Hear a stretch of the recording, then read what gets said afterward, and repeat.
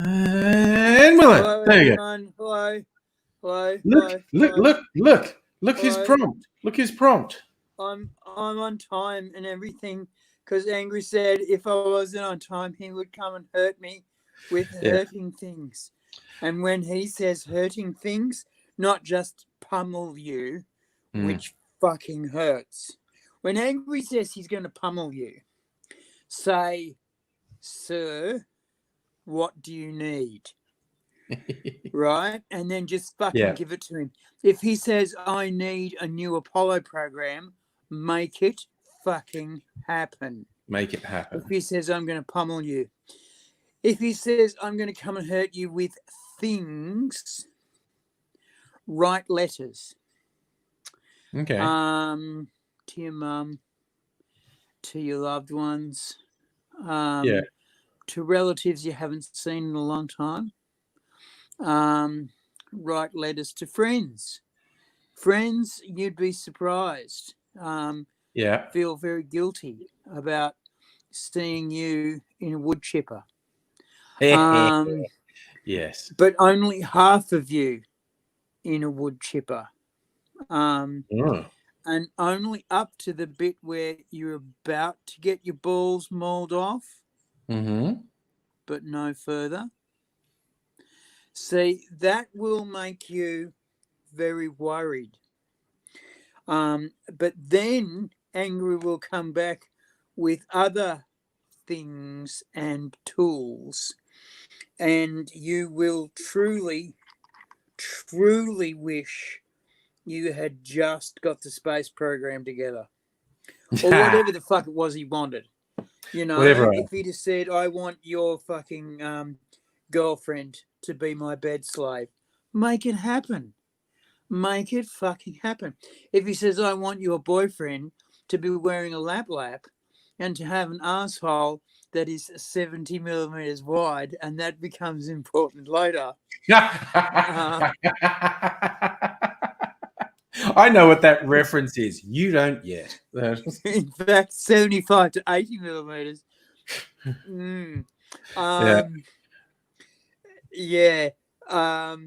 That you distracted yourself with that one. Ooh. So we should do the hellos. Hi, Luke and Dingledoty and Annette and Invisible Chicken and Kirsten. Ugh.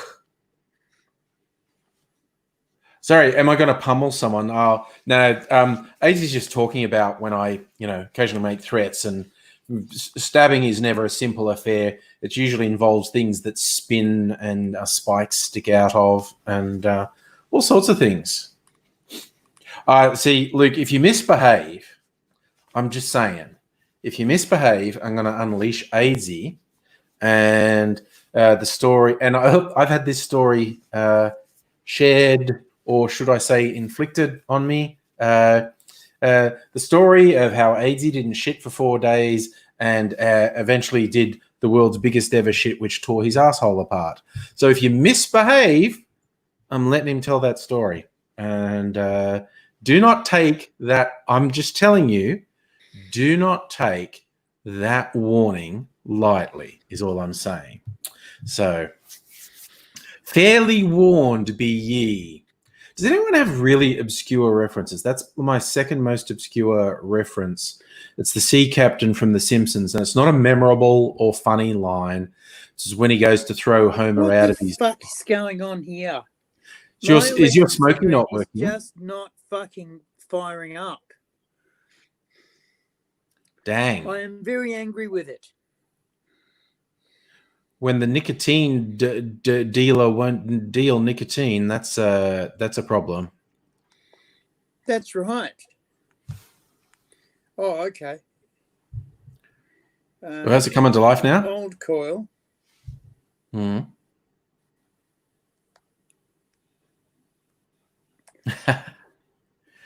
we're just talking about how far the 86 tram goes. No coil detected. Of course there's a coil detected. It's there. Wow. Who knew we'd get to the day when your cigarettes could have technical malfunctions? It's a wild and crazy thing. us humans do. You're right, you know. Yeah. You're right, you know. We are living in a world where our cigarettes can have technical malfunctions. Not Yeah. just, oh, fuck, I've lost all the cigarette paper, the cigarettes out of my end of my cigarette. Like Winston Smith does. He says bugger and then instantly regrets it because he knows Big Brother's watching. And if Yeah. Big Brother sees him says bugger because all of his victory tobacco fell out of his paper, Yeah. he's going to get into trouble. And he Yeah. does the next morning because the PT, the physical trainer, says, you, Smith, Winston Smith, you're not trying. Reach down harder. That's it. Harder. And he thinks he's done himself a damage, but there's no doctors, so it doesn't matter. Yeah, that's fair. Oh, Dingle Doty does Venture Brother quotes. That's a class one. Sometime when I have a spare 100 hours, I want to rewatch the Venture Brothers from season 1. It's a bloody good show. Music done. Do you remember all the weird shit in the 90s that was under various permutations of fetus in the name? A guy called Jim Fetus. It was 80s. It wasn't 90s. It was 80s and into the early 90s with great names like Scraping Fetus Off the Wheel and You've Got Fetus on Your Breath. This really dark industrial metal experimental stuff by one J.G. Thirlwell, who also did the music for the Venture Brothers animated series. And when you hear the theme, it's not weird and creepy, but you hear it and then you see score by J.G. Thirlwell, you go, yeah, that fits. That absolutely fits. That sounds like something that would come out of his imagination. On a net with a reference, 21st Century Schizoid Smokes. Good old King Crimson. By the way, notice I'm obviously, well, it's Formal Friday, but also I am going to make a video tonight, I think. But because we're coming out, it looks like Christmas in July. I've got a Christmas tie on. Hey, Christmas tie. It's a really ugly novelty. I haven't got a tie on. That's okay. Does that make me bad? I got to go and put a tie on. It isn't that makes you bad, and a tie is not going to help. So I'd just continue on. I'll get a tie. Oh, AIDS is going to get a tie. Okay. Wait, it'd be interesting to see this. So no, like everyone does Simpsons quotes. I do Simpsons quotes all the time, but the one that's like it's not even funny. It's just thing. When the sea captain is throwing Homer out of the all-you-can-eat buffet, when he tries to stop Homer, and Homer says, "This is all you can eat," and the sea captain just goes, "Fairly warned be ye." So it's what I always say when I give someone a warning. Fairly warned be ye. Oh, there you go. Annette, you actually like the tie? Look, okay, I've got to show you something. It's got Santa there, and it's supposed to be a musical tie, but I don't know. I've never worn it, and it's like 10 years old, and the little cheap electronics have gone very south, and I tried to play it, and it just sounds like the screams of the damned.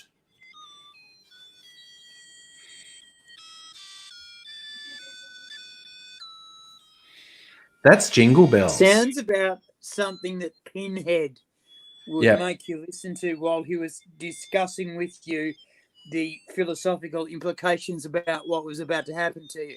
Yes, we have such a... And wait, where did his eyes go? Oh, that which is also a thing Pinhead would say. It's got How a little do you do a double Windsor? Oh, God, I don't know. I do a single Windsor. Hey? I do a single Windsor, not a double. So do I. So I've got a tie on. Aren't I good? You are. It's broken. That's the... And those little things are meant to go in Santa's. Oh, now he's... You can't really see, I don't think. But now his eyes are just dead black holes, which is possibly even more unsettling than the flashing red eyes he's meant to have. So, yeah, that's the haunted souls of the damned that are trapped in this little electronic device. So, But you know what? It's Tequila Day. Did you know tequila has a day, Aidsy? And it's today?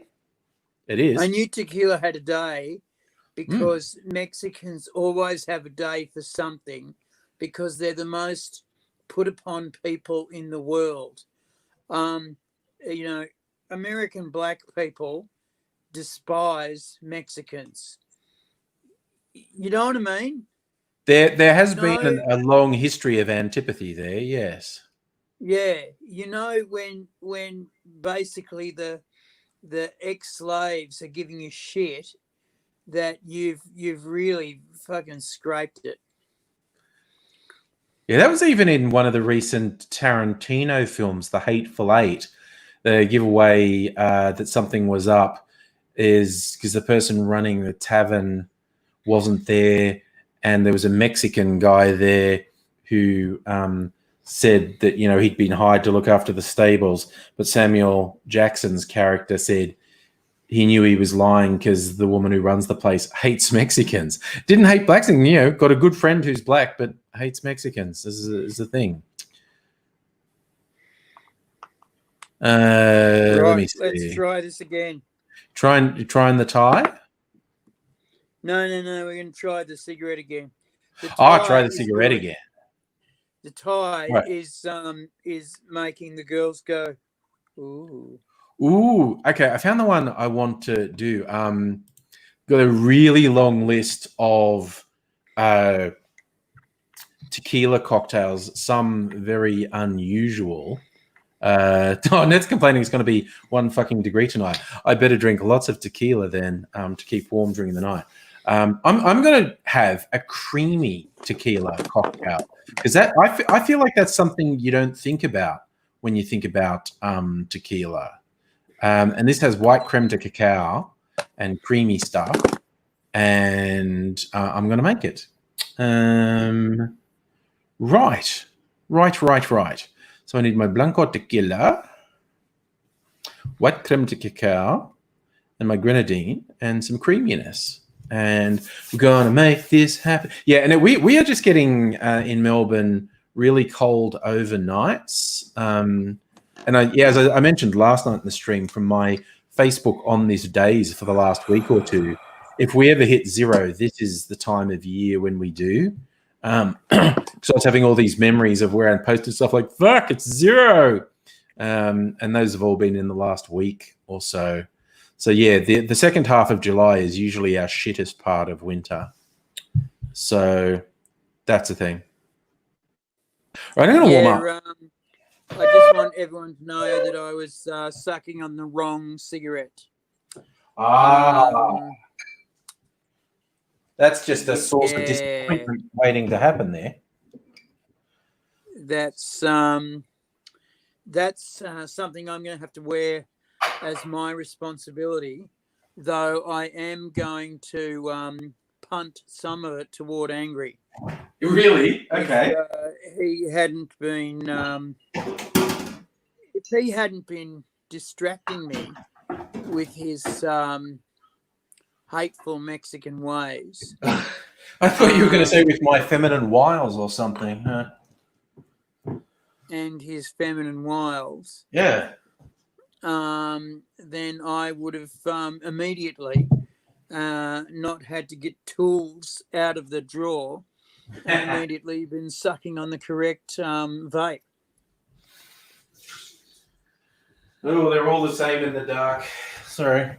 I was thinking of something else then. Where's my shaker? I thought I just had it. I've gone potty. No, I have got it. No, I was the one that went potty. See? That's foreshadowing, people. That's foreshadowing. Foreshadowing and callbacks. This man knows it all. Oh, that's the trouble I do. I wish I could pay for it. Hey, okay. Oh, no, I'm going to save this. I've got the perfect one. This is a goddamn thing I've wanted to have a rant about, and it's going to be very close to your heart, and I'm going to feed it to you when I'm going to make a video, and I'm basically going to wind you up and let you go. So how's that for foreshadowing? That's That's good. foreshadowing, and that's 10 minutes worth of watching AZ let fucking go. God, So, peeps. yeah. If you want AZ to go right off, because I will go right off on this particular topic. But for me, it's kind of secondhand anger and frustration. Hang there for 2 secs. Yeah, okay. I'm gonna hang there. AZ's got something else to show. So, 60 mils of tequila, not mucking about there. Right. So I'm making what's called a silk stocking. Supposed to dust it with cinnamon powder, but I've actually got cinnamon powder. I could dust it with cinnamon. I'm going to do it. I'm going to garnish it. Hey, Charlie, how you going? Dingle Doty, roasting day in Bonnie, Scotland. Yeah, well, this is around the time of year where, okay, Scotland's nothing to do with London. Obviously, you're quite a ways away. But this is the time of year when London and so basically the whole of the British Isles recorded its hottest ever day. So there you go. So, right, I'm going to get some. I've got cinnamon over here. Going to get some. I should have waited for Fraser to come back rather than just leave you all there. Some cardamom is not cinnamon. At least 5 spice is not cinnamon. Are you talking about things to put into glasses, are you? I'm just going to garnish my drink with a little dusting of cinnamon. Because I'm fancy as fuck. That's it. You've used the words garnish and dusting. Yes. In the same sentence. Yes. This making cocktails has gone too far. Hey, Kirsten, does this sound familiar to you? The live stream that we watch with our man Henry, we say if he uses any words that are too wanky, he has to do a shot as punishment. So if he says things like vegetal or herbaceous or, redolent of umami, he has to do a shot. So let me see. What do I got to do? 22.5 mils, three quarters of an ounce of white creme de cacao. Cacao. It's like I'm doing bird calls. Cacao.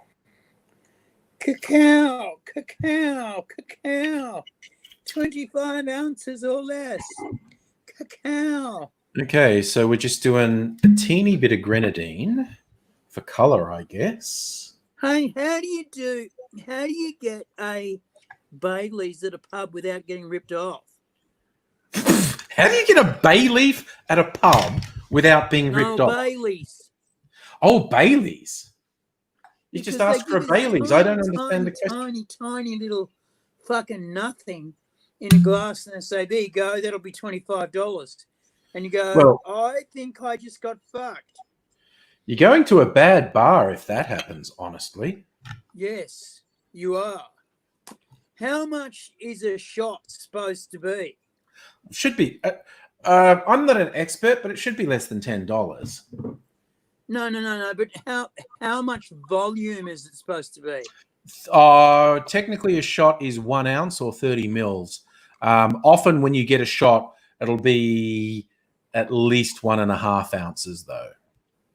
So 45. Right. So, in terms, like if I'm measuring drinks and it says a shot, that means 1 ounce or 30 mils. All right. So how much would I expect that to look like in I don't know, in a tumbler? Oh, barely there. Like a shot glass is only this big, Right. So a tumbler is tiny. Yeah, but a tumbler's bigger.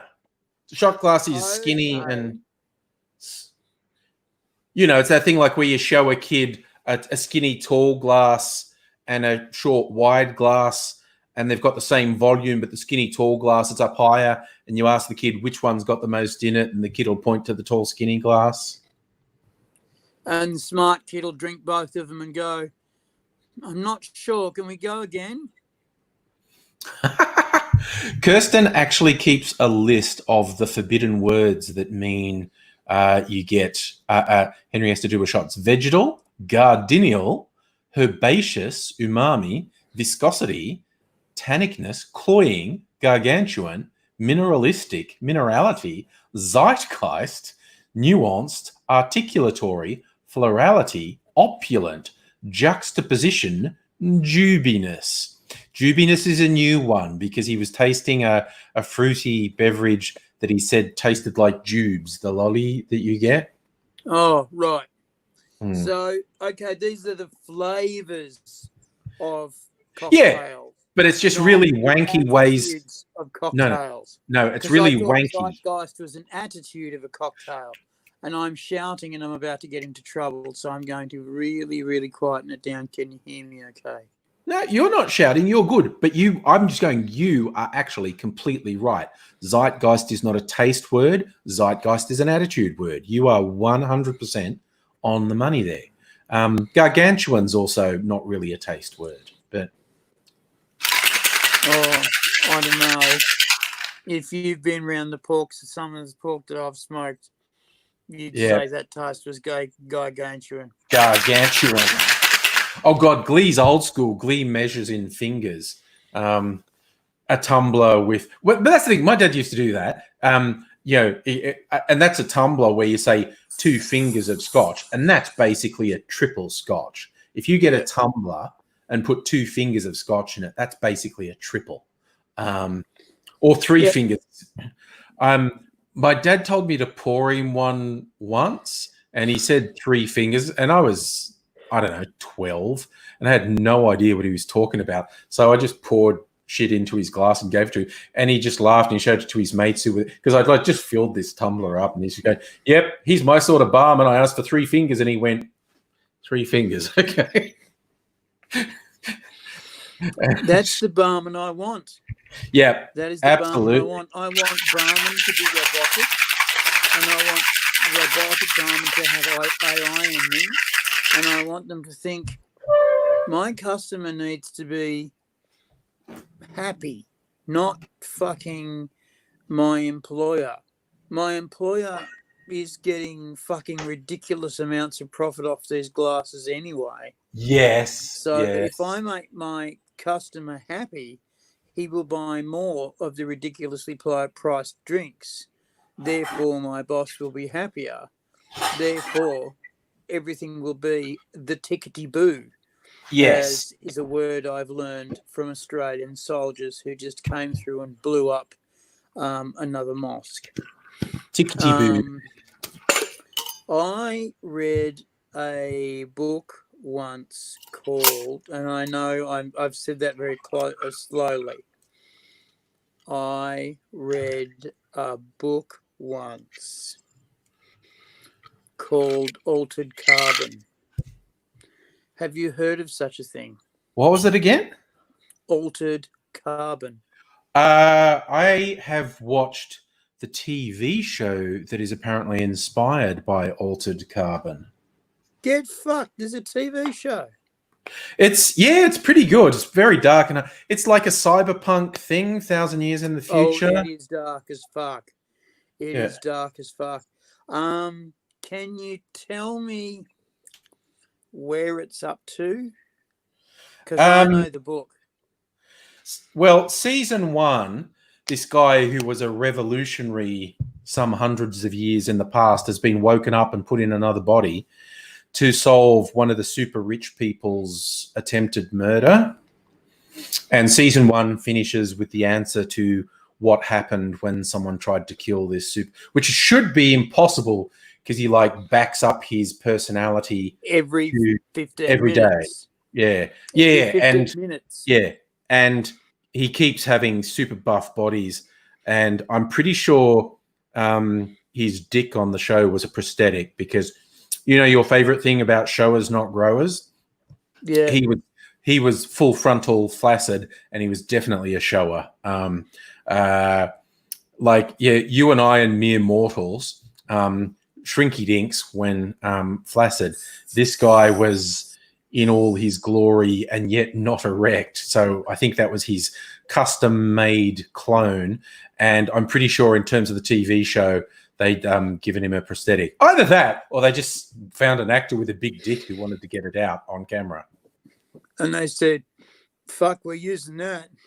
And he's gone, you can't use that. That's my dick. No, you They have no idea used how big it. that dick is. Yeah. It's not. It's a normal size. It's not a normal size. Yep, someone's It's not anxiously... a normal size. Are you after another drink, are you? Okay, see, I'm being home barman here. Can you imagine going up to that actor and going, I'm going to ask you a personal question now. Can you make that thing do the sex thing? Yeah, all the time. Okay, A, I fucking hate you. And B, that's going on the TV.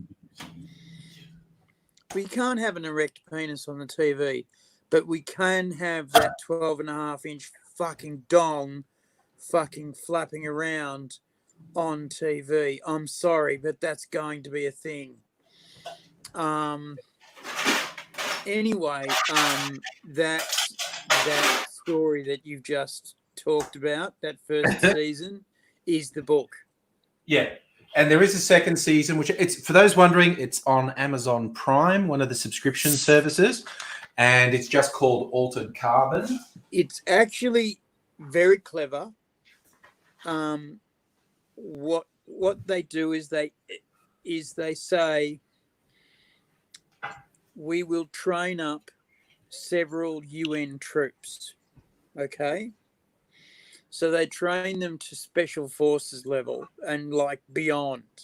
They are badass motherfuckers, right?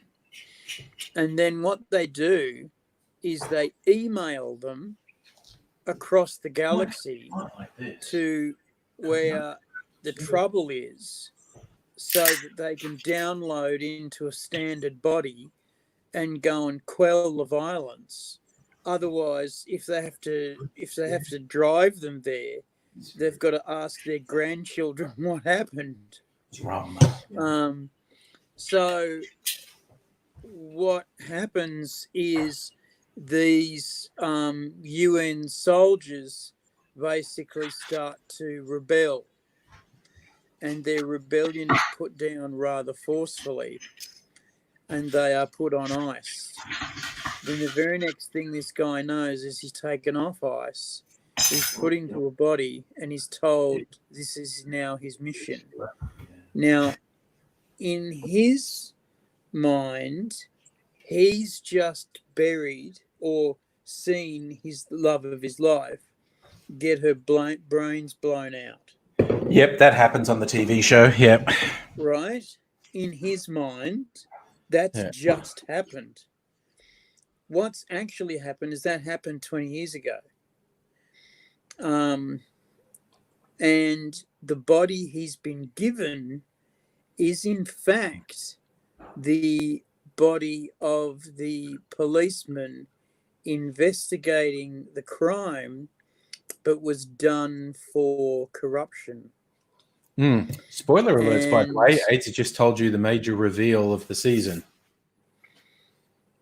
If we're just telling people to, you're telling extremely major plot points to something that people might be interested. But also, it's been out for 2 years. I thought that was straight away. I thought it was immediately straight away. No, it's halfway through the season.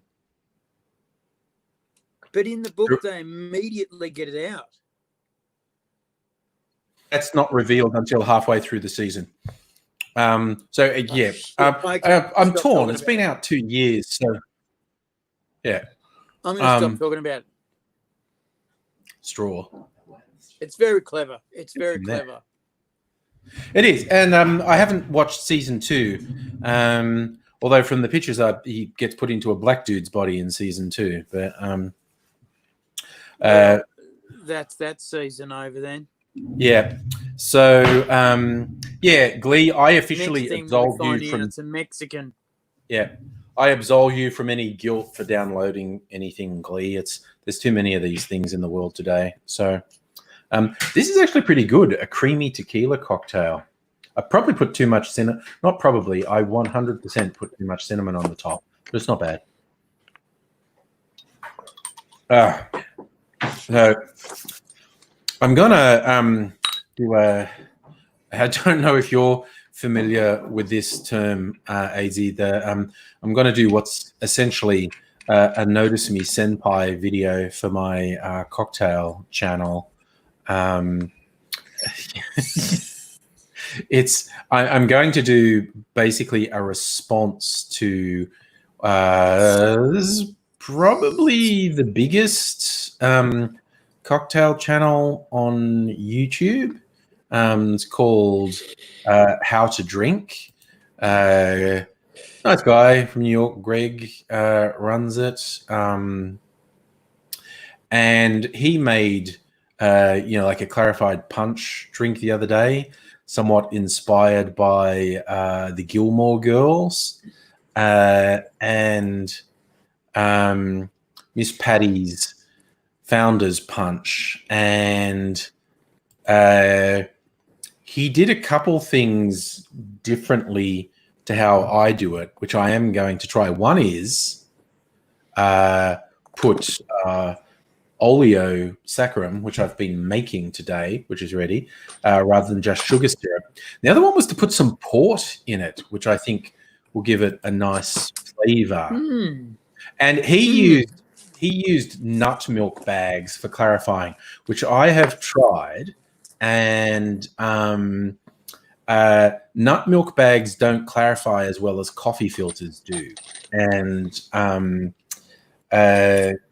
so I'm going to show, he didn't quite clarify it, but I'm going to make the same basic thing and make it really clarified. Same basic thing. He has this drink, and a couple of the cocktail channels have kind of hyped this drink called Batavia, Iraq. Famous from colonial days when the British colonized Indonesia and oh God, what's the capital of Indonesia again? Jakarta. They called Jakarta Batavia. So it's a colonial proto rum drink. And then they gave it to the Dutch. Yes, for a while. It might have been, actually, it's probably the Dutch who called it Batavia. That sounds like a Dutch name, doesn't it? It was a deal. It was basically a deal done by the Dutch and the British. When it all came out in the wash, they worked out that the British had to give the Dutch something. And so they said, well, why don't you have Batavia? And there's this fucking international number that keeps on trying to call me. Oh, yeah, spam call, yes. But it gives it one ring and then stops. Oh, that's weird. Yeah. Okay. And the one time I've managed to get onto it, it said, I want to talk to Daniel. And I'm going, it's not Daniel, it's Adrian. What do you want? No, I need to speak to Daniel. Yeah. And it's like, what are you trying to fucking do? I mean, I know you're trying to scam money, but how are you trying to get that done? Yeah. No, I just did a quick look up. When the Dutch were controlling things, Batavia was the capital of the Dutch East Indies. These days, it's Jakarta, Indonesia. So, oh, glee, that's old school YouTube. Port reminding you of nut cheese. That's a American YouTuber. She's from San Francisco, I think, from memory. We got a scam call. Yep, scam calls. I got one that came up saying it was from Germany. I haven't had one for a while. I had one come up that's saying it's Germany, and I'm going, oh, this will be a scam call. And I answered it, and it was actually just a recording. A lot of them are just recordings. Sometimes it's a person trying to scam you, but often it's just a recording. And they want you to give them money because they're going to give you money back, or is it like a 401, or is it something different? Sometimes they say they're from Microsoft support, and you have a virus on your computer, and they want you to tell them Oh, passwords, and fuck, that's so annoying. they want to install. Basically, they want to install spyware on your computer. So next time you do your internet banking, they get your account number and password. Yeah, So yeah, that sort of thing. There's a yeah, lot of that goes on. Sometimes they're literally just trying to come up with a scam to make you send them money. I don't think those work very often, but they do try them. But often it's like, hey, let me remote into your computer and I'll fix the virus. And they literally install spy shit on your computer then, and they get all your passwords. So yeah, Glee's scam call wanted remote access. Yep, that's what they want. They want to get in and Luke, you got the Chinese recording. I've had that once or twice. The one in Chinese is often saying either you owe money to the tax department and you'll be arrested if you don't pay it, and they're trying to scare people who don't know things very well into giving them bank details, or they say they're immigration and you're going to be deported unless you pay a visa fee, and they're just trying to scare people. That sort of shit can work on an older person who wasn't born in Australia and never learned English very well, and they're always worried about the government coming to fuck them up. So you can scare them into giving out details. yeah. But it's my boss of the house was confronted by a classmate of his who was freaking out. And he had another classmate with him, like patting him on the shoulder and trying to get him to breathe. And this classmate turned to boss of the house and said, have you got any money at all? Any money at all? I'd appreciate it. And boss of the house, curiosity piqued, has gone, what's going on? And finds out, long story short, that he's got naked in front of this chick from Africa, and she's now going to show everybody on Facebook, everybody on his contact list, his naked photo. And he said, no, she's not. And how much does she want? She wants $3,000. Yikes. And he said, if you give her this $3,000, she will never go away. She will be back again and again and again for $3,000. Yeah. So what you're to do now, how much money have you got? Have you assembled? And he said, 1,800. And he said, Jesus Christ, good thing I caught you when I did, because that's close enough to getting ready to go. He said, what you're going to do is you're going to lock that down. Remember where it all came from.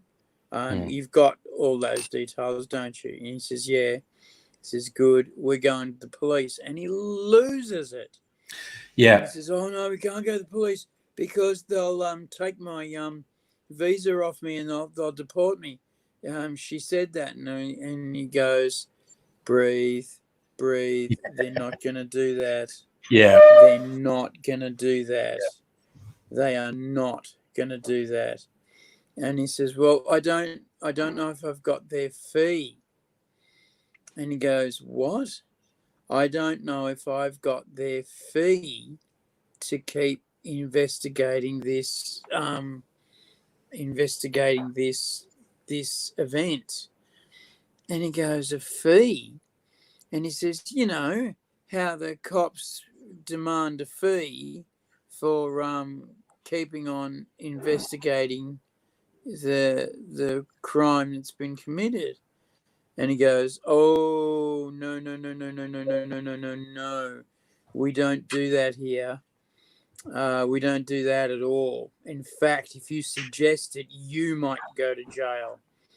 No, no, no, no. Is this your friend and he can speak fluent Mandarin? Yes. All right. You guys come with me. We're going to the cop station right now. I promise I will stop them arresting you. I promise I will stop them taking away your student visa. I promise this. So they go into the cop shop. And the cop shop goes, so what's going on here? And they tell him basically, and the cops are going, oh, that's outrageous. Oh. He says, hang on here. And he gets another copper who speaks fluent Mandarin. And they're talking away happily. And they say, okay, come into the comfortable room, everyone. So they come into the comfortable room. And they get told what she said and what he said. And he goes, righto, here's what we're going to do. Is we're going to pretend we've got the money. And as soon as she goes to pick it up, we're going to nab her. And he gingerly says, what about my student visa? And he goes, your student visa? Aren't you going to take it off me? No. We're going to take your student visa off you. That's not going to happen. Who told you that? She did. Listen, mate, everything she tells you is a lie. Everything she tells you is a lie. Yeah. Okay? Yeah. And we are here to protect you. We are not here to beat you up. We are not here to put you in jail. We are here to protect you. We don't like people like this. We want you to go home feeling safe and happy. Anyway, so they caught her. They rang up Nigeria and they said she's about to go for the bait. And she went for it and they caught her. And Nigeria said, thank you very much. Another 401 bites the dust. And then they said, righto, you're fine, and give everybody their money back and pay your rent, and everyone's going to be happy. Anyway, next day, boss of the house goes to uni, and he gets this big black box of exotic tea from China, and it's not cheap shit. It is very nicely presented. It is a gift box that you give to a government official. And he just says, look, without you, I would have just fucking been on a plane. She would have said that my visa was stuffed, and I would have been on a plane. Trying to work out how to live down the shame of my family. And she said, and he said, yeah, no, you've made my life worthwhile. Nice. And fucking scammers, scam artists, just people who like to use information that they have about you to fuck you have got to be some of the lowest form of scum out there. I mean, I don't know. Oh, yeah. Yeah. Them and real estate agents. Oh, yeah. Oh, I'm with you on that. There's Dingle Dirty saying got a spam blackmail the other day. And I've had this one too. It's actually a random email that says, we got you whacking off because we hacked your webcam, and we're going to send the video to everyone on your friends list unless you send us money. Now, those are literally just random. They don't actually have a video of you. I know because I got one, and I don't whack off on my laptop. So, so I knew for a fact it was fake. But AD and I both know a guy who got caught, because the other one is where someone, depending on your preferences, it may be a gentleman, a lady, or NB, and they lure you onto webcam for a mutual session. And then after, they say they were recording the whole thing and they're going to blackmail. And you know for a fact they do have the video because you were just doing it with them. We helped a mutual pal calm down when this was done to him. And it's just like, well, dude, you can't give him any money because that never stops. And it's they actually don't gain anything by sending it out. And if it does, dude, and it's like, the reason he got sucked in is because she was a hottie. And I was like, dude, it's less than optimal. But if that had happened to me, part of it would have been, but did you see the hottie on the other cam? I mean, are you going to blame me? Are you really going to blame me? And actually, guys, and it's usually guys, not exclusively, but it's usually guys who get suckered into this. If someone online who is to hotness, and you got to be honest with yourself and go, how far out of my league are they? And they want to do the webcam nasty with you really soon after encountering them, that is a big old warning sign that you are being set up. And again, the male ego, very easy, and the male libido, very easy to manipulate.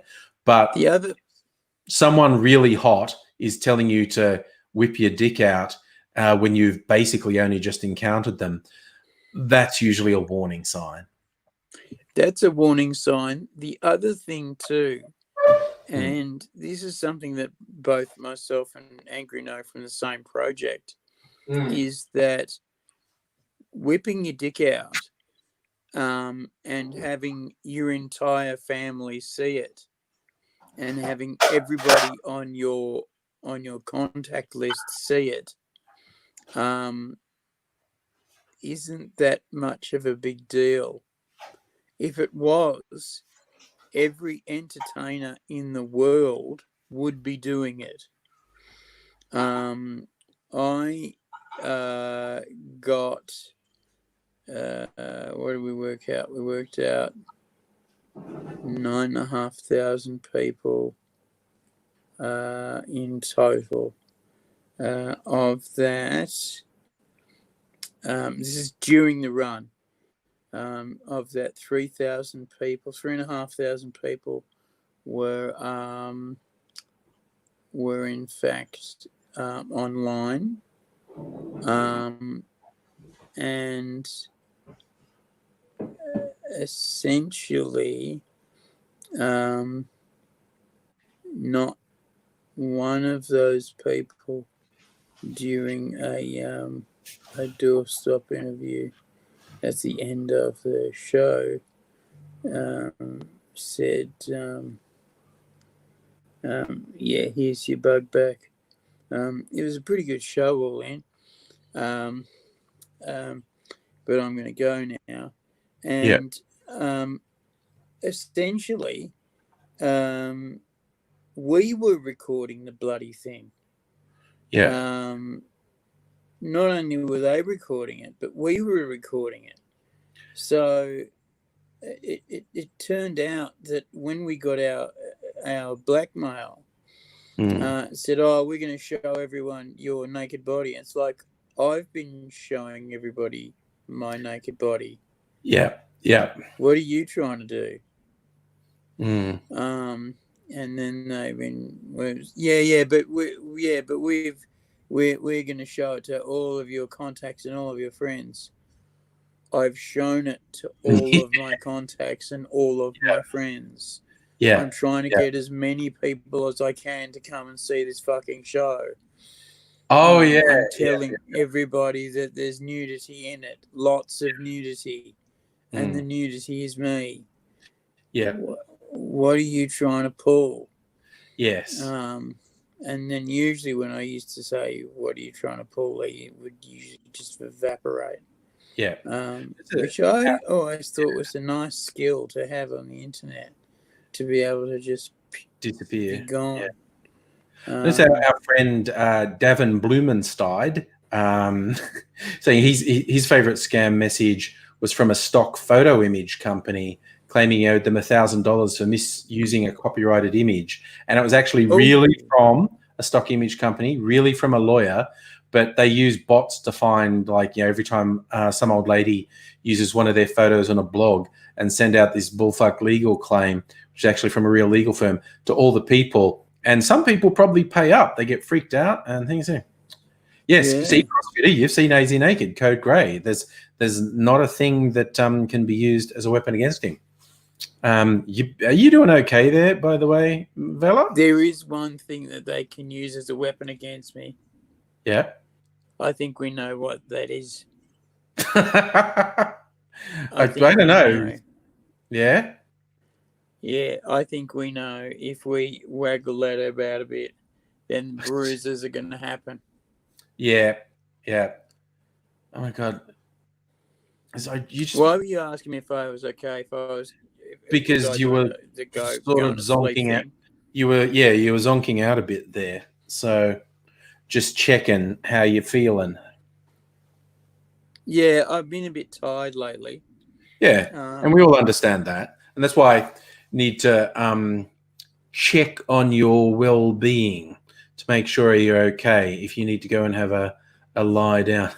Yeah, Luke, that's actually a good call. Robo-debt from the government. The actual government pulling a scam, which has since been found to actually be illegal, and they are shameless about it. Like, it's a known fact they drove people to suicide by harassing them for a debt the people couldn't pay and turns out didn't owe, and the government's actions were actually illegal. And so, yeah, when the actual government is pulling a scam to screw money out of people who don't owe it and can't afford it, well, what hope do we have when the government's pulling a fucking scam like that?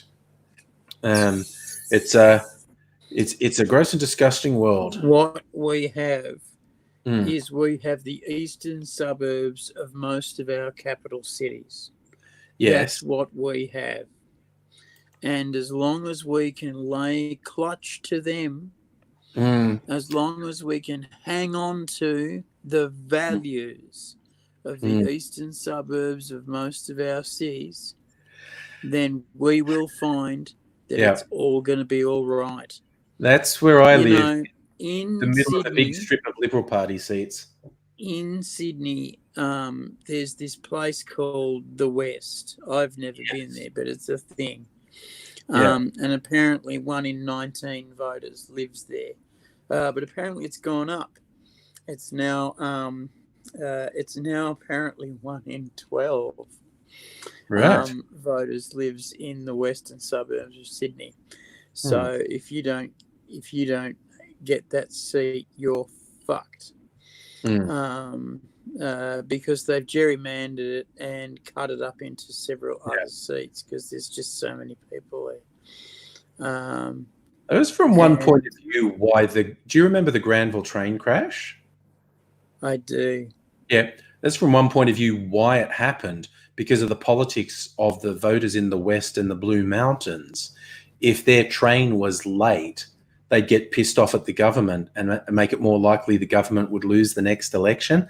So they were running trains faster than both the train and the tracks were rated for, just to stop the trains, everyone getting late to work and getting the shits with government.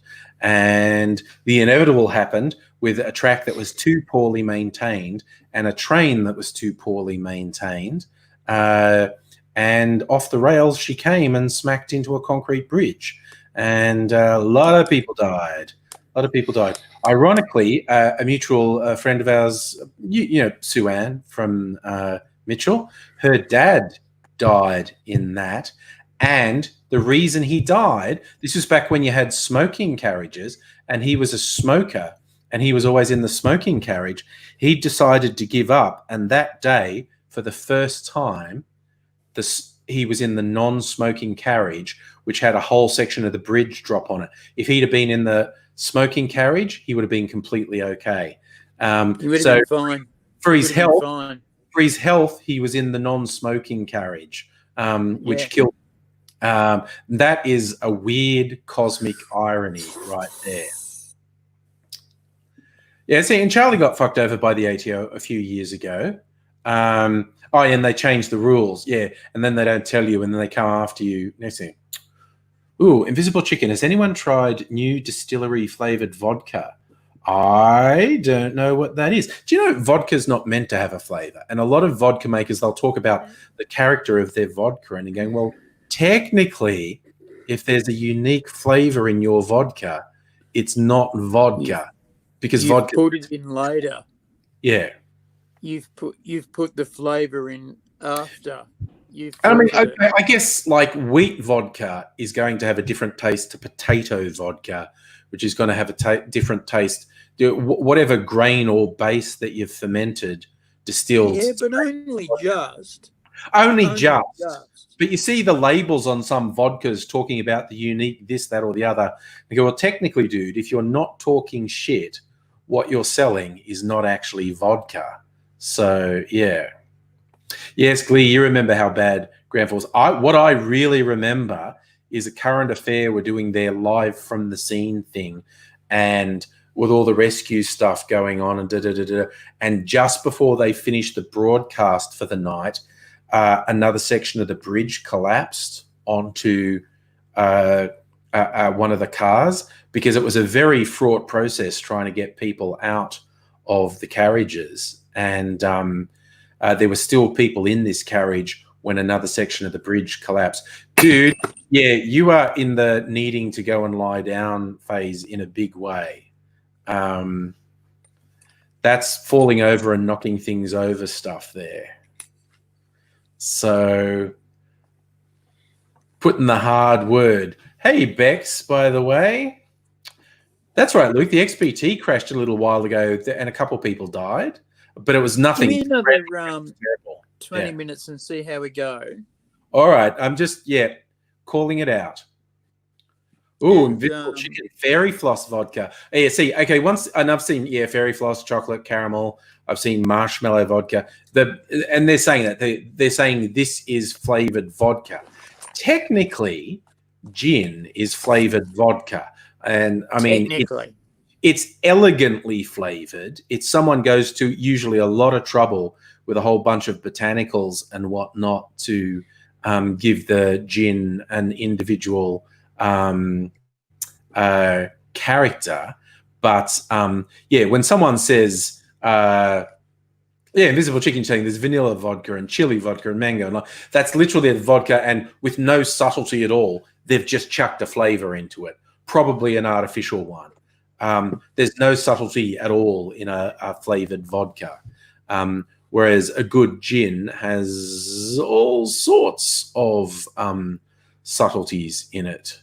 Well, that's another classic Australian disaster, Glee, the Snowy Mountains collapse, where the sole survivor, Stuart Diver, he was rhyming slang.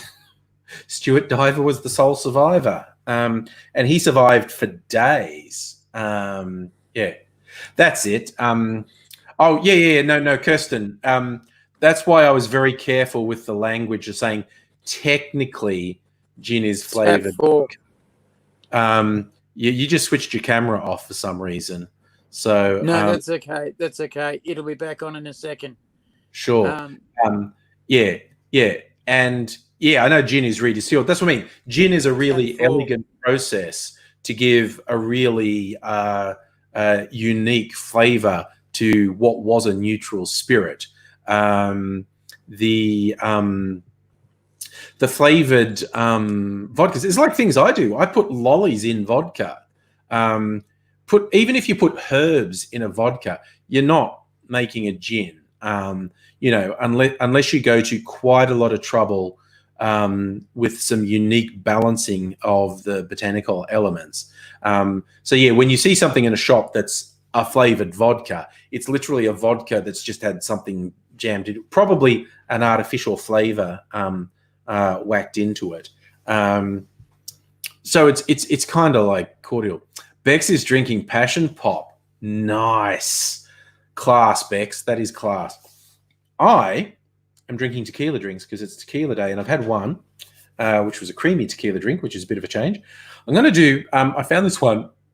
They call it a tequila almond old-fashioned.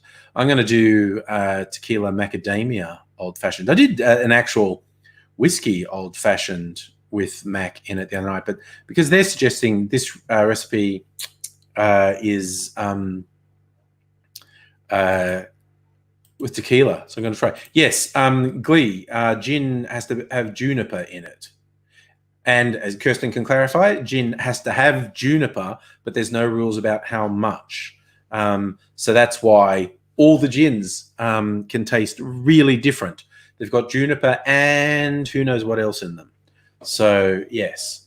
So I am going to make a tequila old-fashioned with mac. So I'm going to get one thing of ice here, which I'll crack. I always have so much trouble cracking the ice. What is that boy doing is the big question. I think... What am I doing? Just do that until he comes back.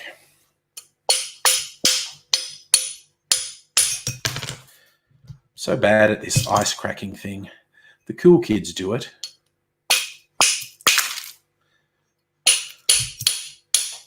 Ice is going everywhere but in my glass. There you go, Kirsten. Some people will put 53 different botanicals in their gin, which is madness, I agree. Swear, the ice is going everywhere but in my mixing glass. That's mad. Speaking of madness, Bex think Passion Pop is slightly more classy than Goon. Ooh, I don't know. Jury could be out on that. It's a pretty close call. Oh, yes. Glee, Kirsten is your source for all things gin. Is very knowledgeable on that front. Speaking of which, I'm really pissed off. Well, slightly pissed off. My Brogan's Way gin is taken forever to get delivered because it's coming by Australia Post, not by Sendall, who are really good and fast. Want this. And I want this. And I was hoping to be able to make Navy Martini tonight, and I can't because it didn't arrive. It did not arrive. So, pissed off about that. So, tequila, old-fashioned with macadamia liqueur.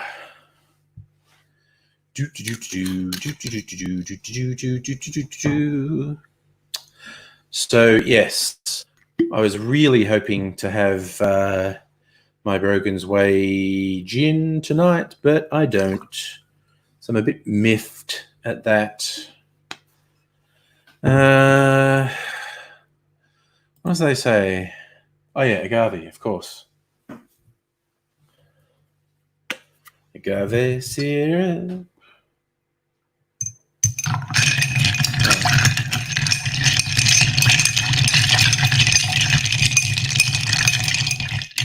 Probably making a lot of noise in the microphone, isn't it?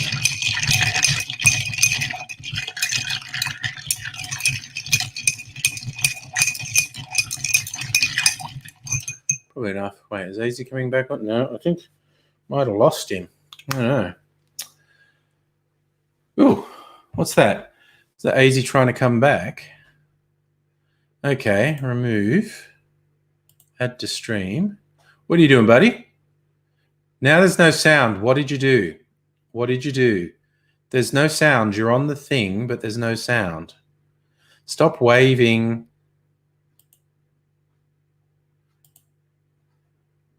Okay. There's no sound. There is no sound. I don't know what you've done. Everything was going perfectly well, and then you started fiddling around, and now there's no sound. So there's no point talking because there's no sound. There is no sound. You, no sound. You, no sound. So cannot hear you. So you fucked something around. I have no idea if you can hear me, but you fucked something out. All right, so I've got to decide what sort of bitters to put in my old-fashioned. They say orange bitters, but I have other ones. What will I put? Cranberry. That's the citrus bitters. I'll do that. Citrus bitters. Citrus bitters. What does they say? 2 dashes. Citrus bitters. Some citrus bitters in there. And I got to get, of course, my glass to serve it in, which I've been chilling like a villain. Oh, didn't know I refilled my ashtray. I'm smarter than I think I am. Right. Yep. Okay. I don't know what the silly boy is doing. Kick from studio. Okay. Okay. Where's my strainer? What's it tasting like? Ooh, that's tasting good. All right. Strain this into my glass. Second tequila drink for Tequila Day. Ooh, yes. It gives it a pretty good wash line, actually. That big thing of ice in there. There we go. Tequila macadamia old fashioned.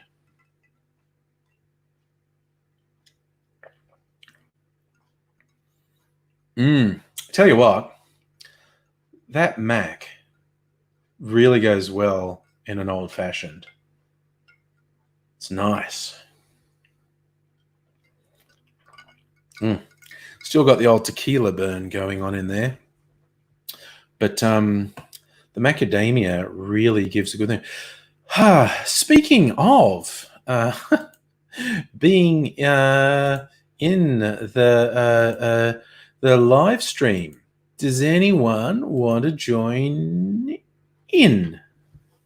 I'll post the link. There you go. That's the linkaroonie for anyone who feels like joining in.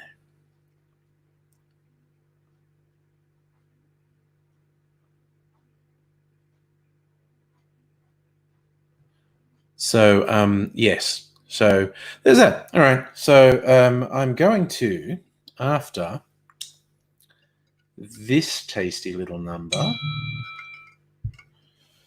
that's probably 80 saying he's giving up, maybe.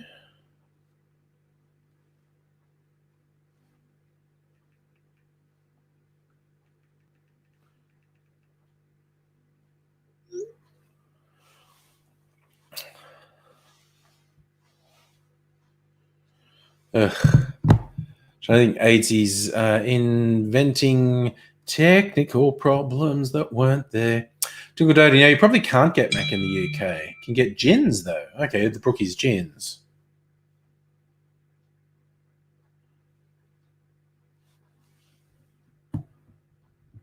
Kirsten waiting for the sports to finish. Well, I'll probably be on. It's Friday night. Tend to really go for it a bit on Friday night. After this, I'm going to make a video of making a milk punch. Miss Patty's punch.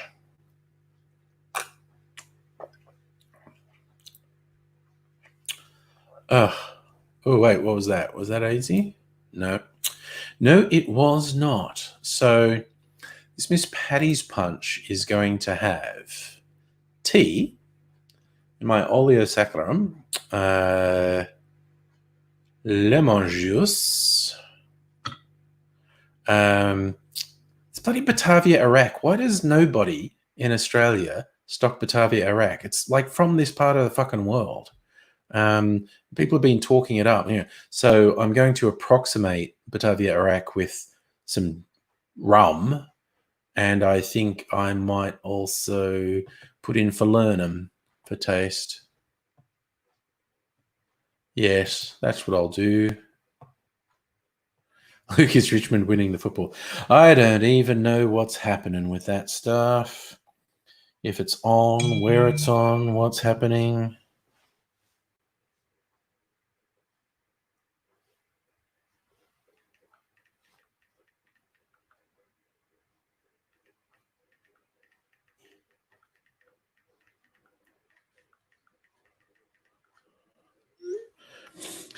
I think he's following the wrong link.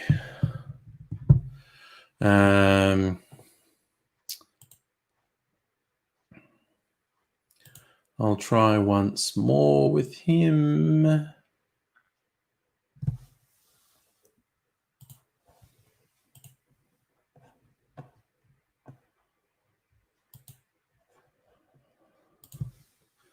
Let me see. I'll just email a text.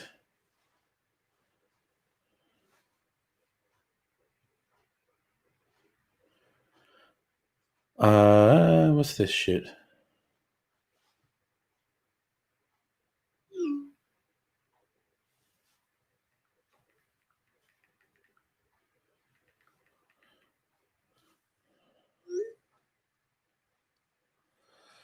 Yes, Annette AZ is trying to get in. He's creating technical problems for himself. Luke, you just want to pay out of work, friend, if Richmond lose. Fair enough. That's probably the main thing about sport, ragging on people when their favourite team loses. Right. There you go, Glee. GWS by 7 points. Ugh. Oh, it's all a palaver. Catherine, AZ's trying to come back. He is somewhat inventing technical problems for himself. It's a thing he does, where everything's going fine, and then he feels fucking compelled to start fucking with stuff, and technical problems ensue. So, yes, he's back. He's back. He's back. And he knows what happens. What happened was there was two streams trying to push me through at once. And a third one was trying to join. Ooh, and that is full of chocolatey, coffee, creamy cocktail. I did actually have a creamy tequila cocktail. Now I'm having a tequila old fashioned. It's Friday night, all sorts of things.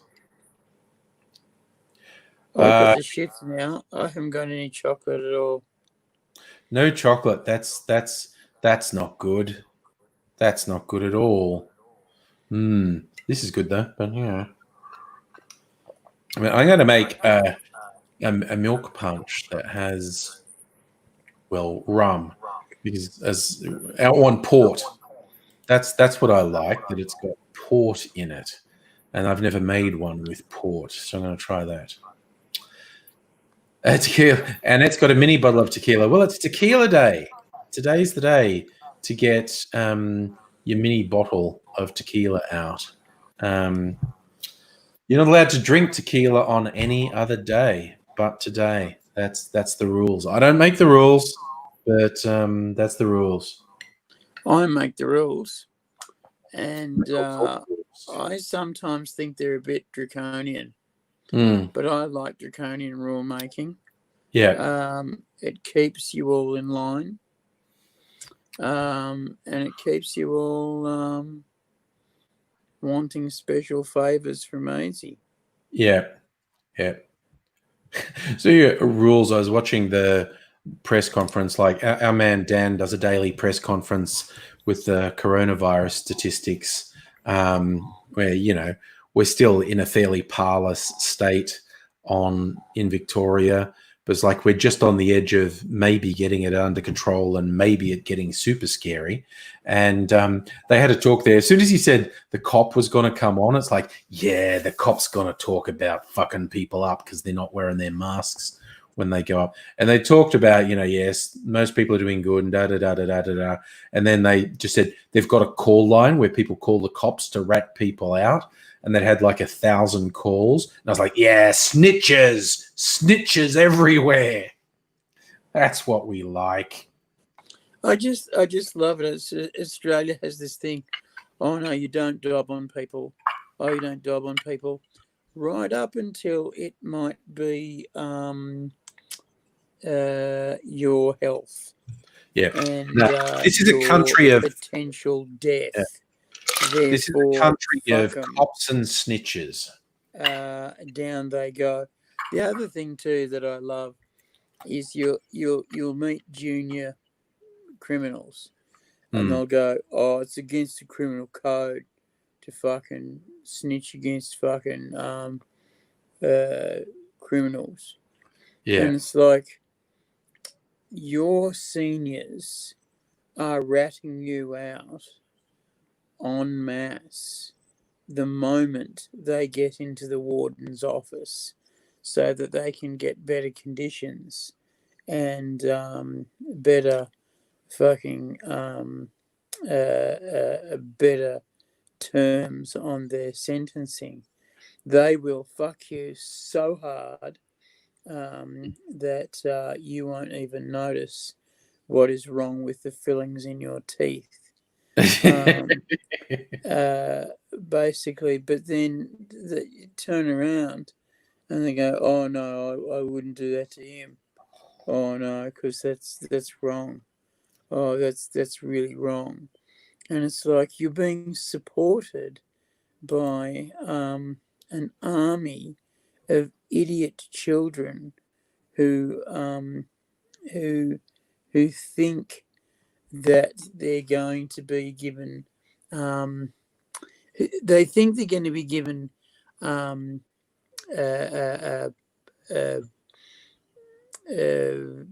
advantage when either they leave jail or during jail, and none of this happens. None of this occurs, and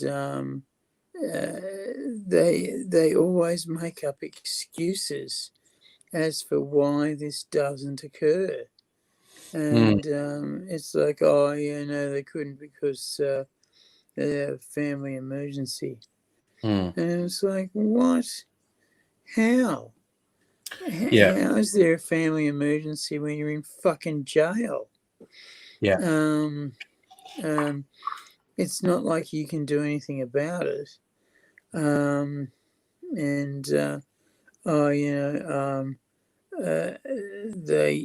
want to be let out so they can go to a funeral. Yeah. And it's like, again, why would they let you out of jail to see somebody being planted in the ground? Yep. You are fading really badly. You're starting to slur, and you are sliding off camera as you speak. So I feel compelled to actually alert you to the fact that you are very noticeably fading. We said 20 minutes, and we've given it the 20 minutes. So I will gently bow out at this time and give myself a decent rest. Yes, because we would much rather do it again another day rather than push you when it's not in anyone's sort of best interests, as it were. Well, fair enough. Goodbye, good people.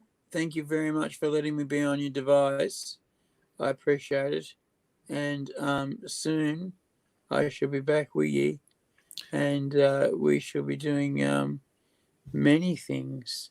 Yes, together we again. Absolutely will. Absolutely. All right, take care, buddy.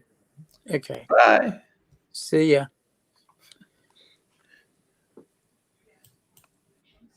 There we go. Okay. Sometimes, yep, we've got to just tell him to say goodnight and have a lie down, because AZ is a very show must go on guy. And I know for a fact, for instance, he's performed with broken bones in our youth when he did a lot of circus stuff. He has continued to perform with injuries that would put a football player out of the match. And so he's very much show must go on. So as much as I'd like to keep him here, I feel like because he would sacrifice his own health to keep going. And I can't really have that on my conscience. So I need to encourage him, like, when it's clear, he has to go sleepy bobos. So that's a thing. That is just a thing. So, okay, Friday night, party night. I want to make this punch. Have to get a couple of things ready. I don't know. Are we back? We're back in the. Does anyone want to join? Ooh, that's weird. Hit the wrong button. Does anyone want to join the stream? Because there is the link if you feel like joining in on this Friday night tequila night. Tequila day? Tequila night? Tequila party. Anyway, Tequila Mockingbird. Very long list of tequila cocktails I found. Tempted to try a couple of them. Some of them have great names. Bending Blades, the Bermondsey Minute, Bird is the Word, Blood Orange Margarita. I'm tempted because I've got some blood oranges I need to juice, actually. If not tonight, tomorrow morning, because I peeled them. And I need to juice them because now they're really prone to getting mold. So I'm going to have to juice them.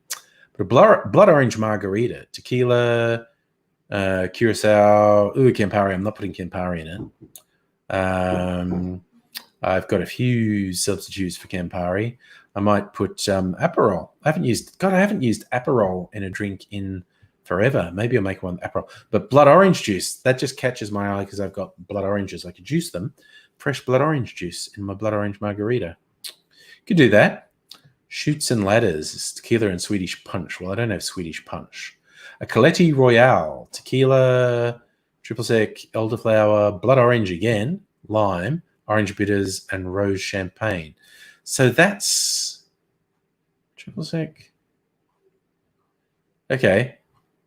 Maybe I make that instead of the blood orange margarita and forget the fucking champagne. Just tequila, triple sec, or curacao in my case. Elderflower, blood orange, lime, and bitters. Ooh, that sounds pretty good. That sounds pretty good. I love your name. The Bird is the Word.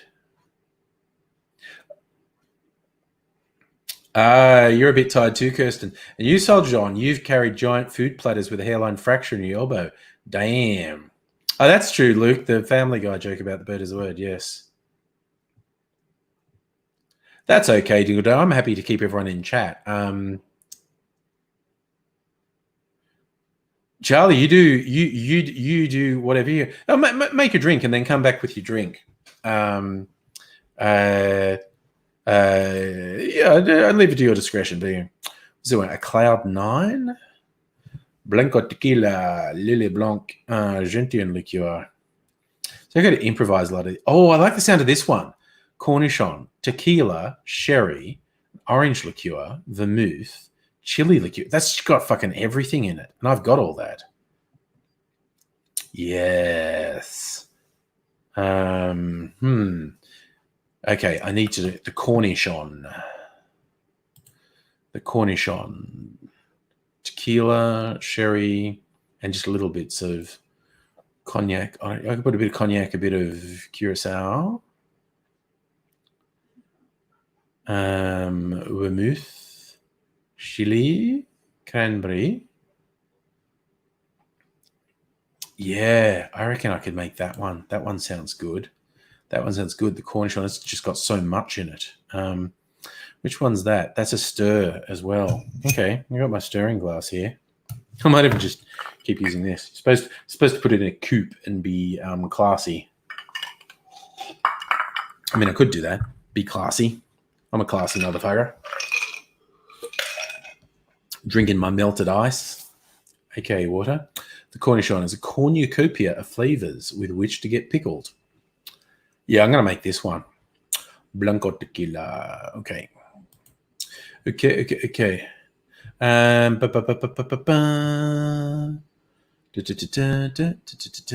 put the Mac back, and I need to get the sherry and a cognac liqueur and the vermouth and the chili liqueur and the okay. So I've got to get a few things out of the fridge.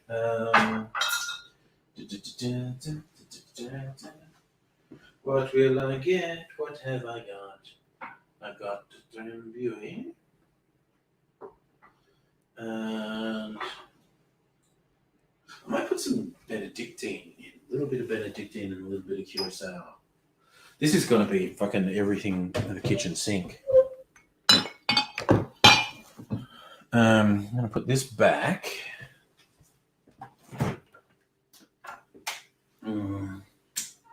It's cranberry, which I need. Lime, which I need. And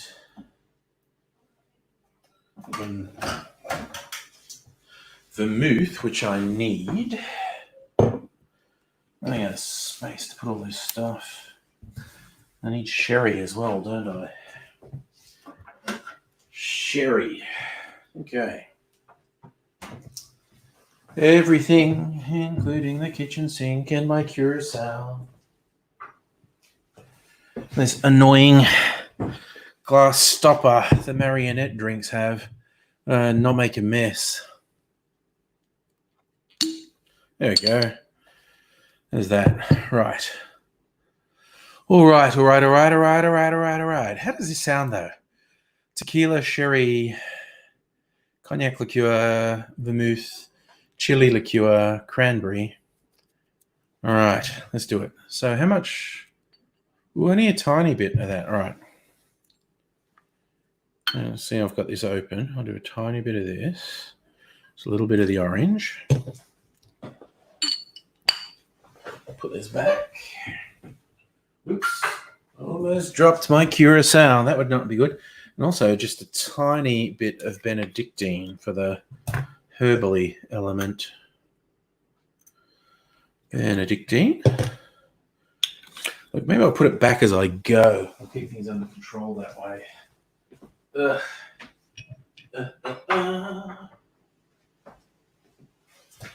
All right. So,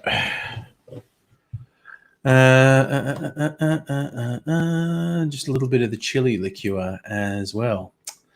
Glee, another night when you set up the desktop you'd love to join in. Need to order some boozing too. Yes. Okay, yeah, if you need to take your leave as well, Glee, I understand. That's not what I wanted at this juncture. Just going to put a little bit of the chili liqueur in. Quarter of an ounce.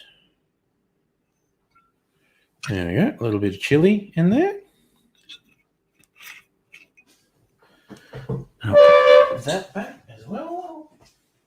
Now the floor's wet from where I dropped ice. So we got to be careful or I'll fall over and kill myself. Okay. What else is in a Cornichon? Half an ounce of vermouth. Use my maiden eye. Yeah, starting to work my way through it. Maiden eye does whatever maiden does. Half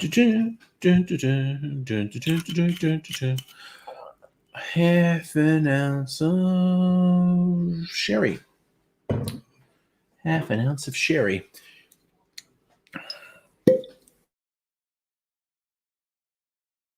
But it's in a few cocktails.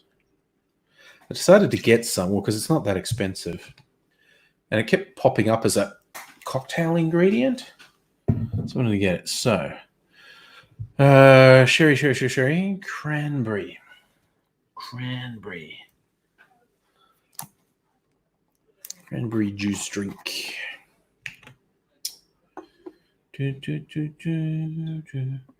Half an ounce of cranberry.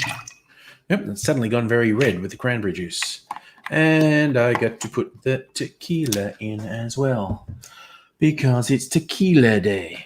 And I'm almost out of blanket. Is anyone a serious tequila drinker? Because I never put much thought into what tequila I buy because I'm not, a tequila person. And I use it as a mixer. And I don't know if I'd be able to taste the difference between the different tequilas when I mix it. Ooh, Charlie. Hello, Charlie. Hi. Ooh, you've got a nice I got my garnish. Yoda cup. Yeah, Yoda as a Yeah. garnish. I like it. Ooh, and Luke's got to join us too. Luke, how you doing? Yeah, not too bad. Angry yourself? Good, man. Good. So what are you drinking, Charlie? El Diablo. Ooh, nice. El Diablo. Ooh, so Dinkle Doty's never tried to... Wait, okay, someone help me out. Did I just pour tequila into this or not? Because I don't think I did. But did I? No one knows. Kirsten has the lady crush on Cara Devine. Cara Devine's pretty cool, actually. She's the one who talks up sherry and has some good sherry recipes on her YouTube channel. Yes. You can tell, yes, Invisible Chicken knew what I was doing. Just because Maiden Eye's 3 syllables, it got the Spider-Man theme going in my head. And yes, Invisible Chicken is Spider Pig. Spider Pig does whatever Spider Pig can. Sorry, what are you doing, Charlie? Oh, when I was in high school, I was in the choir and we sang the choral arrangement of Spider Pig. It was good fun. Oh, from the Simpsons movie. Mm. Yes. In the end credits, there was a choral arrangement of it. Yes. So I'm just doing my ASMR ice mix noise. Oh, here's Ludo. Oh, God. Yeah. Ludo loves attention. Look at that. Very cute. I got him a little banana suit today that he has on. Oh, nice. Very nice. Oh, yes, he's wearing it. Ludo in the banana suit. Nice. Nice and warm. So, okay, thankfully, Kirsten told me I did actually put in the tequila. Is anyone a serious tequila drinker, though? Because I'm not. And I don't know how much difference the different tequilas make in a mixed drink. I'm going to be lazy and just use the same glass again. Ooh, and that just about filled it up.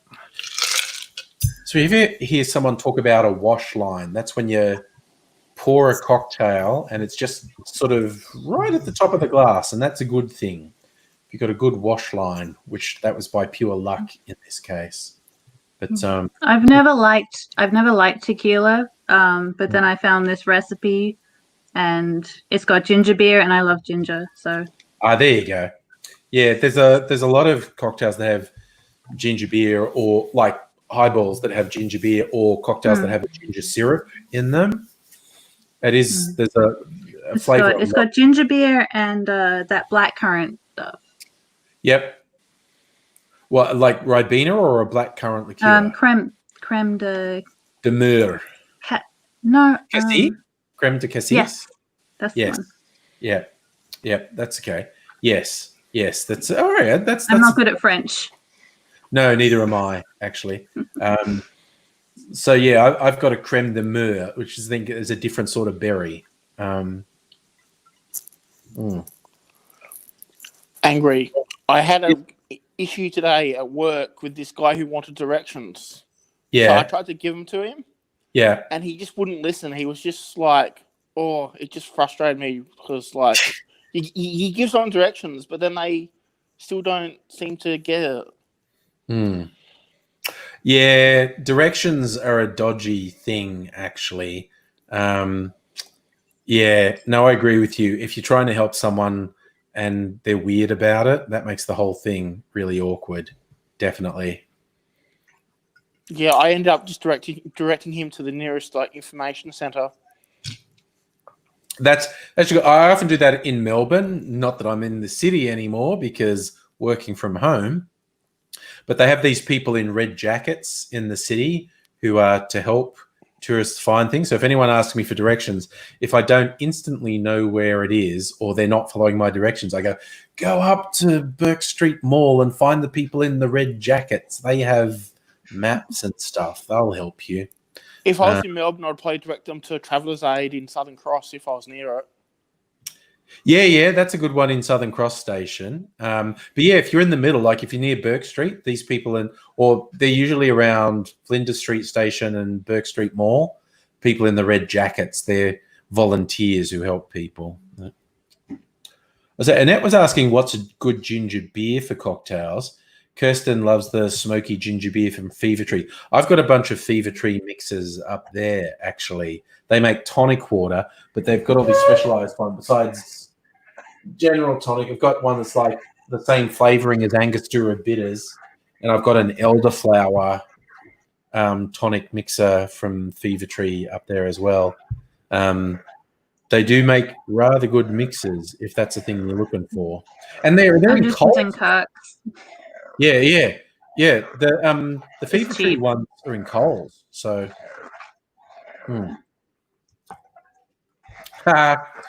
Annette's saying working from home is a fashion thing. Australia's style is lots of fleece, but unheated Australian houses. Yeah, I got caught out in my dressing gown one morning, accidentally switched the camera on my laptop. I didn't mean to. And apparently I was on other people's things full screen with this big fluffy dressing gown on. And they went, oh, you got your dressing gown. And I'm like, oh, cool. Shut off the webcam. What the fuck? So, because, yeah, the commute, just from bedroom to here, I often don't have a shower till lunchtime. It's just like, I'm just going to, alarm's gone off. I'm just going to shuffle out, switch on the computer and do stuff. And then, but yes, so I'm always in a dressing gown, so I don't turn my webcam on. And I accidentally turned it on and everyone got a good laugh. So, yeah. So Kirsten also says mixes Strangelove and Cappy are Australian made and owned. They're good. I actually haven't. I might try it while we're talking. I got the elderflower mixer, but I haven't tried it. Luke died. Oh, Luke died. These cute little bottles. I got a 4-pack from Coles. That's the other good thing, that they're just in Coles. You don't have to go to a special shop to get them. This is elderflower tonic water. Maybe I should make a gin and tonic with that or something. I have to try it a bit later. I haven't tried it yet. What have you been up to, Charlie? I got swooped today on the bike path. Yep, it's fucking July. Why am I getting swooped? Yeah, that seems not seasonal. Climate change. Yeah, confused birds and climate change. Yes. Yeah, because after he swooped me, he went down, and he had a little juvenile. Yeah. Oh yeah. Magpie. But I find the best thing that you can do is just stare them down. Yeah. Yeah. Like once they do, it was like right up in my face, and I just like got off my bike, stared at him, and then and then that's what I have to do. I have to just get off the bike and walk it while staring at them until I'm at a safe distance, because they only attack from behind. Yeah, assert dominance. Yeah. Probably there's a hilarious video on YouTube of someone saying like, oh, there's a magpie at this park that always swoops me when I ride past. I heard that you look at them, so if you stick googly eyes on your helmet, they won't swoop you. So I'm trying it out. And they stick these giant googly eyes on their helmet. and they've got like a GoPro here, and they're pedaling, and this magpie just goes, and the she's just screaming as she tries to pedal away. Yeah. The googly eyes do nothing. It doesn't work. They're too smart. They're too smart. Just the sheer panic and screaming. So yeah, like other birds, like noisy miners, they only do like a warning swoop, but magpies go for blood. Yeah, they make contact. Yeah. Oh yeah. I've seen people have blood drawn by a magpie. The Indian miner birds, I've got swooped by them. Apparently, the noisy miners are Australian. They're native. The Indian miner is introduced, and they seem to have taken over in my neighbourhood. I don't think we have any noisy miners. Just to have Indian miners. We have a lot of magpies, a lot of rainbow lorikeets. I mean, apart from the Indian miners, they're natives. We have magpies and lorikeets and wattle birds and one or two other natives going about. Occasionally making a big noise. I have heard, because there's a lot of trees in all the houses around here, have trees in the yard, so there's a lot of birds. In my morning meeting at work, when the birds are all waking up, sometimes I join in, switch my microphone on, and everyone's like, "Oh my god, who's having the meeting in an aviary? What's going on?" Because they can be very noisy. Oh yeah, the are they called corellas? The sort of white cockatoos. They have like a black eye. They're kind of like cockatoos, but different. Yeah. They don't have a crest, and they kind of look like a black eye. Yeah, like every evening, just this huge cacophony of thousands of these corellas. Yeah. Not so much this immediate neighbourhood, but down around St Kilda, which is not far away, corellas and white sulphur-crested cockatoos, and they're noisy as hell. They scream. Yeah. Oh. We're talking about how to stop them getting swooped. Kirsten loves the helmets that have zip ties sticking out. It's the whole idea. If you're a porcupine, they can't. They're too smart. They're too smart. Even if you have a helmet on, they learn. They're very smart, and they know to go just below the helmet, so they get you. I got clipped on the ear because they know. Yeah, you got to make friends with them. Yeah, I've tried. I tried. It's like, well, okay, I can make friends. Yeah, they're like gangsters. It's like a protection racket. If you feed them, then they don't attack you. But yeah, I've tried. Like, I've fed the ones that turn up in my backyard, but that doesn't stop the ones on the bike track from going at me. Yeah, they can get very territorial. And also, I probably look different on the bike with my helmet on and all that than I do in the backyard. Yeah, that's the thing. Yeah, I think a few people in this neighborhood feed, or I've seen people in this neighborhood feeding them. Or there's a lot of magpies in this neighborhood, and they're all very human friendly. They not bothered by. Although I think one kind of swooped me once in a really half-hearted way. But that's about the extent of it. They're basically very human friendly in this neighborhood because I think a bunch of people feed them. So we have a big population, and they tend to not attack. So that's a huge plus. So yeah. But we also have the rainbow. Do you get rainbow lorikeets in your neighborhood? Yes, lots of rainbow lorikeets. Noisy buggers. Yeah. They're like, I think there's an analogy in there somewhere there, because they're also really aggressive to other birds. They're very pretty. I'm denying they're pretty with all those different colors, but they're really loud and crass and aggressive and mean to all other birds. Like pretty humans. I don't know. It's like they're the popular girls. Yeah, they're mean girls. The lorikeets are the mean girls. The of plastics. group. Yeah. The Heathers. They're just like, yes. I don't know if I'm reading too much into that. My mum befriended some lorikeets. They come to the back veranda and she puts seeds out, and they've got pretty tame at this point. Like she could pat them, and they'll occasionally she can get one of them to, like, she'll stick her finger out and it'll fly over and perch on her finger like she's Snow White. Yeah. There's Nettie's joining us. Hang on a sec. There's Nettie. Here I am. Hey.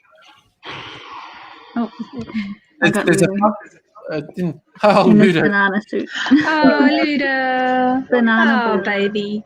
Banana baby. That's my dog. Yeah. I've got a banana He's suit. been sulking because he's got ear mites. Oh, okay. Yeah, so we've had to squirt the ear drops in him, and he doesn't like it. No, they don't like medicine generally. No, they don't. Have you guys ever seen those sulfur-crested cockatoos attack bats?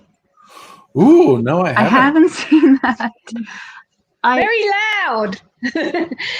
No, I was when I was working in Sydney.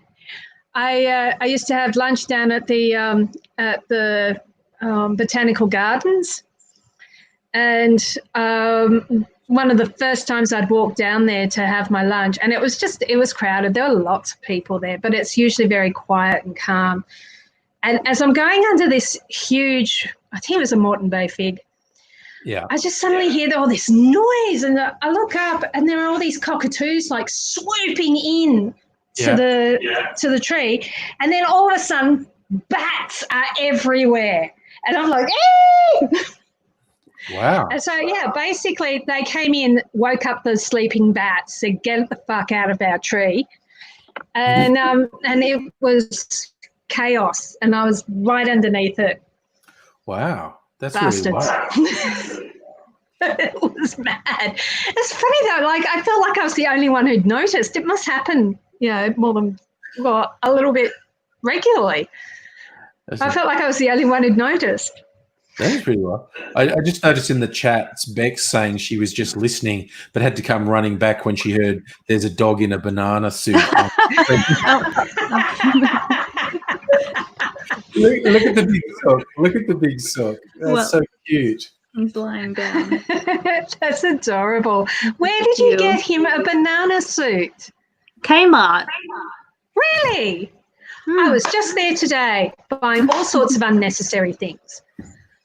And I didn't see that one. Yeah.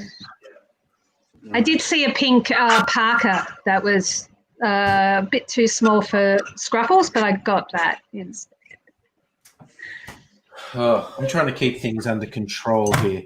I think I found a good drink to try out the elderflower tonic on, because it's got elderflower liqueur in it, and it says to do soda, but I thought, I could forget soda. I could do elderflower tonic on that. Just trying to remember. Is it a gin drink? No, it's a tequila drink. But I mean, if you want a gin, you just do gin and tonic. This is called a dried meadow flower. Oh, stop it. Stop it. Well, that sounds pretty. It does, doesn't it? It's got tequila, elderflower He's just chewing on the liqueur, back end. gin liqueur. I'm just going to use Okar Gold, lemon juice, and Stop it. it says club soda or sparkling water. I'm going to use this elderflower liqueur. Sorry, elderflower tonic water.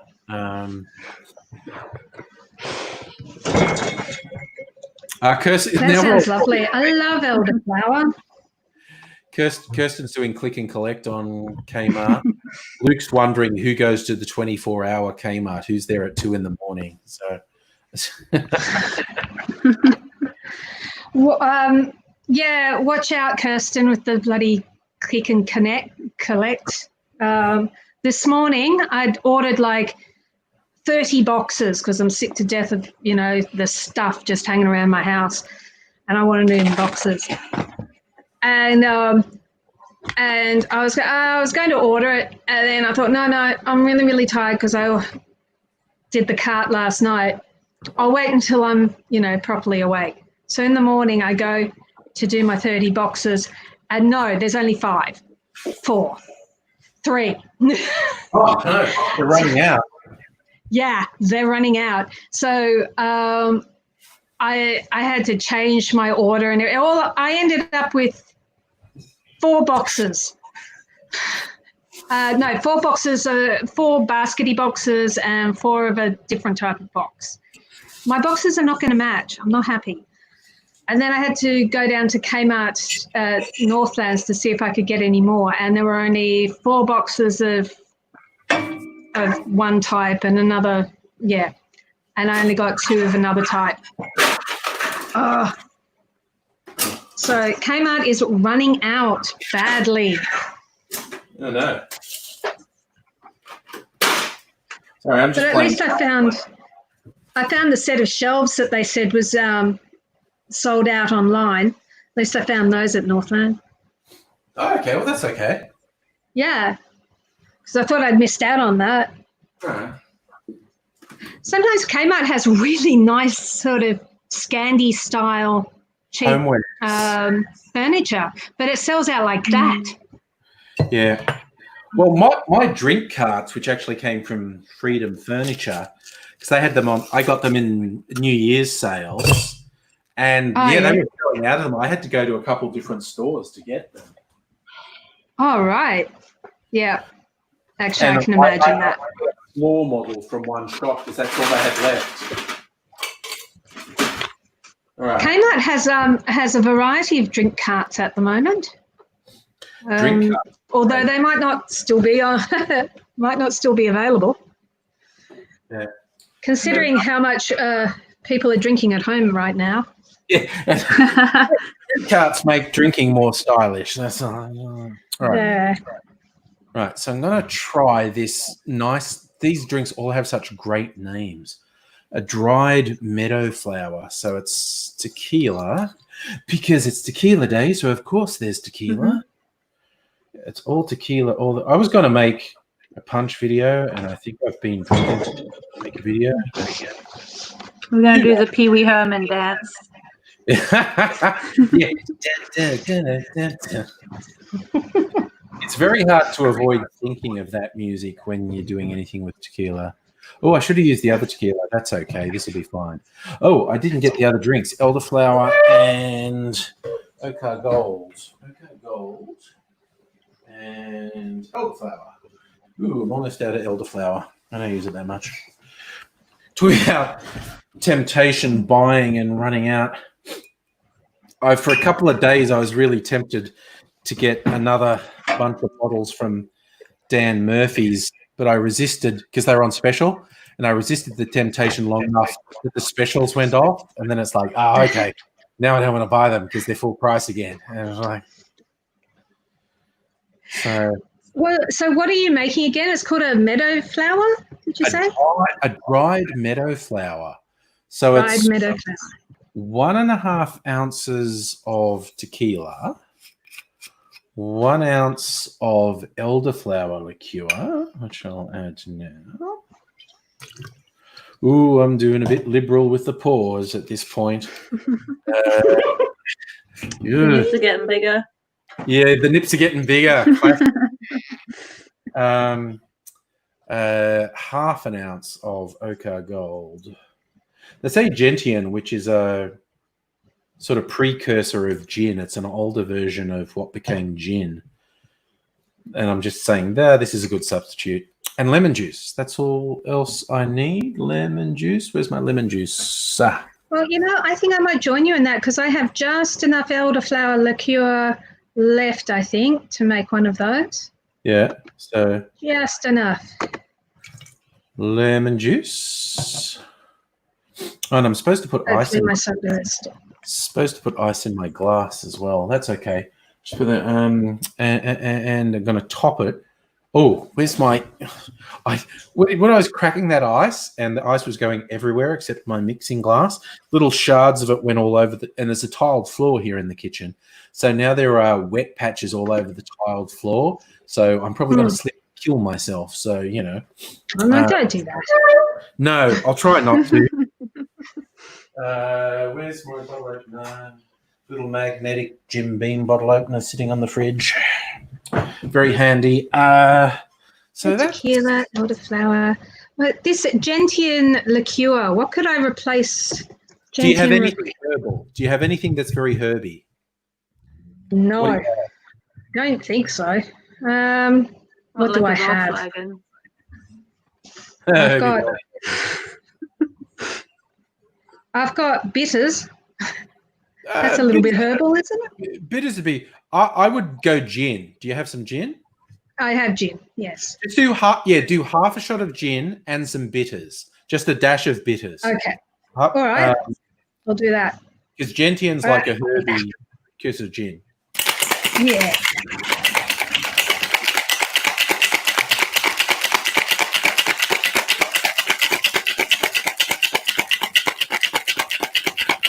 All right.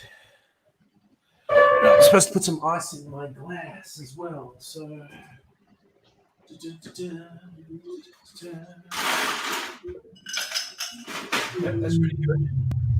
I think this is actually you're meant to do a dessert in this, but I like this glass.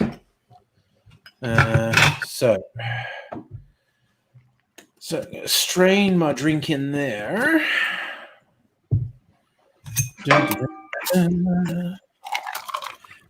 Ooh, yeah, that's good. And I'm just gonna top it with the elderflower tonic water.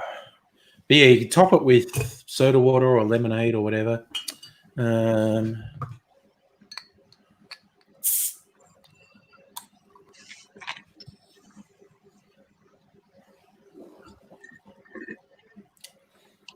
Oh, that's pretty good by itself. And the elderflower flavor, but because it's tonic, just a little bit bitter. Got the quinine sort of taste. Okay. Well, this will be interesting. Let's see what this is like. I'll just give it a little bit of a stir.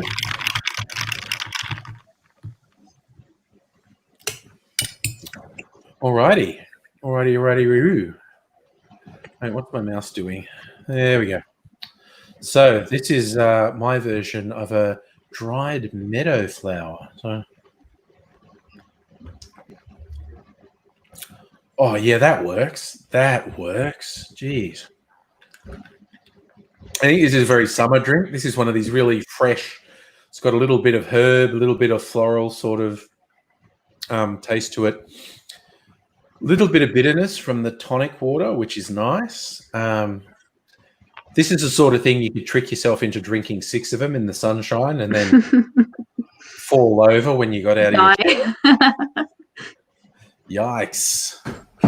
Yes. Oh, Kirsten, I'm with you. The pandemic's great because it's a legit excuse to cancel on people. No, I can't come and hang out with you because it's unhealthy. Yeah, that's good. Luke's confessing to going to the pancake kitchen in Adelaide at 3 a.m.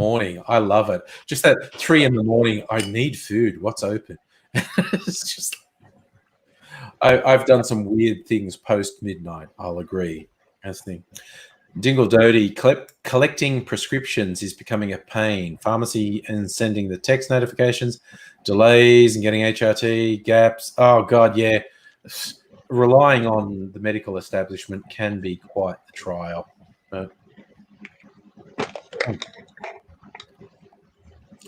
No, I don't often do drinks with tonic in them, but this is pretty good.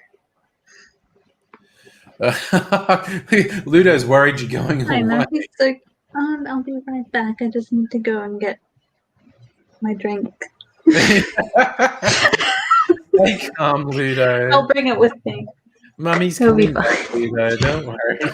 I'll put Yeah, leave Fine. Ludo on it. Oh, look at Ludo's got a draw. Ludo. Oh. Get your breath. Have a chew. Come on. Good boy. There you go. Mummy's going to come back, Ludo. Don't you worry.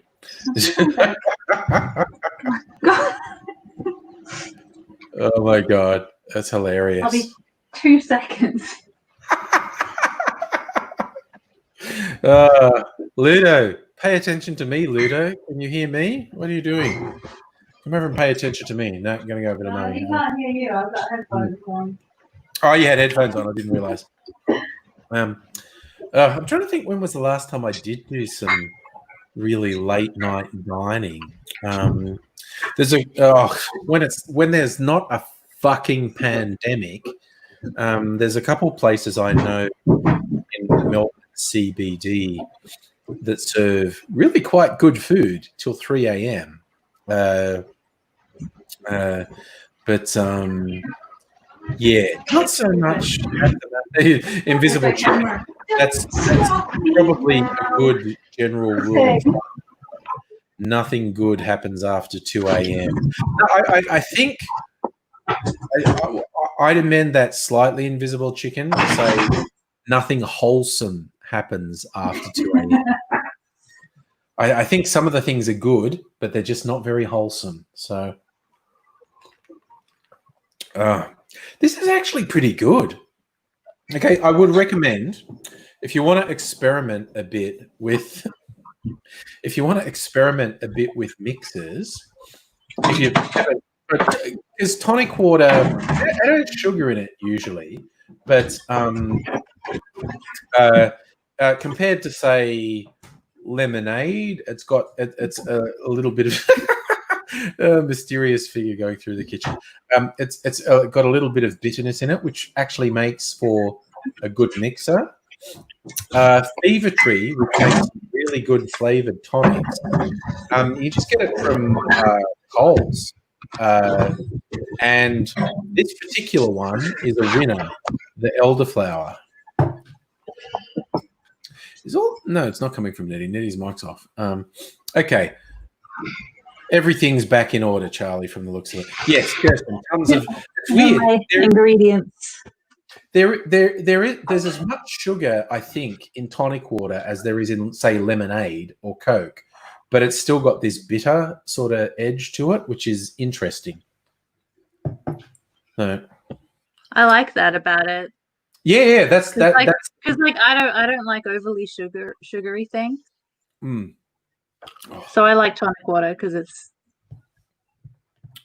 next. Yeah, Kirsten and I are always going on this live stream that's earlier in the evenings. Henry from Applewood Distilleries. It's always funny. He's getting people from all these different bars and distilleries to come on, and they talk cocktails and they make a couple of cocktails.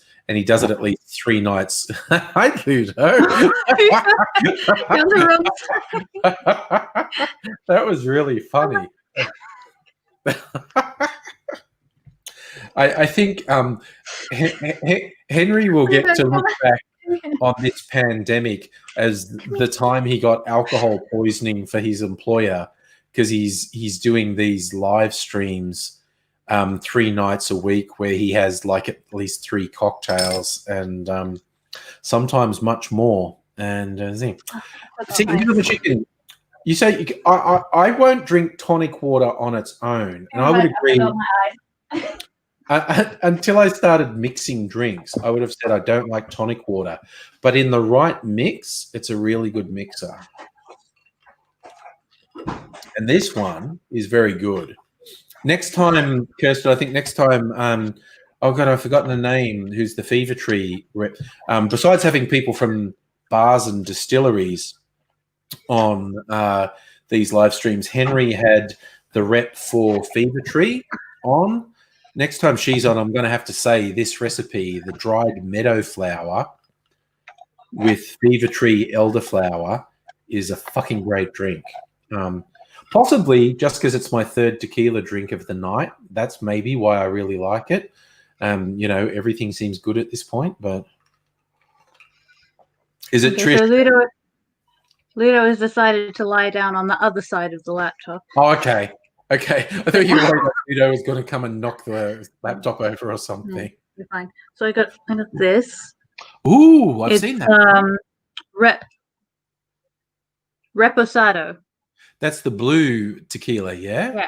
Yeah. Yeah. Nice. Nice. Yeah, 100% agave. Yeah. Oh, yeah. Charlie getting into the Tequila Day festivities. Nice. Well, yeah. I mean, it was on sale. Honestly, And the bottle is pretty. that's a good bottle. That's what drives what I get, like on the tequila front. You go, hey, look, that one's on special. Yeah. Yeah. What does the bottle look like, and is it on special? It's like, yeah. Because it's even with rums. Like I was trying to get things from people like, I don't know, people rave about different rums, and I'm just I love Red Leg. Yeah, Red Leg rum. And the bottles are pretty as well. They've got like a nautilus on it. Yeah. Okay. Cool. I've decided to listen to. That's the. Yeah. Sorry, it's basically the blackcurrant stuff. Oh, okay. Oh, it's really sweet. Really? Oh, what? It's really sweet. Hey, Nettie. Did you? It's like you mix your version of it? How is it? Well, I had to compromise a bit, but I put a heap of that in it. Oh yeah, that would be good. Yeah, the elderflower cordial. Yes. Yeah, and it's good. It's good. I like it. Good. And some mint. Oh, excellent. See, I don't even have any mint. Yeah. Mint is good. I like putting mint in everything now. Except maybe the creamy ones. Sorry, I saw the Kirsten saying, Sareka, that's who I remember. She's not actually the rep, but he's friends with Trish, who is the beaver rep. See, Kirsten knows everyone in the Australian drinks industry. So that's why it's good to have Kirsten here on the streams, because all your questions can get answered. Kirsten is the fountain of all knowledge. So, and when this stupid... Sorry. No, it's just to say, when this stupid fucking lockdown is over, we'll be able to actually hang out in the same... you imagine... See, we were talking about this, Nettie. We got to do a hangout, like you, me, and Kirsten all in the same place doing a stream. Yeah. That would just be... Oh, that would be that'd go right off. That'd go right off. That'd be good. It would.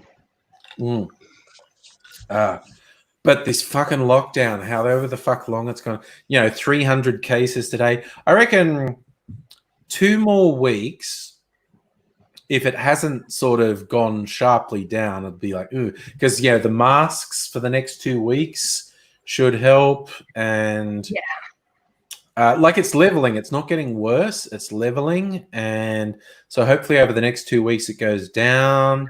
And then the 2 weeks after that, which is how long we're meant to be locked down, is like it goes right down. So it's like, okay, you've been good boys and girls. We can we can give you a slightly less restrictive lockdown now. I think we'll be allowed out when there are 4 or less cases per day, new cases. Yeah, New South Wales might actually have it under control. I kept thinking New South Wales is fucked, man. In 2 weeks, they're going to go from the 10, 12 a day to 100 a day to 200, 300 like we had. But I don't know, they might have realized like, oh, holy fuck, like us suddenly getting a dozen cases a day is super bad, because if we ignore that, we're going to end up with 50 a day. Then we'll have 100 a day. Then we'll have 200 a day. Here he comes. Here he comes. Here comes Banana Dog. Love it. That's just okay. We need we should find a dog friendly pub to have our link up. Yes. Ludo just makes me want to go on and put on my banana costume. Because I've got a banana costume as well. He also has a monkey suit, but it's a bit small for him. A monkey suit. That's wonderful. I've just decided I'm definitely not making a video tonight. So I'm going to relax and undo a few buttons. Oh, okay. Ooh, okay. Cool. I love your tie. I really love it. I was going to say. Christmas in July. Christmas in Pretty. July. I Shall love it. Shall I put the cursed music on again? Yes. See if I can make.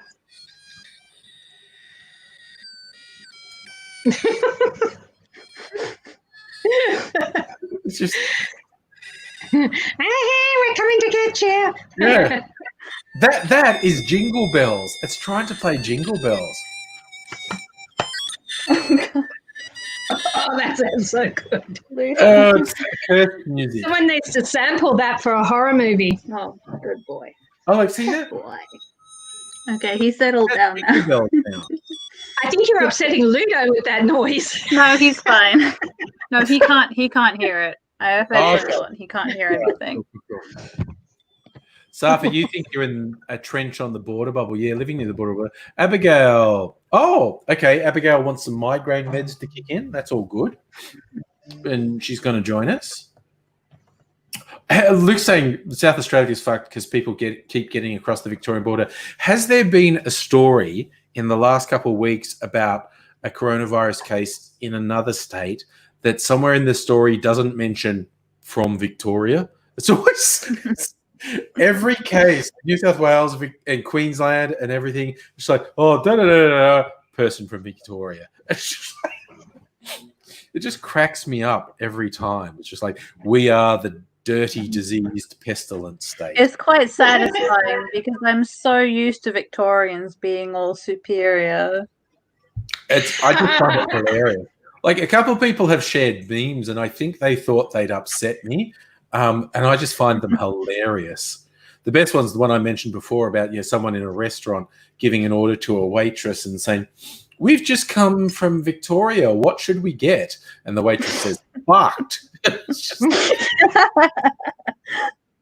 just thought that was the funniest thing. That was so good. But yes, we are the dirty, diseased state. It's pretty goddamn funny, quite honest. I shouldn't be laughing, but it's like, oh no, the whole thing's going to shit. You've got Put that on the fucking license plates, Victoria, the disease state. I think we're getting an echo from saying, "Hi, Abigail." Hello. Hi, Abigail. Is my mic causing an echo? No, it's not now.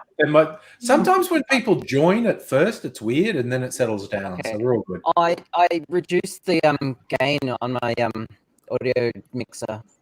Okay. And reduced the volume of my microphone. Cool. So, yeah. We're all good. Yeah, I'm hearing but you out.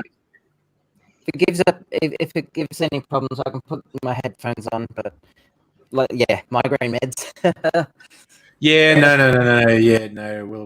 We'll let the migraine meds do their work. I think. I am fortunate enough to not get migraines, but a couple of members of the household do. So I empathise. Yeah, they start. So yeah, I'm sitting, this is a really dark room. The only light is the light from one of my monitors here. Yeah. So yeah. Yeah, I think the best description I heard of migraines was a pain so bad you think you're going to die, but you're worried you won't. And Yeah, I think at its worst, it feels like you've been slammed in the head with an ice pick and they haven't taken it out yet, or like you've been hit repeatedly on the side of the head with a cricket bat. Yeah, and it just does not go away. And it's at its worst, it's pretty awful. Yeah.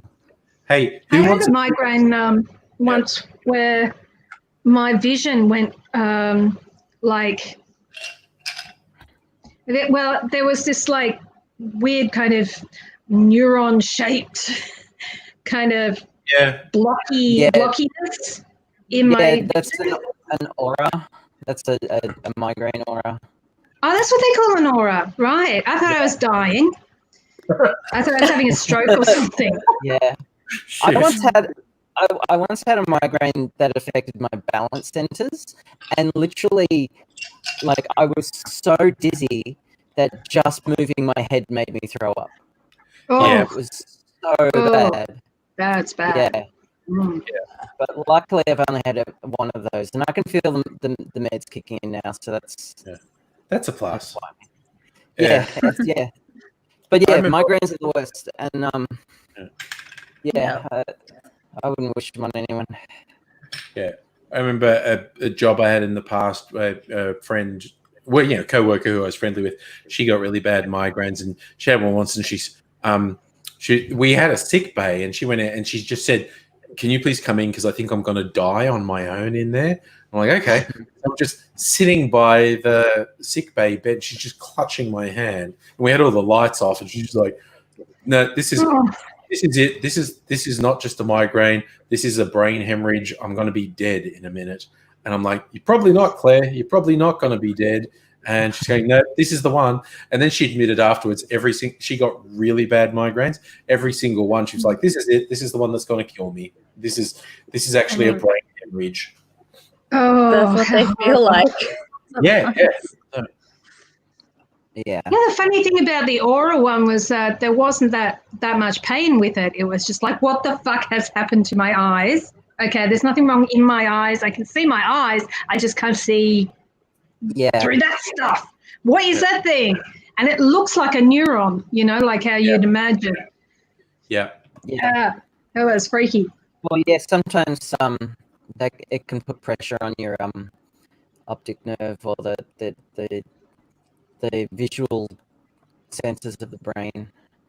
Yeah. I'm not a neuroscientist, so I don't know. I'm just guessing, I guess. But Yeah, no, I think that's what happened. I had to Sometimes- Google it and work out what the hell was going Yeah. on. Sometimes you can get a migraine without the pain, but you get all the other effects as well. And Ooh. I'd like to think that, I mean, they're kind of better, but also you're dizzy as fuck and can't eat anything, and you're still sensitive to bright light, and yeah, it's still bad. Yeah. But the pain is definitely the worst aspect of them. Oh yeah, definitely. Yeah. I've got an injury from headbanging, and it's the Jane's Addiction concert, and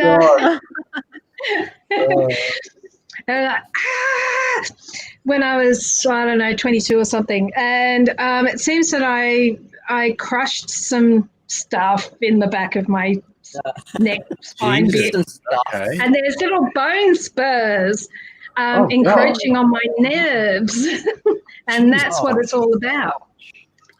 And when I had kids, I would pick them up, of course, as you do. Right? They're getting bigger and bigger, toddlers, and a bit larger, and it would put a strain on here. And then it wasn't until I actually started losing feeling in half my hand on both sides Shit. Yeah. that I thought, maybe I should talk to the doctor. Shit. Okay. I get these headaches too. I don't know what that's about. For some reason, I've often thought that I'm a bit of a hypochondriac. So, I thought, it's not a migraine. Don't be so dramatic, Annette. No, it was a migraine. These headaches I've been having for probably about 5 years. Migraines. Okay. Yeah. Damn. Anyway, it's kind of okay now. I take anti-inflammatories. Okay. And Kirsten's joining us. The football's finally finished. The football. I'm not Don't allowed like to Woody take night. anti-inflammatories. I'm not Look allowed at me, to a take it. thorn among roses. Okay, so just So who won? Annette, I'm pretty No. sure that you and I have the same headbanging injury because I also have bone spurs in my neck that cause numbness in my hand. The girl I was kind of competing with that night at Jane's Addiction, she also has the injury and the migraines. It's the hair, right? It's the Yeah, head. Because your Yeah. hair is so long. Yeah. Have you ever heard of a divey place called Deviate in the city? Yes. I used to go there every weekend. And I went out with one of the DJs. I'm spared the headbanging injury, but there were many headbangers there. It was like goth / heavy metal / Yep. alternative. Yeah. Yeah, I used to go to that. I used to go out with one of the DJs. Which one? Louis. I wasn't here. I know, do you know Louis? I'm so sorry, I Chris. used to- I talked over the top of you. I literally used to go every weekend, and because I knew all the staff, I knew all the bouncers, I knew all the promoters and everything. I never paid for entry because I was always on the door list somewhere, and I always got a couple of free drinks, and it was great. And then nice. they changed their security. And suddenly, and fired all the promoters, and suddenly I had to pay to get in, and it just wasn't the same. Like, why am I here? Yeah, that sucks. but now the building that it's in was condemned. Like the top floor. Do you remember the top floor? It had a checkerboard kind of pattern on the dance floor. That was like vaguely, bowed in.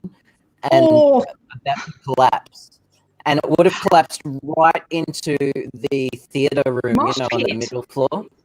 Well, It basically was, the mosh pit downstairs. Well, there was like the everyone main room, then the room with the little theater that they set up that everyone had sex in. And and then the top floor where they had all the more alternative gothy stuff. So, but they had to build condemn the building because it was just falling apart. Oh, sad did they at least save the outside of it, or did they knock it all off? The facade, because it's like attached to it's in this tiny little laneway off of another lane, and it's attached to all these other buildings. It just all the internals were just rotting and falling apart. It was all mold ridden because there's no light that gets into it. And all the spilled drinks and other things on the floor. All the people throwing up and spilling drinks. Oh, the toilets there were pretty. Yeah, I walked into the toilets, wanted to see a dude masturbating once, and I was like, oh, deviate, come on. Yeah. It was just people on drugs and headbangers and heavy metal. There was this one guy, he was a real character. We called him Screaming at Mirrors Guy, because when he got really into the music, he would just yell at himself in the mirror. And it was just, he would yell the lyrics and then go back to dancing and then yell at himself again. It was just so great. Did he happen to have purple hair? I don't remember. This was like 15 years ago, so. Yeah, no, that'd be about right. Yeah. Well, good old goth clubs. Yeah, good old days.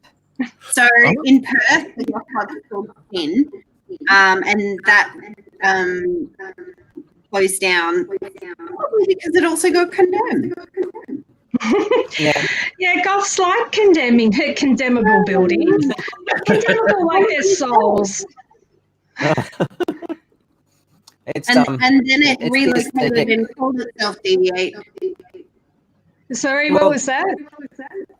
Sin relocated and called itself Deviate. Sin. Okay. Actually, I never got to Sin. Did they spell it the same way our Deviate spelled it, with a D, a V, and the letter 8? Yeah.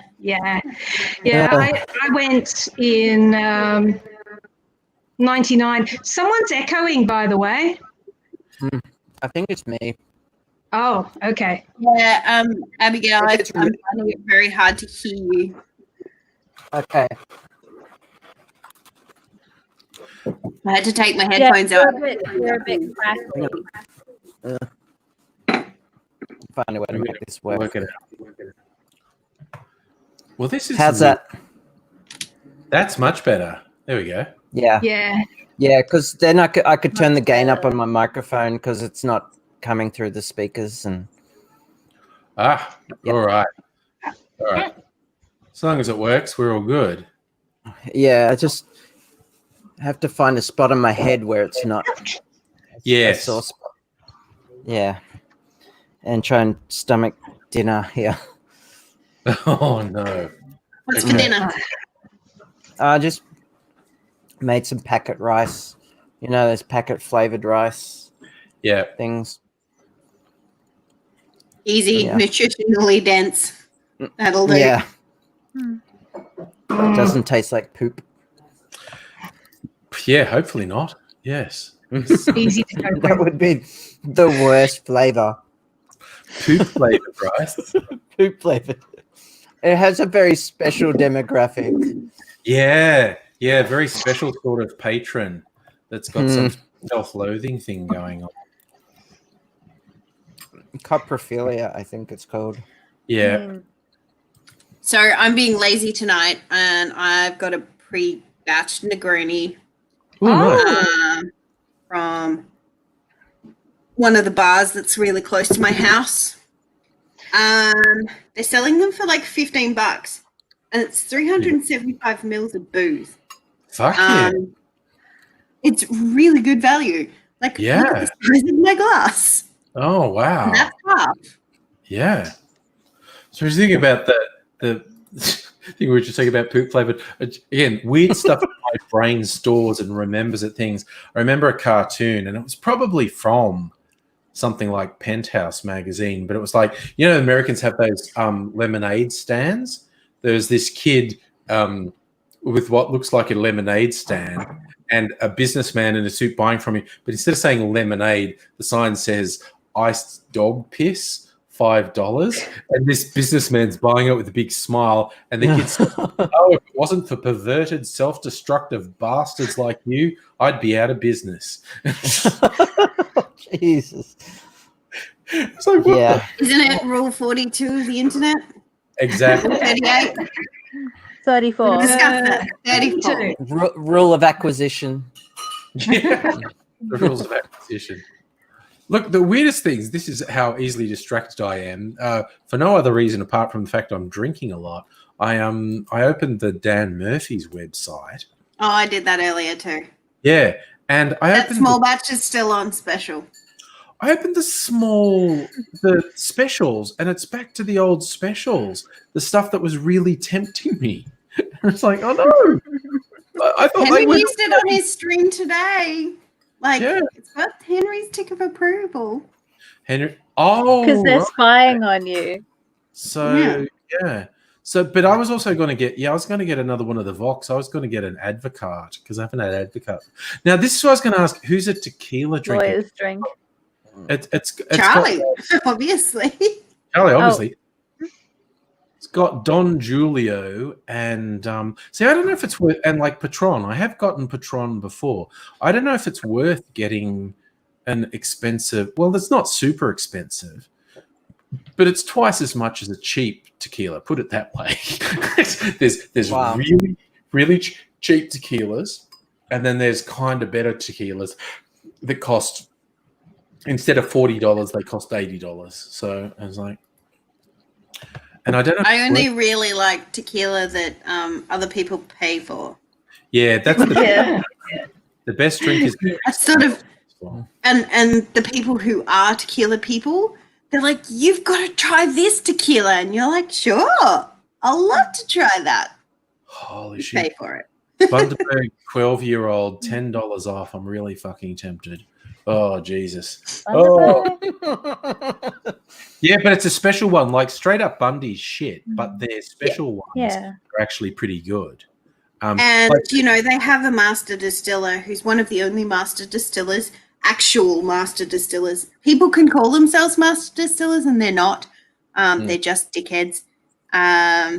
But, yeah, the guy is actually qualified as a master distiller. yeah. So, So like Yeah, your standard, be all right. Bundy, particularly the underproof Bundy, you know, goes for $30 odd, is fairly shitty. But this one, 12-year-old's normal price is $62, and they're selling it for $52. And I'm like, really fucking tempted. That's like it's quite almost, red. I was really confused by it. Like, it looks so red. yeah. It's been in a cask for 12 years. It's like taking on all the color. I've seen stuff that's been in a cask for 2 years that's red. That's true. I can't imagine drinking so much that like these kinds of specials are any kind of appeal because I barely drink ever. Neither do I. What are you saying, Abigail? Fuck you. Yeah. Takes another drink. So this is my rum. That one That I goes to the got. sampler. Yeah. Illegal that's a rum. tender. Okay. Nice. Illegal tender. So these guys are from WA. They have a distillery in Dongara, which is literally the middle of fucking nowhere. And a little family business. Yeah. So I got it for Dongara. Christmas. Dongara. And my ring light is paying up. You go buy something from a place like Dongara, Yeah. and it sells itself. Dongara. Dongara. You take what you get from Dongara. Dongara. Dongara is not funny to people from Western Australia. It's just a shithole fishing town in the middle of nowhere. And then you say it to a bunch of non-West Australians and they're like, Dongara. You're like, oh, yeah, that's it. You guys think Dong is funny. Literally, like It's hilarious. Well, do, why isn't not? Why not capitalize on that? Ooh, so they're actually they're offering all specials no, I'm just looking at, as soon as we talk about booze, I go and look it up. So it's like the illegal tender gift set, it's on special for the hard to buy member of the family. So spiced rum, barely legal, and distiller's cut. So the distiller's cut's the only one that's actually rum. Everything else is not quite rum yet. But I like it. It's good. I have a brother-in-law who only drinks Bundy, and we bought it for him for a birthday present, and he was like, "Oh, that's really great." We also bought him twofold, and he's like, "Oh, I'm not sure about this." No, that's why I'm gonna make the most when your new one comes out. Just to make the most of the shipping cost, I'm probably going to get another. You mean free shipping? Is it free? Yeah. Don't tell me that, because I was going to justify buying several bottles. Oh yeah, no, sorry, free shipping just for you, Angry. Just for me. Use the code free shipping at checkout. Yeah, I was going to get Or another. no code at all because literally. Because it's free shipping. Yeah. I was going to get another. Also, it will most likely be personally packed by yours truly. Because that's what I'm doing for the next 3 weeks. Yeah. All right. Put a little card in for me. I'll be like, 'cause I was thinking stuff of getting you angry another. odds. I was thinking of getting another old fashioned as well, because I finished the old fashioned. But yes, we shall see. I'm holding off buying any other whiskies because I want to get your new whiskey when it comes out. I can get you on the VIP list if you want. Just email me your Yeah. email address. VIP list. That's me. Then you get Right, it. Then you get the email on Tuesday. All right. I'll send you a Facebook message or something. And Or I'll something. get you added to the pre-release list if you're that jazzed. I am. I'm pretty jazzed. It's basically a brand new ring light, and the bloody thing is breaking. It's not lighting me properly, and I'm sad about it. Yeah, I thought I was pretty flash when I got a webcam with a ring light, and I was like, so it's just thing. Webcam fucking hassle me. No. Look, I'm slurring. I should have another tequila. I should have another tequila. Oh, Tequila. Catila.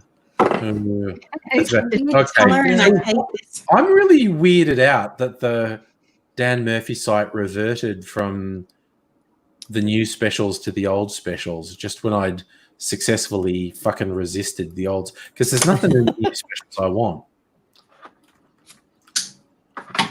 Wait a sec. Where's the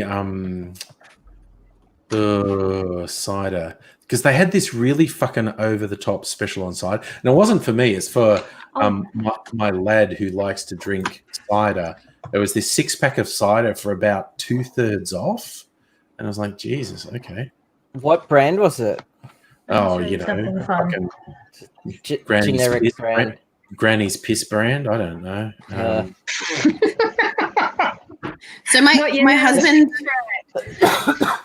my husband used to work for CUB, and one of the only perks of working for CUB, other than the regular paycheck, is that you get credits to spend on their stuff. Oh yeah. Except for the fact that we didn't like any of their stuff because it's mostly beer. So we, for months, had like cases and cases of Little Green and Mercury hard cider. Yeah. Mercury hard cider is not bad. Like, Yeah, my lad likes Mercury. That's what I will bought fuck him. you up though. Like, Mercury is it's good not- for getting fucked up. Yeah. Yeah, that's it. Want to get fucked up for $15? Mercury hard cider. What have you got, Charlie? Oh yes. My homebrew. Homebrew. Yeah. Nice. Oh, Oh shit! I can Wow. get the Weston's Cloudy cider for $5 off. Fuck yeah! The old Rosie's. That's the one in the flagon. You know that has the design. It's got that little finger hole, so you can put your finger through it and balance it on your elbow and just go like a pirate. So, Ooh, what's it? What's these- your homebrew, Charlie? Yeah, yeah. what are Okay. you So brewing? right now I've got pear, apple, and raspberry. This one is usually the best. Yeah. And are these ciders? I'm trying apple and blackcurrant. Yeah. Okay. So basically, what you do is you just get some juice from the supermarket Yeah. and put some yeast in it, Yeah. and get like a balloon. Yeah. You can, I mean, if you want to be a nerd about it, you can use a proper fermentation lock. An If you're airlock. a That's nerd. what I used to do. Or- I like that you said be a nerd about it because I'm like a total nerd, and that's what I used to do. Yeah. or you can use a balloon with some pinholes. in it. Ah. Put some pinholes in a balloon and Because put it has that over positive the top. air pressure. Yep. Yep. And then How wait many about pinholes? about a week. Well, what I've been doing is before I put the balloon on, I'll fold it over and then put the needle through so that it makes about 4 holes. And then I put it on. And then wait about a week or so. Depends. Cool. And then Yeah. filter it, and you're done. And then How do you get the methanol out of it? Because a usual like a yeast homebrew like that will have a percentage of methanol in it. mhm. So do you have a So process for that?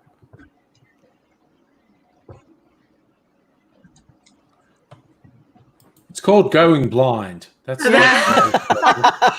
it's actually because here's the thing is that if you're only using the juice itself and not adding any extra sugar, then it can only make as much alcohol as Yeah. what it's got there. And Okay. and I've learned through trial and error that it's really not a lot, not a dangerous amount. I mean, Yeah. I think the more because using just the sugar that's in the juice. Yeah. And then I think you're pretty I'll, safe with that.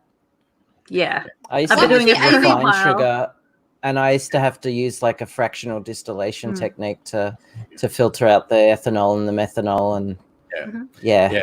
Whereas Charlie's going, I've only ever gone blind for 6 hours. It's never been never been permanent. It's fine. So I did a chemistry major in the 90s, so like I don't remember half of it, but damn do I remember like my alcohols. The alcohol groups, the propanols and the ethanol and methanol. Ethanol, the molecule looks like a little dog. It's kind of cute. With Most distillers are chemistry students. Yeah. Oh, yeah, you're a chemistry nerd. Yes. Distiller.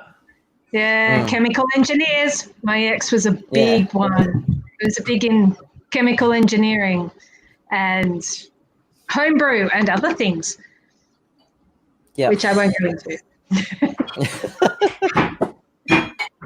The same kind of things that they make on Breaking Bad.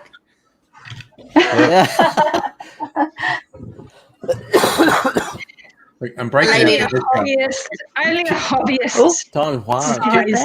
Can you see the worms in the mezcal? Oh, Yes.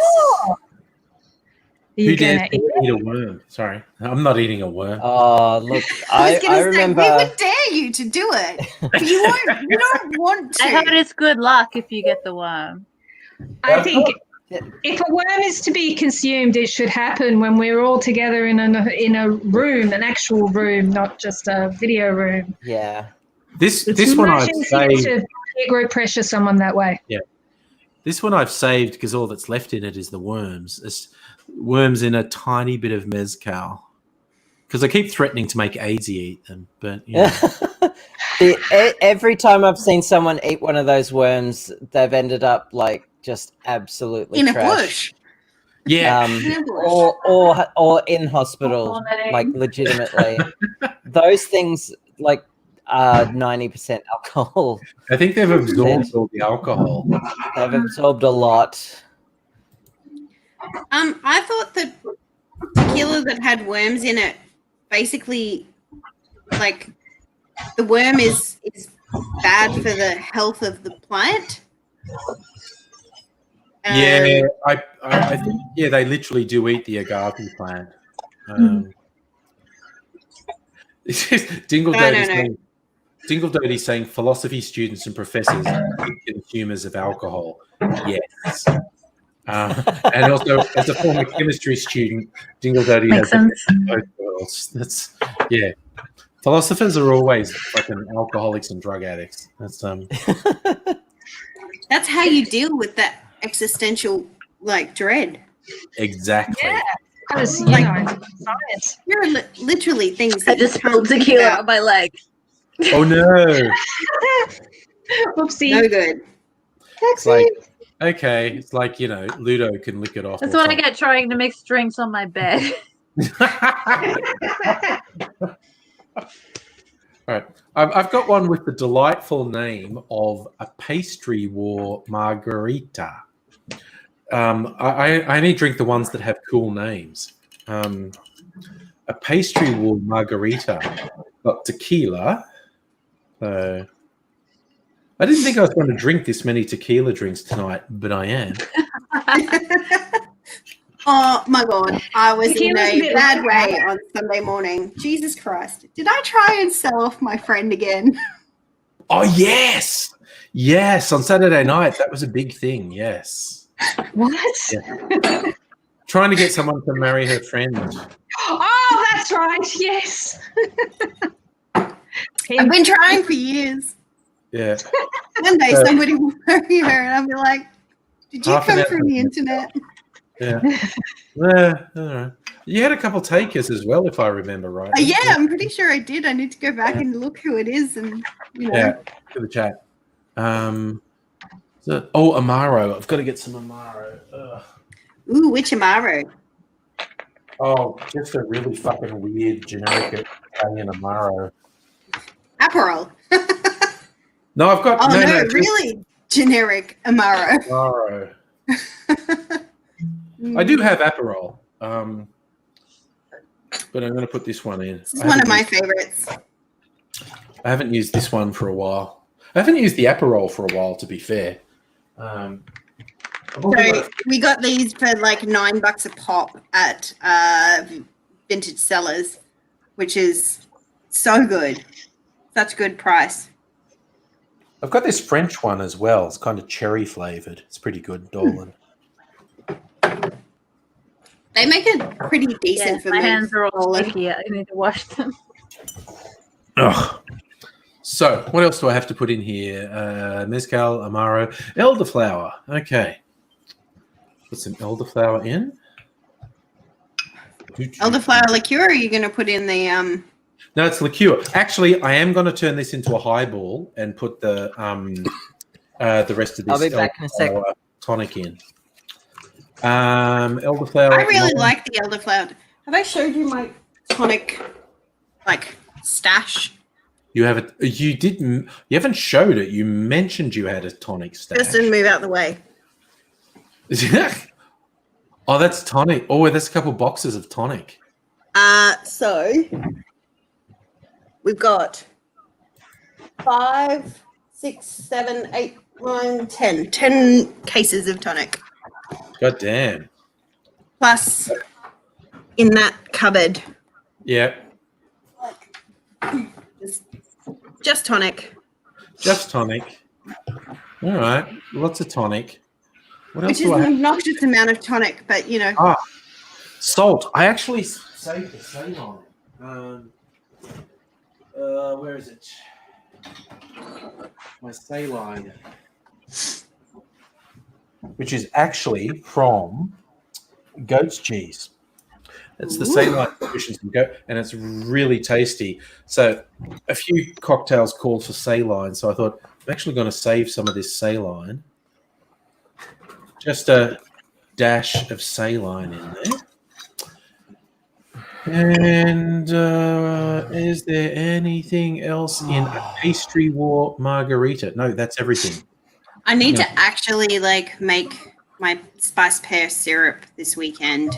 Ooh, nice. I made some cream of coconut and a grenadine the other day, just really quickly. I've gotten really efficient at it. I can make those really quickly now on the stove. But yeah, something more exotic. That spiced pear sounds really good.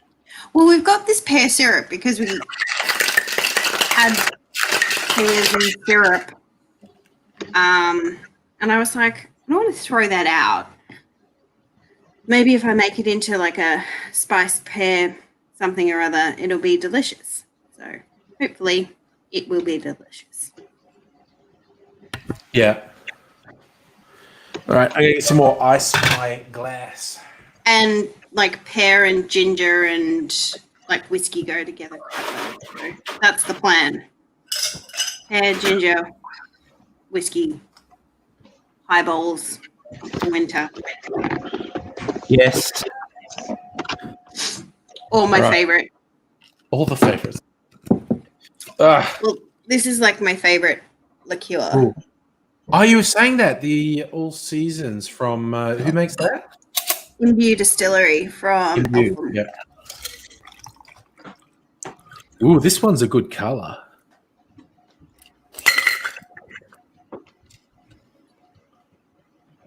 Safa, no, that's not enough tonic to last me a year. It's probably about 2 or 3 months worth. I'm not even kidding. Not even kidding. And yes, got to shake the drink, Safa. Stir this up a little bit. This one looks very good. Oh God, the smoky. That's a nice color. The mezcal. Mm. See, saying that's a nice color, it could be bright green for all we know. Yeah, true. It's very orange. Okay. Oh, it's just making. It's just green that doesn't show up on your webcam, right? Yeah, it's green that doesn't show up. Yes, for some weird reason. That's how you pretend to be human, right? Yeah, exactly. That my green skin isn't showing up. Yes. You're really an Orion from Star Trek. Yeah, the great marketing pitch I came up with for this. Oh my God. So it's like kissing. That's Selma a banana dog. Yeah. What was that? The banana dog. Fan service. Oh, He looks like vaguely insulted. He's just like, no, Looks like no. he's given up. he's smoking a bit. He looks Yeah. tired. He's been sucking because he has ear mites. I Oh, would no. suck too if I had ear mites. Yeah, to be that would honest. suck. Yeah, he doesn't like getting the drops. No, I've now had enough to drink that I'm warm and I have to take my dressing gown off. Taking dear. off a layer of fleece. There's a arse Yeah. end of the banana dude. The banana dog. Banana dog. And he likes bananas. Okay, actually, Really?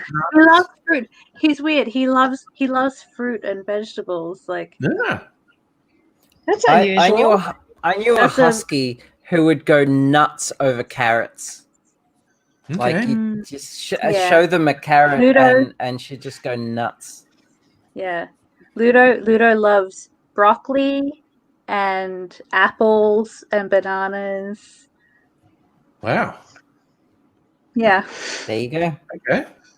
There you go. I learned something today. Some dogs really like fruit and veg. There you Some go. dogs, they do.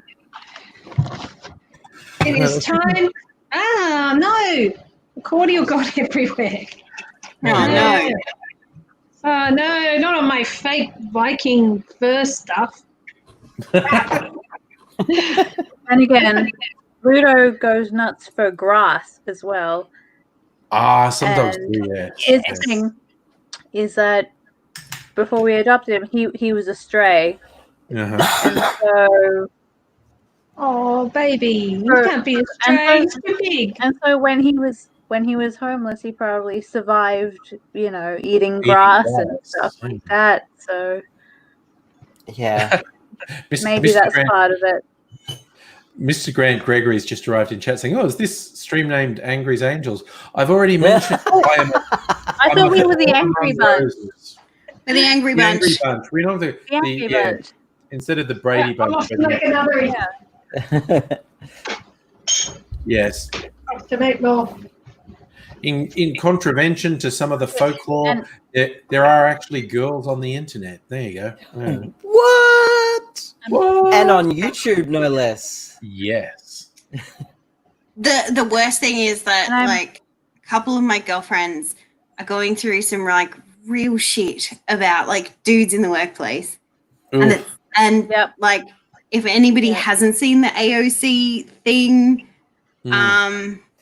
Yeah, I watched it today.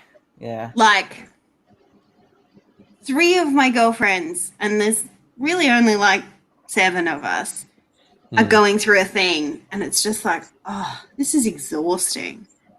Mm. It's just ongoing. It's the worst. I had to It's- explain to my beloved husband, who's been with me for 12 years, that no, you can't give the answer to the guy who's in charge. You have to let him think it was his idea and smile when he repeats it. Oh, God. Oh, my God. Like, That's Or just just calmly say, "No, I don't need you to repeat what I just said." hang on, didn't I say that 5 minutes ago? yeah. Mm. Ugh. Oh, my God. Yeah. And you're like, Everyone needs to watch Agretzko. Yes. If it's an animated, I think it's actually Japanese. Sometimes I think they're fake Japanese. I think Agretzko is actually Japanese. Yeah, it is. You can get it on Netflix. Netflix. Oh my God. Netscape. I'm an old nerd who just spontaneously. Netscape. The 90s called. They want their antiquated browser back. I know. What the Dingle fuck? Dirty, It's there's on the- no anonymous about the alcoholism here. Yeah, I think that's what It's on the Dingle Dirty is trying to interwebs. say. We become alcoholics unanimous as Ah, yes. Am I the only sober person here? I'd usually have a drink, Probably, but yes. I've yes. got a migraine, so the meds are well and truly kicking in, Wow. and Yeah. don't want to upset them. Yeah, for anyone who hasn't seen Agretzko, it's like office politics, but it's cutesy anime characters, and they're all anthropomorphic animals. Like Agretzko is a fennec fox, I think. No, she's Yeah. a red panda. Red panda, yes. And everyone else thinking, and I think the Agretzko is a Japanese pun. Like her name's Retsuko, and she's aggressive because she's this cute little And red her- panda loses her And shit, her- starts singing to death metal. And her boss. Oh my god, is it's me. And her boss is literally a chauvinist pig. Yes. Oh, gross. Oh. Okay. So, yes, the Gretzko is quite funny. The way that this cute little I'll do anything for the boss red panda loses her shit at a certain point and goes to a karaoke bar and sings along to death metal. It's Oh my god, you're just literally describing my yeah. my coping mechanisms of like 12 months ago. You've Well, got to go and watch if- the Gretzko, Kirsten. Yeah, I'm If going to watch it this weekend. DV8 was still around, then that's where I'd be. Yeah. And in the chat, hi Tyann, how's it going? Are you talking about weird clubs and stuff? I discovered just YouTube stuff like friends going like, I'm shooting this video for a band. You're with the camera. Do you want to come along? And it's in your neighborhood. It's when I was living in East St Kilda. There's a club near you. We're shooting, and turns out it was literally only a couple of blocks from where I lived. Was this BDSM club that I had no idea was there. And so That's the whole how I like it. Yeah, no, it was What great. was it called?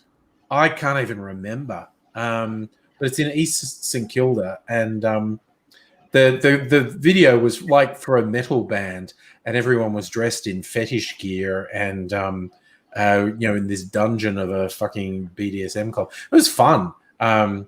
My personal favorite was one of the performers. She was wearing fetish gear, but she had like a metal plate, like cod piece on the crotch of her outfit, and her thing was to have an angle grinder and just scrape it across so spraying sparks out from between her legs. It was a really good visual. It was a really good visual, but it was like, oh, I had no idea. This was like 3 blocks from my house. There's a BDSM club. It was like, okay, that's. I think Purgatory was around there. It could have been that. Yeah. Run by a guy who calls himself the Colonel. And he used to do a thing where any women, new people he hasn't met who were women, he would have them he would have to inspect them. Oh dear. And yeah, he stopped doing it because people kept calling him out, and eventually he stopped.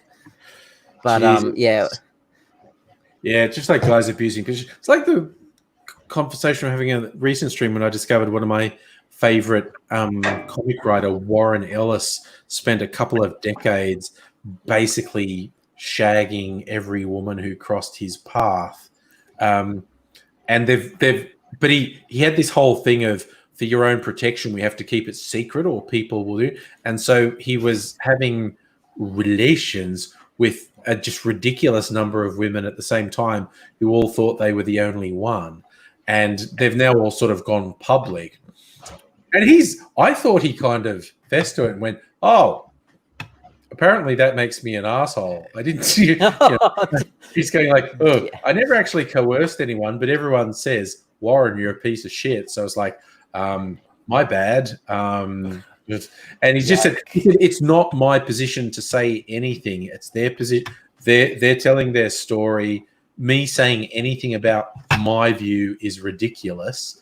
And it turns out he had spent like 2 decades exploiting the fact he was big man in comics to every fan who came along. He was getting it on with, which was total abuse of his position and dick move. Sorry, Charlie? Sorry, can I just ruin everyone's childhood for a moment? Yes, please, ruin it. Okay, so turns out, K9 from Doctor from Who. Doctor Who. Yeah. Turns out you can't ruin K9. Come on. Go on. Go. You're not ruining my childhood. I'm not a Doctor Who fan. Well, good for I'm you. ambivalent. Well, I've had mine ruined, so I'm gonna have to ruin us.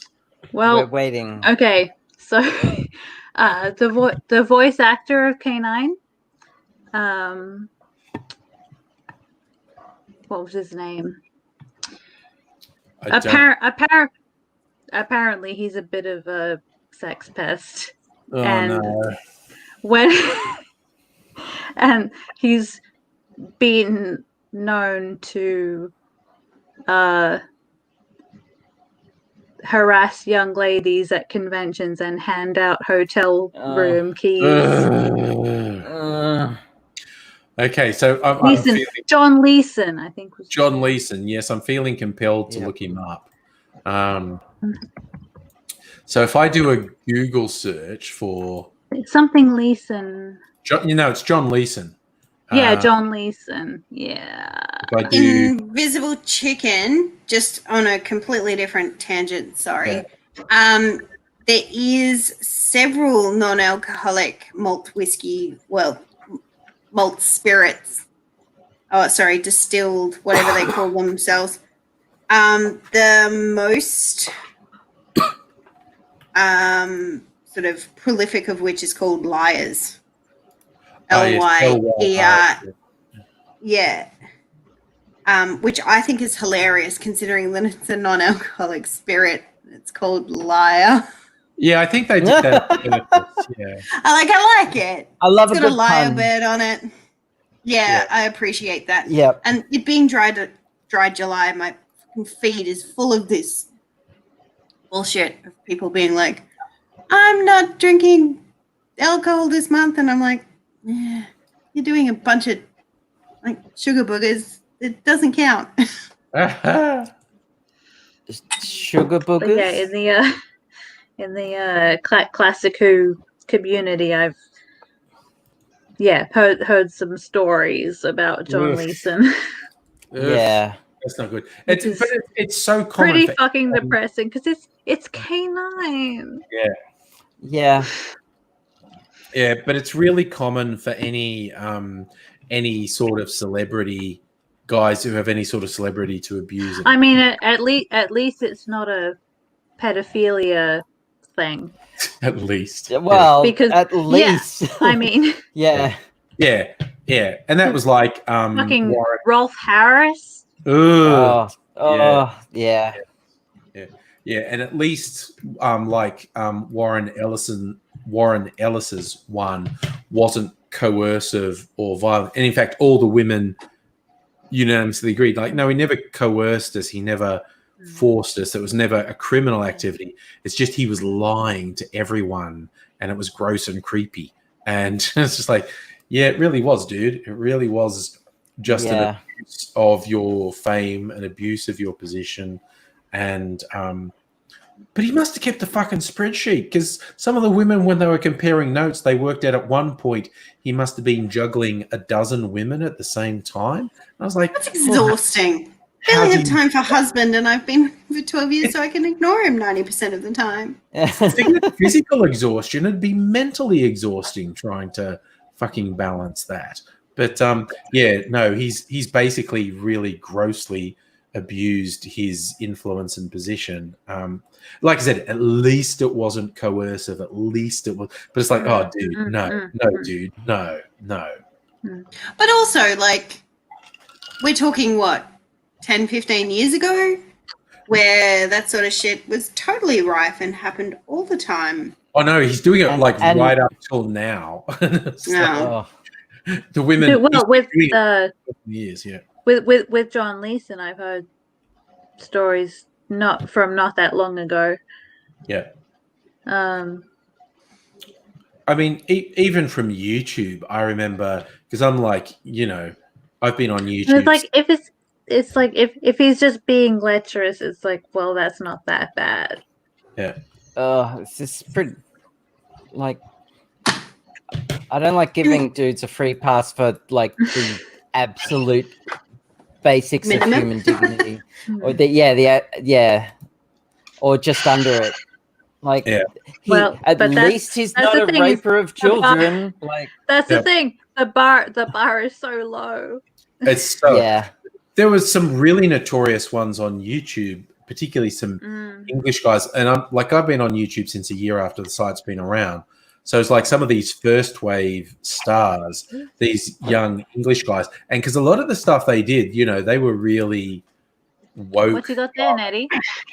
Oh yeah, what have you got in? This fucking enormous bottle of stuff I don't actually like now. Oh, the Calvados. Yeah, I don't think I like this. I'll On find the you other hand, it might be because I'm not putting it with the right stuff. Yeah, I'll find you I'm some just good like- Calvados recipes. Sorry? I'll find you some good Calvados cocktail recipes. Yeah, I'm having trouble finding one because it's not as. I got this impression because I saw it in a few different recipes that this was a something I really had to have. Yeah. And now I'm like, why the fuck did I buy this? And it's huge. Someone's going to have to come around and drink it with me. I think because I got seduced by the Frenchness. Calvados. Bastille Day. I'm looking up Never. Calvados for you. Okay. Stupid, sexy French. I hate Stupid. that French shit. I know. Don't start They your French fucking- with me. Sorry, Abigail, did we interrupt you? Oh, was that okay. I don't. It's hard someone not to in the interrupt chat people. who can- Were On you a, telling a story? yeah, it's fine. I think I finished my story and everyone got the point. But it's hard not to interrupt people on a 5-way live stream. Oh, wait until there's 10 of us. That's fun. Yeah. I've been to parties like that. Ooh, Ooh, Wait till we're at the pub. oh my god. I can't wait to go to the pub. But also, I'm definitely wanting to wait to go to the pub because reasons. You know, I can't help but think To that the like pub. all this. All the this- pubs in Harvey Bay are open now. Yeah, you're well, in Queensland. Yeah. Yeah. well, it's nice for some. Yeah, exactly. And the majority of people who live here are over 60. And, No, that's not really that much of a great thing. and so I'm like, okay, it's your funeral. Yeah. Yeah, I'm also kind of enjoying staying home and doing home cocktails and live streaming with you. I'd rather be here in the angry bunch than at the pub with Yeah. idiots. Ooh, Tyann's got a good Calvados tip. Apple sorbet, apparently. Ooh, I So haven't maybe had try- apple sorbet. or even ice cream. Apple Yeah. sorbet. Okay. I do have ice cream. That's the other thing I was going to do. Oh man, we were talking the other night. I was Tequila on ice cream. You're going to No. put Mac on ice cream. and no, this other thing, Mac. I don't know. Yep. Okay, I'm just going to keep drinking. That's what I'm going to do. Yep.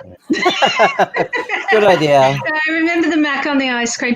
You know, I took a photo of my food. I'm so late to the taking photos of your food and putting it on a Facebook thing. But anyway, I put my little instant pudding. What's it? Sticky date pudding with Yes. vanilla ice cream and a sprinkle of popcorn, lightly salted popcorn, which Oh my was God. done for me in a restaurant down here. He's Yep. asleep. And it I- was so nice. I So was just I noticing. just- Oh, Sorry, Tyann in the chat is actually from Normandy, where Calvados comes from. So Ah. they're saying even just mix it with 7-Up or there you go. So how good a coincidence is that? You're saying, what do I Yeah, do? that's great. And then so someone I shouldn't be too fancy with it. Maybe that's my problem. I've been trying to be too fancy with it. I saw a couple recipes that were just like, some fruit Calvados and some fruit juices and a bit of lemonade. Yeah. Geez, go for that. Oh, and hi Stella, by the way. All right. Who's come into the chat late? We found Hi, us. Stella. good evening. Right. I'm going to leave you all. How's in- the great state of Westralia, Stella? great country. I am 100% certain that Western Australia is going to secede from Australia. They've been threatening to do it for years. Talk about that. Oh, always. On the other hand, like, that sucks because it's going to take me years to get home to my house. Yeah. I always You know, thought most of Queensland people- would secede, but our crops are too Yeah. valuable. Most of the people that I've met in Melbourne have come from Perth. Yeah. In fact, I've met very few Melburnians. Like, I was born here in Melbourne, around the well, corner now from where you're I one live. of the few. Born and bred. Yeah. I've no. met very few from Perth. born and bred Melburnians. You know, made friends, been social with. That's what I mean. I was made here, born here, and live here. I think Melburnians, like proper born here Melburnians, don't have to make other friends. Like, they have their group and they're not interested in these new people. Oh, I've unless known- you're going away. Unless you're going away. When you announce on the internet or wherever, you know, publicly and socially that you're going back to your state, then you will have dates with 3 different boys in 1 week. It's amazing. My husband might object to that, but that's okay. Yeah, I could say that could be a problem. We're But, currently discussing. So in March, when this all sort of went down, we were like, we should just get in the car and drive home, and just like weather the storm at home. And now, like 4 months later, we're like, fuck, we should have gone home. The borders were open.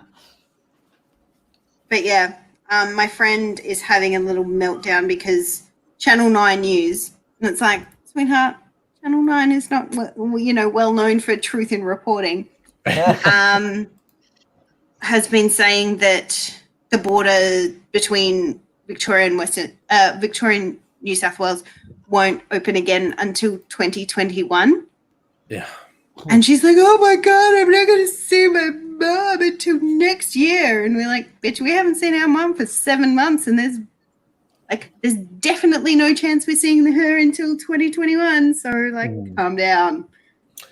Yeah. Yeah. well, I hope I get to see my mum. Hmm.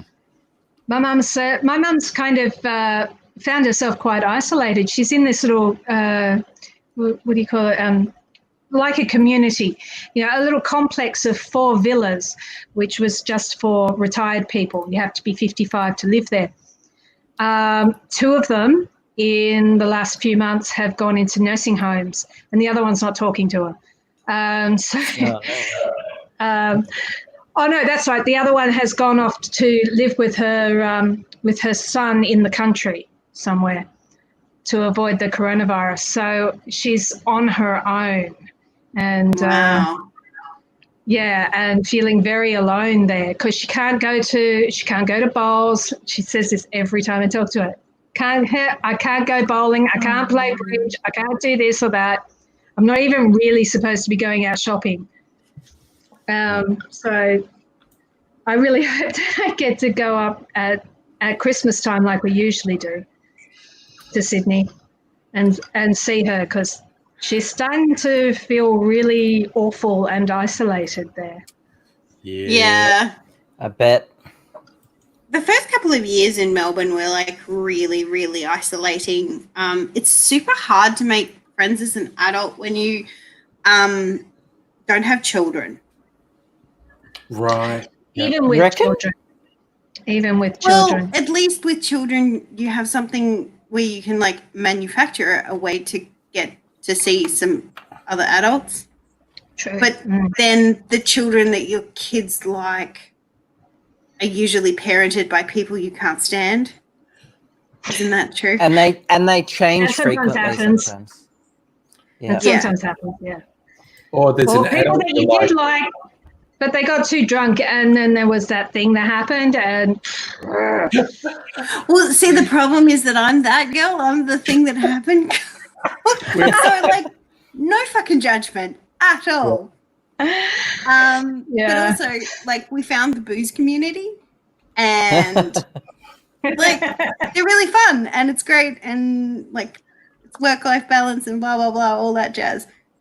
But yeah, the like one non-Melburnian friend that I had, I'm starting to find her very difficult because she's trying to get pregnant, so she's not drinking, and I'm like, you are nothing to me now. She thinks I'm joking, but the second she gets pregnant and can't drink at all, no good. Yeah, I did go for a long time not drinking at all. Yeah. Yeah. Oof. Yep. Well, I just don't like other people, so I'm fine. Yeah. What's her husband like, or partner? What's her partner like? Oh, fucking Is he annoying. responsible? No, he's really annoying. Oh. Because Like- if he were a responsible type, he would probably let her go out on the booze. Nah, he's genuinely like a 12-year-old unmedicated ADHD person. Just like, like my ex. you are not 12. Like, you should definitely. For the next 10 years. Yeah. Oh, I just noticed. Sorry, Kirsten. We're currently taking bets on when they're going to get divorced. They haven't even got married yet. Oh dear. Oh, I'm dear. saying after 2 children, mostly because she's bloody minded. Oh Jesus. Oh, God, she sounds like me. Let me talk to her.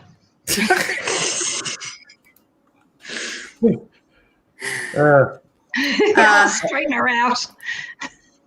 I like Dingle Doty's point in the chat saying the socially isolated. Most of friends are in Glasgow, have social anxiety disorder. Lockdown's my normal.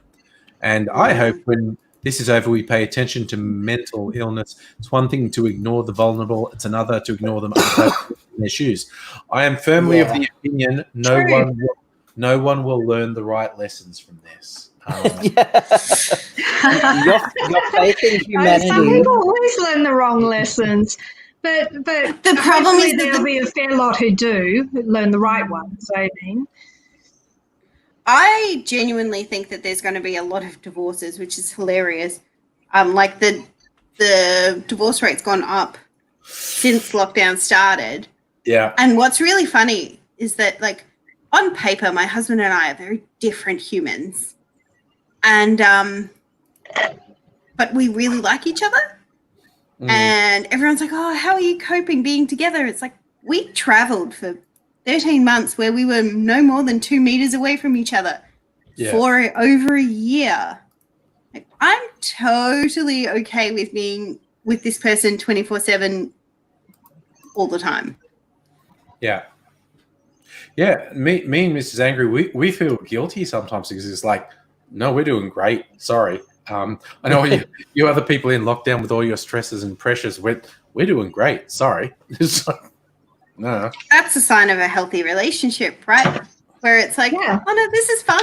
We get to hang out. It's great. Yeah, and I have my offspring are young adults who look after themselves,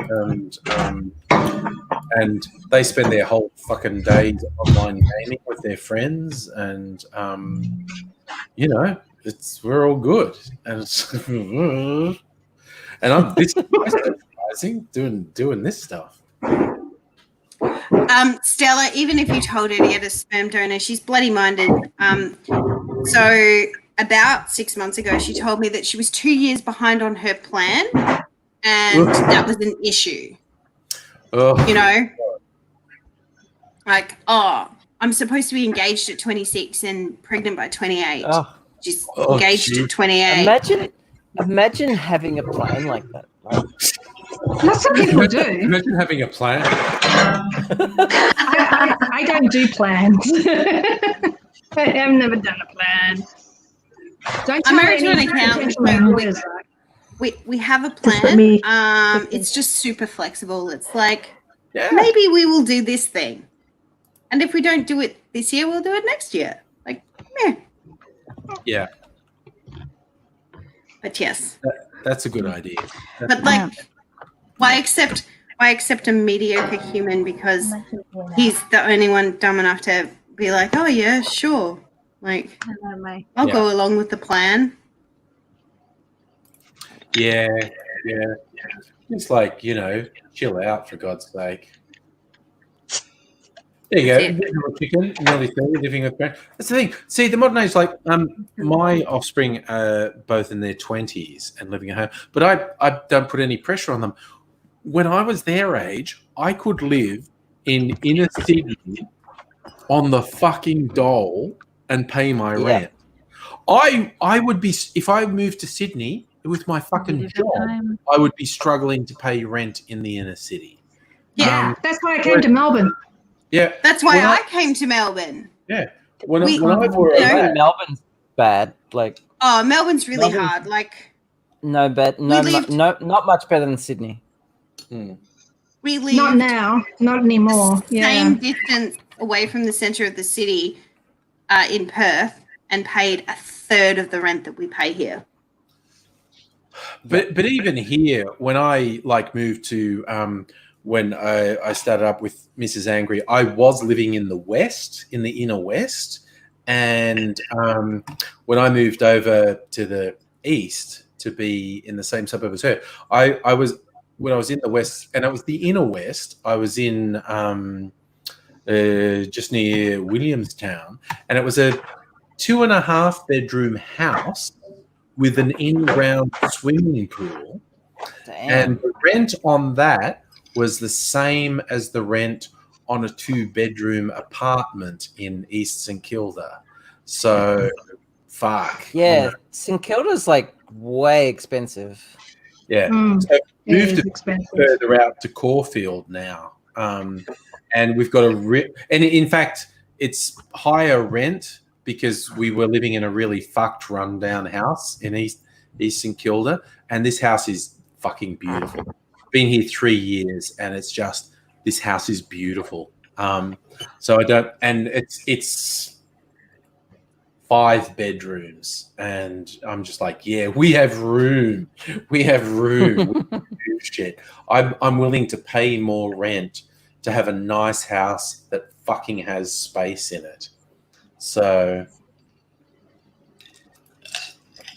but yeah, it was very weird moving from the west to the east. The increase in rent was fucking astronomical. Oh, it's wild. I can't get over how much rent is here, and our real estate agent is currently pressuring us to re-sign for another 12 months. And then we went and did the research. Yeah. And they have 4 properties in this building available for rent for like $70 less. And I was like, how about you reduce my rent to this? Because like, yeah, they haven't gotten back to us, which I'm like, what a shock. Yeah. Well, I got our rent reduced in Perth simply on the same principle. Like, there's 3 other properties in this building that are at this price, so I'll renegotiate and re-sign for another 12 months at this lesser rate. Yeah. So people's talking about plans in the chat. Diane didn't have a plan because nothing would have gone according to a plan if they'd had one.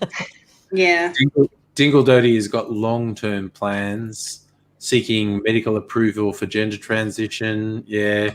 Yeah, see that patience. Oh my God. Medical approval for gender transition. Where are you, dear? So Scotland, I think. Scotland, I think. Is it difficult in Scotland? Because I've always had fantasies of moving to Scotland, but my daughter is trans. So I'm interested in knowing. Of course, she can't. She has to type. Yeah, I would think being anything apart from white and cishet is difficult anywhere in the world. Well, yeah. You're ratcheting up the difficulties every time you tweak one of. I love it as gaming metaphors. It's like if you're a white cishet male, you're playing life on the easy setting. You can win on any of the other settings, but every time you tweak one of the settings, you're just making it a little bit harder. Yeah. Yeah. When Yeah. it's gender or race or identity, sexuality, all these things, it's like everything just gets a little bit more difficult. Or a lot. Or a lot.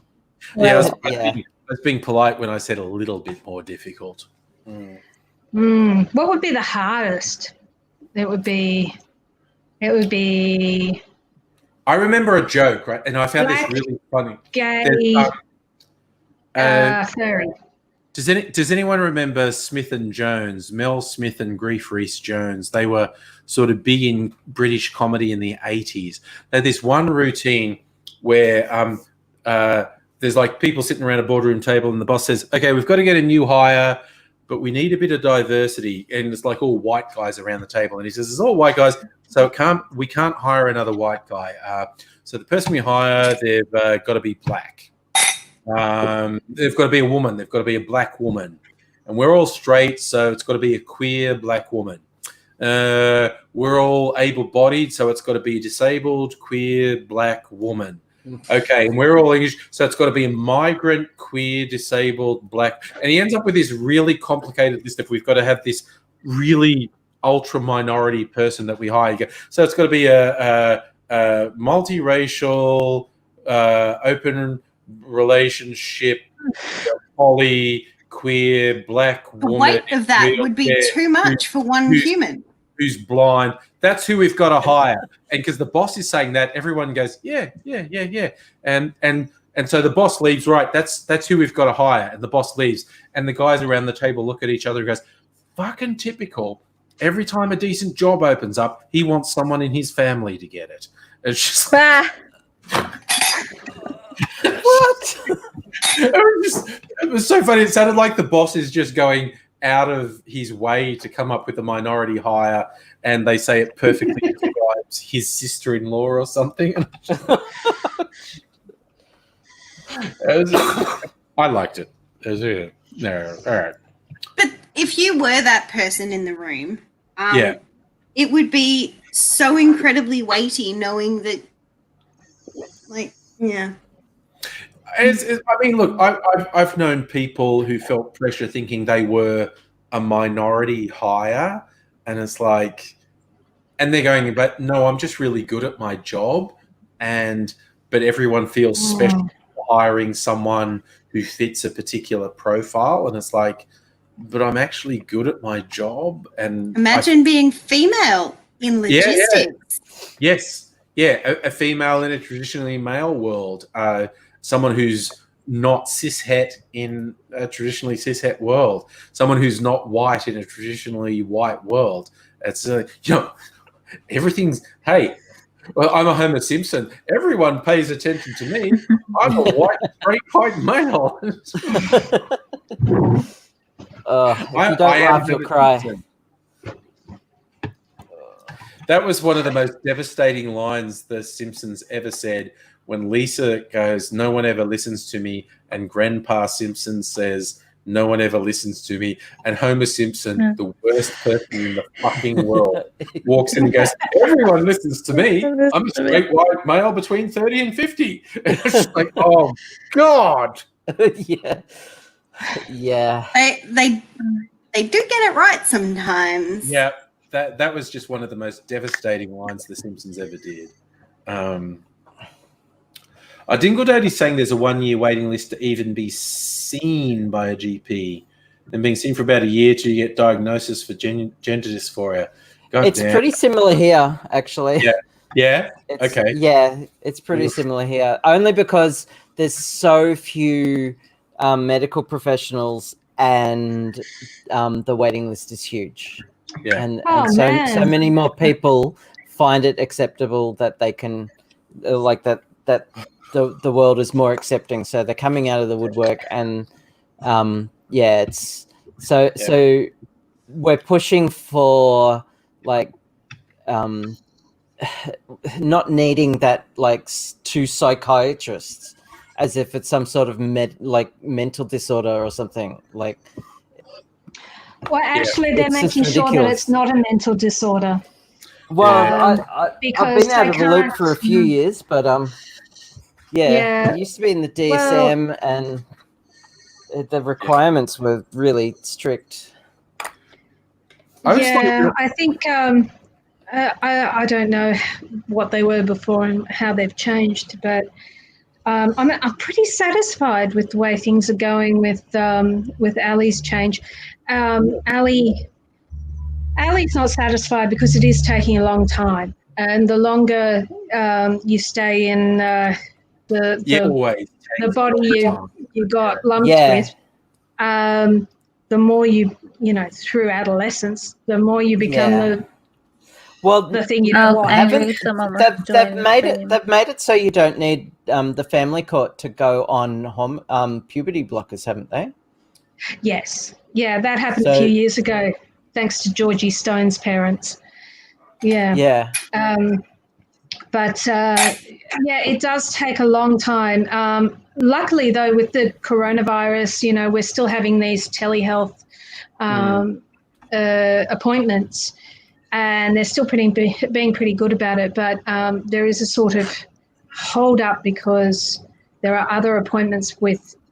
We're going through the Royal Children's Hospital, Yep. and there are other appointments with other people that we should get onto, which we're sort of at sea a bit, like exactly what are we supposed to do here, who are not associated with the Children's Hospital.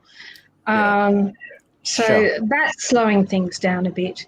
But otherwise, I think they're doing the best they can under really tough circumstances. It's just very bad luck with the coronavirus taking up so much time and energy and attention in the medical field. Yeah. So, Nettie, Georgie Stone, she's on Neighbours now, isn't she? Yeah, she is. She went to my lad's school. Oh, really? All right. Yeah, So- she's a pretty girl. Oh, One of my Okay. good friends is the writer 'Cause for Georgie. I actually on watched Neighbours. Neighbours. She writes Oh, her right. storyline. Actually, this Transcend. Mackenzie. Yeah, Mackenzie, that's her. Yes, Transcend is the group I'm on a Neighbours Facebook. addict. Oh, nice.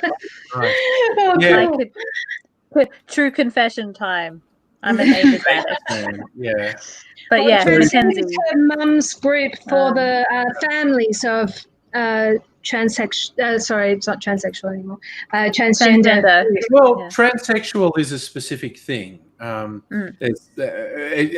We're adapting as time goes by. Transvestite, It kind of moves.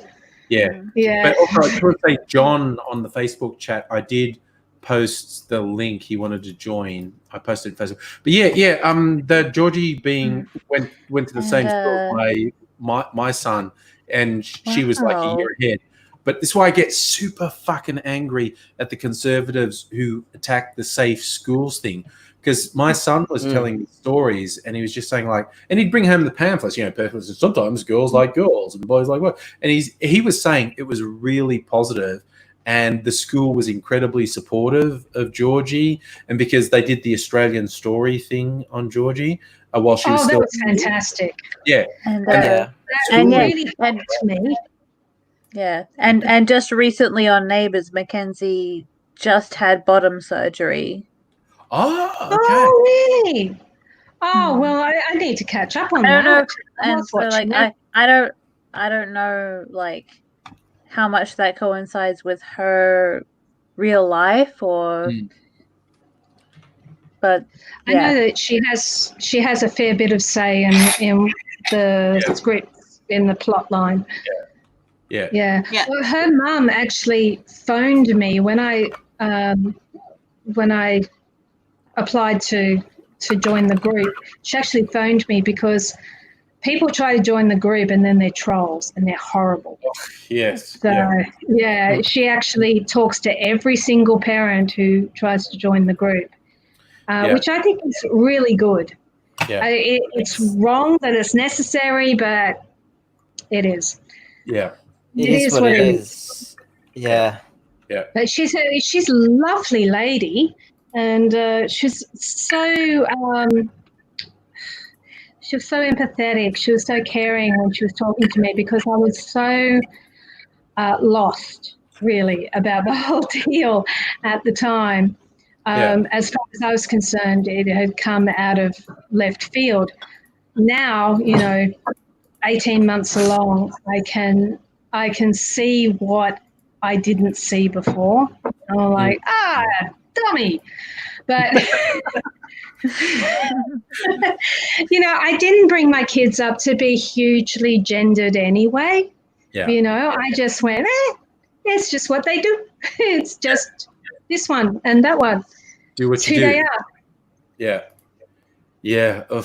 Yeah. The whole thing of parents rejecting kids freaks me out. I think my dad thought gay just because I didn't play football, and I didn't have a girlfriend, but I was like, dude, that's the Catholic guilt. You sent me to Catholic school, and the fucking Catholic guilt got drilled into me. I was too scared to talk to girls. I've just never been attracted to dudes, but I've been too scared to talk to girls. So that's why I never had a girlfriend. Not because I like guys, but because the Catholic guilt worked too well. It's like, Jesus. But men never feel guilt. They just feel aggression. Ugh, no, Jesus. Catholic school fucked me up so much. I guess a Dubbo Catholic school would be fairly unsophisticated. Yep, and then I got to go to Mitchell College, which is now Charles Sturt University, was in Bathurst, was a notoriously hedonistic campus. Holy crap, I had a good fucking time there. Literally and figuratively. Hey. I heard of that campus at Bathurst. Yeah. Oh my god. It was the most alcohol, and this is the weird thing. I didn't drink alcohol at all while I was there, and I didn't do drugs at all while I was there, but fucking it was the most alcohol and drug fueled campus in the fucking country. Was it just like a great big BNS ball? Yeah. It was a non-stop Would BNS be. ball.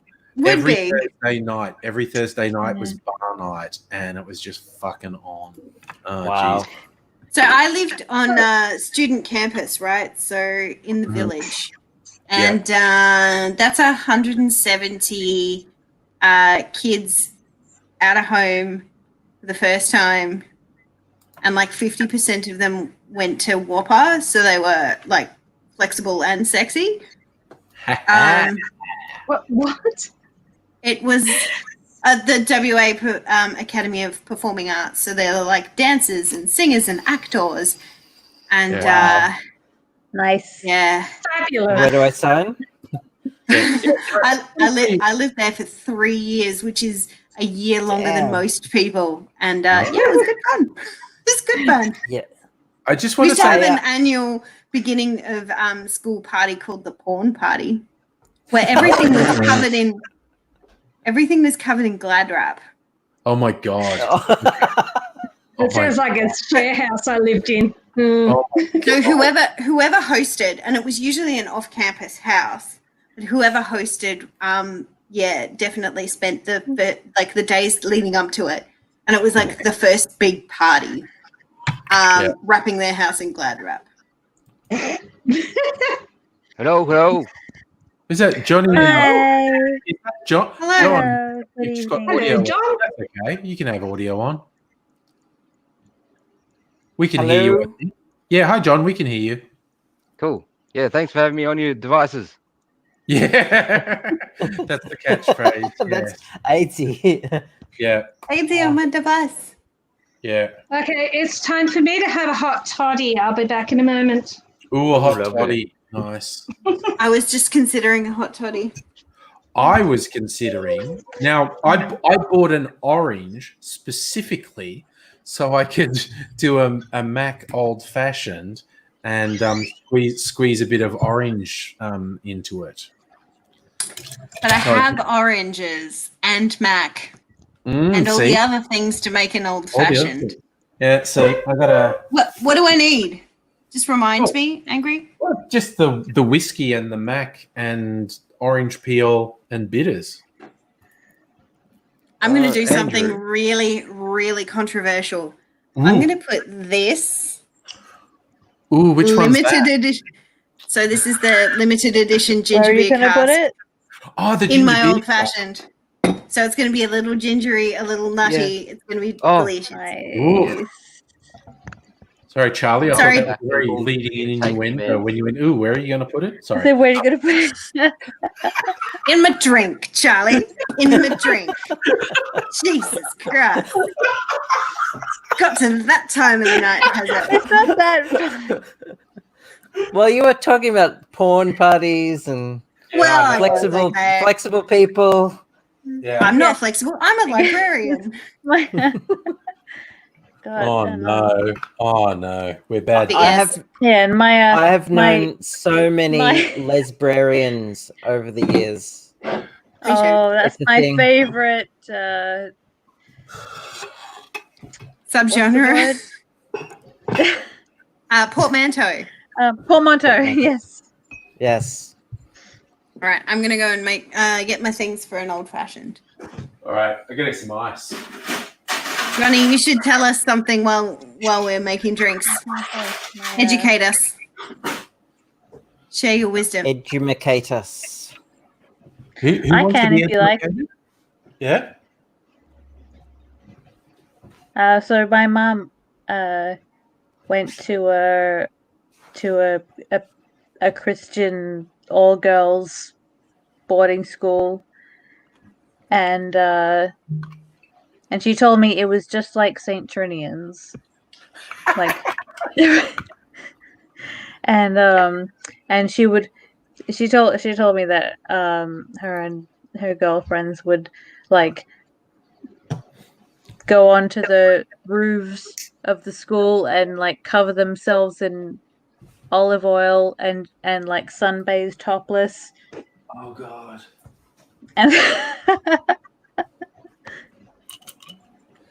Sorry, I just said all the latent lesbians in the boarding school with other girls rubbing oil over themselves. Good God. yeah. Sun boarding school. Yeah, Christian boarding school girls Yeah. sunbathing topless, covered in olive oil. That's what they did. I've visited that website. Yes. I've dated girls who were from Catholic schools, and there's more than you think. Oh yeah. No, there really is. Yeah. Well, I think this school was Lutheran, but Well, that's not Catholic at all. no, Saint Margaret's. Yeah. they're Okay. all- I'm pretty sure that's a Protestant school. That sounds Protestant. Yeah. Mm. All right. I've decided to be a bit wild with my old fashioned and make it half rye whiskey and half Starwood whiskey. So Rittenhouse rye, high proof rye whiskey. I can't find my Mac. Oh no. You're what now? Kirsten's, we're both sold on making an old fashioned and adding some macadamia liqueur to it. And Kirsten's having trouble finding her macadamia liqueur. That noise is probably drowning it. Oh, she found it. That's the Lion King version, except with alcohol.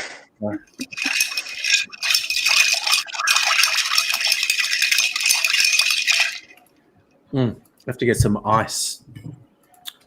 That ice is melted. I need ice that hasn't melted. Ugh.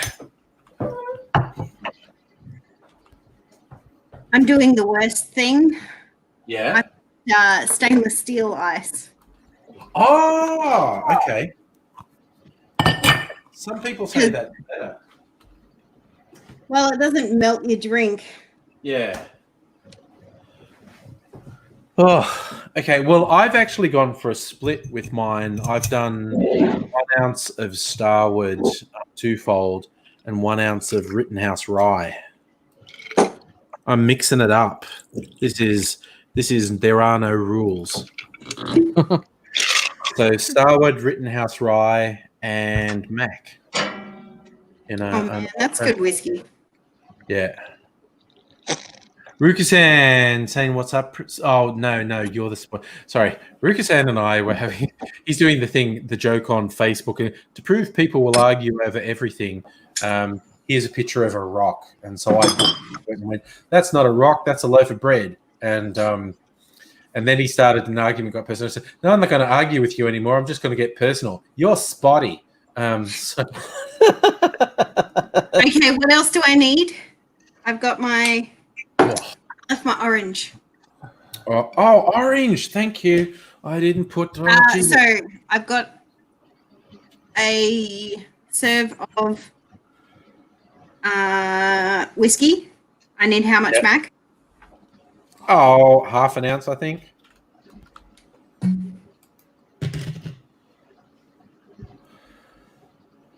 I forgot to put my bloody orange oil in. Yeah, there we go.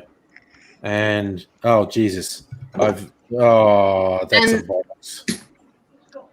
And then working. Yeah. And then what? Angus, For those who don't know, the difference between rye whiskey and What did I just say before? Sorry, Johnny. What is it? I don't know. What did you say? Sounds like he's talking to someone else. Sorry, Yeah. it's Mum. Oh, that's Sorry, cool. guys. I thought I was still muted. That's okay. I'm getting to the stream and stuff. Oh yeah, old-fashioned with a twist of orange in it. Yeah. For those who aren't familiar, the difference between rye whiskey and like bourbon or other whiskeys, rye whiskey has got sort of spicy notes in it, which gives a whole different profile to your drink. Ricky saying, "No you, man, no you."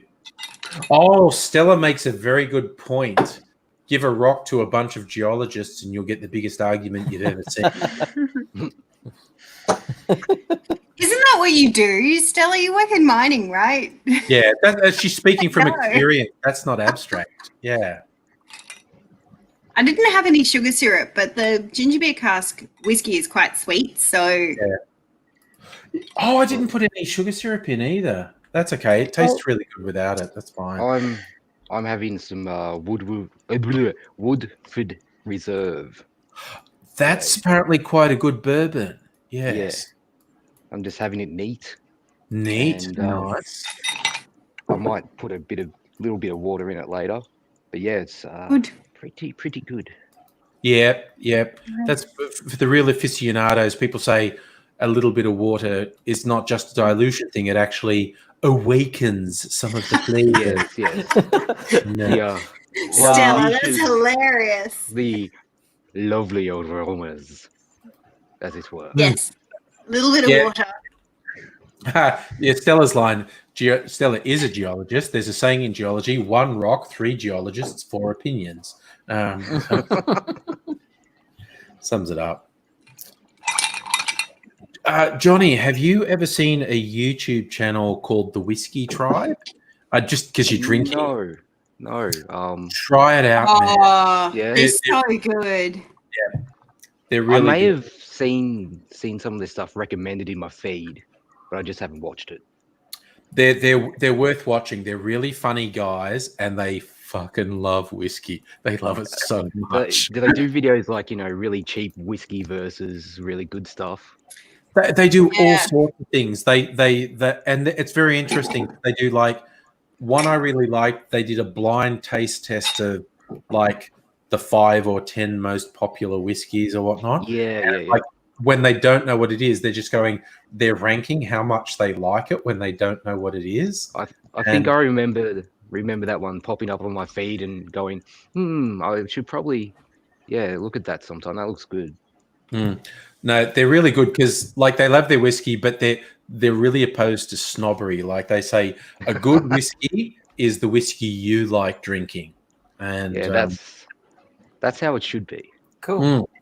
It's how it should be. It isn't how it is. If you spend Yes. literally 1 minute in any Especially when you're on the internet. Facebook groups, I feel like People Johnny argue has on been the internet? Yeah, What? on the internet. What's that about? What was that, Andrew? I feel like you have been in some whiskey groups on the internet, Johnny. No, I haven't. The last God, forum. well, you're just used to people arguing, Ben. Yeah. I mean, that's all that happens on the internet, isn't it? Yeah, it's just arguing. Yeah. Opinionated people That's what it's for. just won't shut up. Yeah. That's why I hang out in the best news groups Which What ones are are those they? ones? on Usenet. Oh, Usenet. fucking Usenet. Jesus. I'm glad you got the reference. I'm just showing my age. Yeah. Oh, okay. No, Did My I just first- go back in time? Yeah. Oh, Early yeah, 90s. we're using it. Yeah. Yeah. Sorry, Andrew, Usenet, news groups. Good times. So, what were you saying, Johnny? well, I don't know if you want to talk about this because it has to do with your work and you're just chilling out at the moment. Let's talk, man. Like, I have an opportunity of getting a job as a salesman at a Yeah. PC shop where I live in Bendigo. Yeah. I just need to do a crash course in networking because I need a salesman who knows networking. Do you know Yeah. any good resources for me? YouTube. Yeah. But no, that actually is a kind of worthwhile thing. There are a few online courses you can take just to learn networking. Actually, Abigail, I reckon, is. See, now Abigail's freaked out. I am not in networking. Okay. You're just Yeah, more it's, technical. it's black magic as far as Yeah, I that's did. what I'm I gonna did say. it. You beat me to it. It's the I, black magic of the PC world. Like, Yeah. mastering is the black magic of the recording world. Yeah. Yeah. I did a couple of networking classes for my undergrad, and like I passed, but like as soon as I'd finished all that knowledge, I just emptied out because I needed the space. And I'm yeah. kind of similar. There's only so It's much. like I can my tell. computer science degree, which was mostly me wearing short, low-cut tops and flirting. I didn't do the work. See, when I did mine, I butched up and went total like, look at me, I'm gay. Stop hitting on me. Like, Oh, it no. was ridiculous. They did my assignments and then I turned them down. Okay. Oh, damn. See, Damn. I just got good. I did it. It's the hard way. Yeah. The problem I is I know I've got wasn't a week super and a half. interested in getting a computer science minor, but like Yeah, 'cause, well, you're talking to someone who's not very academic. I prefer, like, I'm practical learner.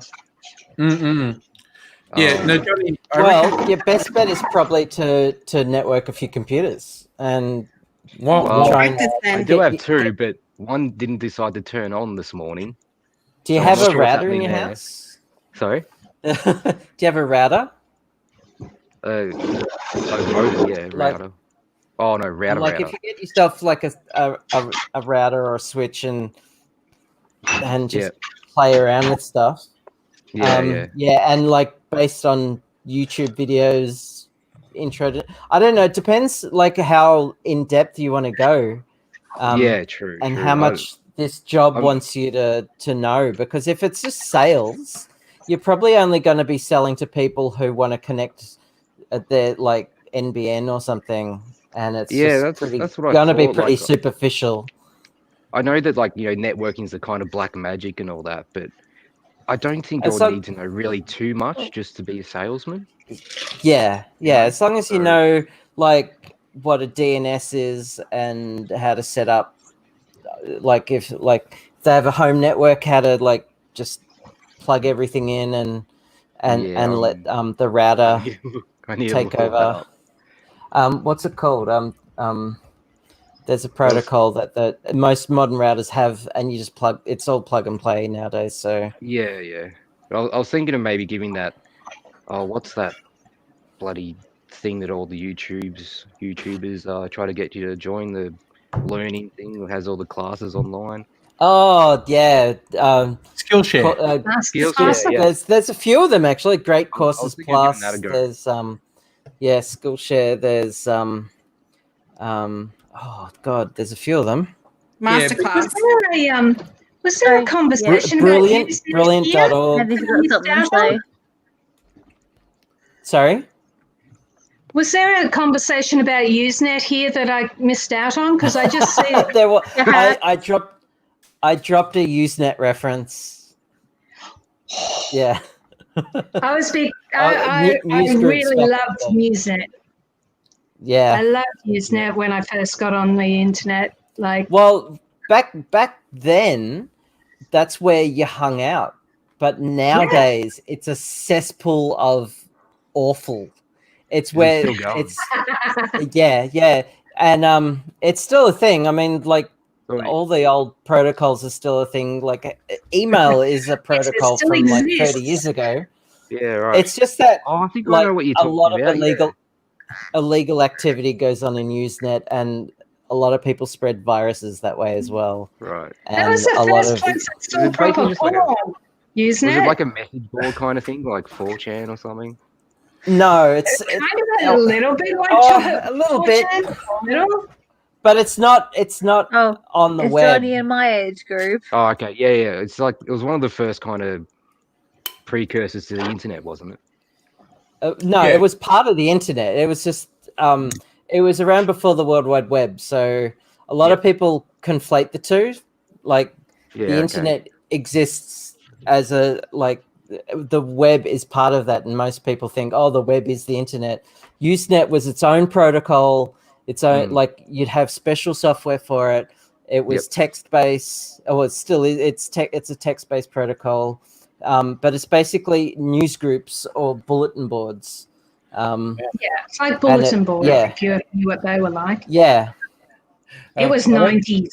I like Rukatan responding to the cesspool of awful comment. Isn't that just? I was a child of the 90s.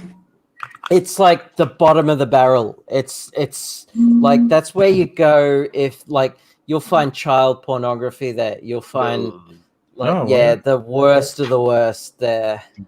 So kind of like were you maybe on a bit like Gothic at all? the darknet, but and too many people are talking. Sorry, Abigail, were you on Oz Culture Gothic News Group? No, I don't think so. Or, It's too long ago. I was on a lot of like D&D news groups, and back before like BitTorrent and Napster. Remember that? Before there was Napster. Before Napster. There were piracy. How old are you? There were piracy news groups where you have to like download like 100 parts. Poor Abigail. I missed out on that. No, it's Charlie going, how old are you? I'm like 20 years older than Abigail. I'm offended. Before I'm older than I look. Let's just put it that way. Before Napster, before BitTorrent. When was that? Yeah. God. Yeah. 90. Yeah. So okay, so when I was in preschool. Yes, when you were a baby, Charlie. When you were a baby.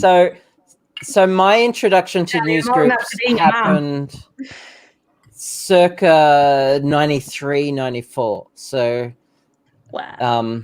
And so I was doing a chemistry. I was doing a chemistry degree at the time.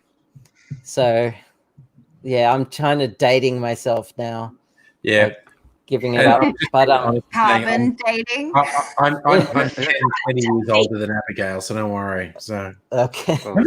I'm doing a vodka taste test. I've got my Alien Head vodka, and I just got Tito's vodka because people are always talking about it, and it was at Costco, and I haven't tasted the Tito's yet. I want you to taste comparison.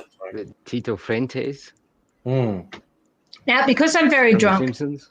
I'm pretty sure I'm the youngest person in the whole my tiny tray thing. What is that? What's that? It's so cute. It's a piece of plastic, right? That's cute. Looks like you're being a waiter at It's your own place. fantastic for a bar because you just put that one piece of lemon on there and cut it, and it's just for Oh, like the little things that you have to do for your bar. Yeah, You don't- little circuitry. Oh, for fuck's sake. Sorry, my bottle stoppers. But they were selling lots of mini things at Kmart, and I had to have that. That's fair. So Oh. don't tell husband, but By I all means, absolutely berate me for bought a being a bunch of things. whippersnapper. I don't care. What? I'll Who's be right talking back. first? I'll be right back. I've got to go have a cancer stick. Oh, fair enough. Kirsten, What have you let been it call shopping? that forever. So I bought a bunch of things to take Instagram photos on Kmart because, you know, a girl's got to take Instagram photos. Yeah. Even if nobody Be actually real, it's for your OnlyFans, right? Oh, I can't be bothered with that. Is there an OnlyFans for cocktails? Because if there's an OnlyFans for cocktails, I'm there. Like, Probably. I mean, So It that's a takes all new sorts. OnlyFans. well, I don't really understand because, well, if you want cocktail content, just follow cocktail hashtags on Instagram, and you'll get as much as you want. Mm. So probably no OnlyFans for well, My Really? naked cocktail channel's on OnlyFans. That's okay. I was going to say there's a subset of girls on Instagram who most definitely do the tits and legs and whiskey bottle thing. what? Yeah. There's always So- plenty of it. So they'd be like, and there's lots of cleavage. Yeah. Yeah, in a Where's world them of girls? unlimited free porn, I need someone who wants to charge me for not showing the action. That's all right. I think it's a more personalized service. It is. Look, and it's really funny because some of my friends have OnlyFans, and I'm not even asking. You know, you want to say something. So I've known you for 5 or 10 years, and you've got an OnlyFans now. What are you actually showing on the Only? No, don't ask. Don't Yeah, ask. Yeah. I have a friend who made a bunch of money selling feet pics. Feet is amazing. Feet, you can make so much money. I'd sell feet pics, no lie. Wow. And I know husband would support it because he's an accountant, and anything that brings extra money in is supported. That's fair. What do people want in their feet? That's what I need to know. Some people are just really into feet. It's just their thing.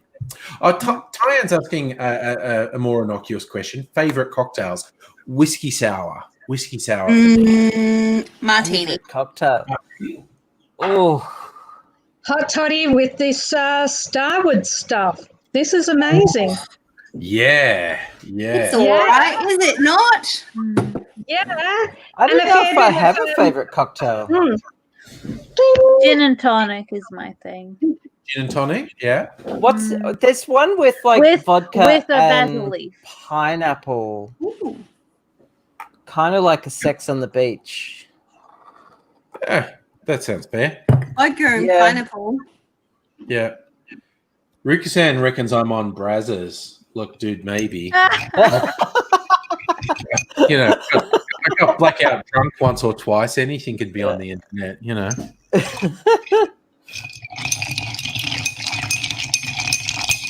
Stella's considering feet pick. Sexy. So, dude, Stella's got some sexy shoes. Yeah, there you go. So do it. Dingle Doty's living up to the Scots heritage. Favorite cocktail? Rob Roy. There you go. Amazing. I mean, I'm saying whiskey sour, and I haven't had a whiskey sour tonight. And this is my second old fashioned. So, you know. You're having another Mac old fashioned. This is delicious. I forgot to put sugar syrup. The only reason I'm making another one is I forgot to put sugar syrup in the last one. So I feel like it didn't need sugar syrup. Doesn't need it, and I only put a bar spoon in. So I have no idea how close that noise is coming. Oh wow! Always get Body did so not last fast. already. Mm. A lot of cinnamon sugar as well. It's really good. It's really good. It's just an amazing taste with the Starwood. Like a donut. Yes. So, Nettie, this is my favorite hot toddy recipe. Starwood twofold. This Imbue Distillery All Seasons Liqueur. Oh, A slice of lemon and a little bit of hot water. Look, So, this is a really good orange peel by my standards. That is a really good orange peel by everyone's standards. I took a lot of trouble to get this orange peel right. So you got to express some oils. Ooh, I love seeing the oils hit the surface of it, and then we rub the in a very sensual way. We rub the orange. Then you know what my sexual fetish is. I rub orange peel on my lovers. So what I like slap me through the wall for saying that, but anyway. So what I like about this is that it is the Australian version of Drambuie. So it's like spicy. Drambuie. Sorry. We'll leave it moment there, with this cocktail. Starwood twofold with like two ounces of Starwood twofold, half an ounce of Mac, bar spoon of sugar syrup, and spritzing that orange peel on it is. I know. I just said whiskey sour is my favorite, but fuck me, this is good. What's the name of that one? Old fashioned. This is an old fashioned. Oh, yeah. So, but I'm cheating. It's got besides the normal whiskey, it's got half a shot of a macadamia nut liqueur in it, an Australian liqueur called Mac. Gotta try that. Oh fuck me! You've got to get it. It's so good. It's so good. It's like macadamia and wattle seed, and it is such a good flavor. Like pour it on ice cream. Use it with whiskey. Like I said, this is 2 shots, 2 ounces of the Starwood twofold, half an ounce of the Mac, bar spoon of sugar syrup, spritz some orange peel on it, and it's just fucking next level. It's so good. Yeah, my problem I actually think that this bottle of Mac is batch number 1 Mac. Ooh. Collector's item. You shouldn't have opened it. Sorry, Johnny, what are you saying? I said, that's might be a collector's item. You shouldn't have opened it. I don't collect anything. You drink it. Hang on, I might try and turn up my It's wine. made to be drunk. You drink it. Says the girl with a massive alcohol collection. But almost everything's open. I did find something that wasn't earlier today. No, mine's all open. Mine's about from our conversations. Mine is about a quarter the size of Kirsten's. So that's my sort of 2 drink carts over there. So yeah. So I've got my locker full of stuff to shame. I've got the 2 bookcases that are next to me, and then we have another 2 bookcases just over there. Yeah. But I have to see too much of my house, and it's a mess. The camera around for you. You got Dingle Doty's attention with an Aussie version of Drambuie. I actually have Drambuie in my collection. So amazing! Like a tiny bottle of Drambuie too. Yeah, Kirsten pretty much talked me into getting the sampler set from that distillery. Actually, no, I didn't. I got Imbue and Tiny Bear are not the same. But no. From Imbue. So, what would be the difference between that Drambuie, the Aussie Drambuie, and the original Drambuie? The fact that it's not made by the people who make Drambuie. Is that the only difference? Pretty much, it tastes like I've done a side by side, and it's pretty damn close. Like, Wow. Well, that's pretty cool. yeah. Yeah, Rukusan is now thinking he's lagging behind with the boozing. It's a Friday, dude. Oh, it's fucking after midnight. How the fuck did it get after midnight? It happens every Friday. Every Friday it ticks over to midnight, and Friday. Today's Friday, but Sunday's coming. The problem for me with booze is I'm not allowed to have booze in the house because I live with my mum. She was Fair a enough. very traditional Christian, and she also her father. Oh, well, was an I live with my alcoholic. mum and she's an alcoholic. So, every See? game bottle in. in my house, I am the mum. Yeah, same. I'm the mum. I moved to the other side of the country because my traditional Christian mother really dislikes the fact that I have so much alcohol in my house. Oh, I bet that's a problem. Really hates where I work. Oh, It's Jesus. like, I thought traditional Christians were the biggest alcoholics. Mm. it depends on the kind of Christian, right? Yeah, What? I mean, the Catholics love their wine. Oh, But absolutely. Baptists are like, Yeah, because it's made of Jesus. Their mum's Baptist. This is made of my mum's a cheese. Baptist too. This is Yep. blood. Yep. I'm Catholic with Jesus wine here. That's Yeah. Vegetarian. one of my brothers. And it doesn't mean anything. One of my brothers ran a fruit shop, and the distributor who was organizing selling wholesale fruits to him also had this weird line in really obscure European liqueurs and whatnot. So one Christmas I was just hanging out with my brother with these super fucking bizarre European liqueurs, and we were just like, let's do a shot of that. Oh, okay, let's do a shot of that. Fuck yeah. And he got some blood oranges into his fruit shop, thinking the people in Dubbo would get onto it. And they just thought it was weird. And he didn't sell any of them. So he juiced them all and froze it. And so we were doing these drinks where he had like an ice cube that was just blood orange juice. And we'd pour, whether it was vodka or a liqueur, over this ice cube of blood orange that would slowly melt. And we're just like swirling it around in the glass, slowly melting. Sounds amazing. It was really good. It was. That's a fucking good day in Dubbo. Yeah. My mum was so appalled. We were just sitting there going, "Fuck yeah, this is really good." Ruka-san mentioned that Angry, someone, have I told you that some people took the time to calculate how many wafers and how much wine it would take to make a whole Jesus. And how much? Of course they did. Of course.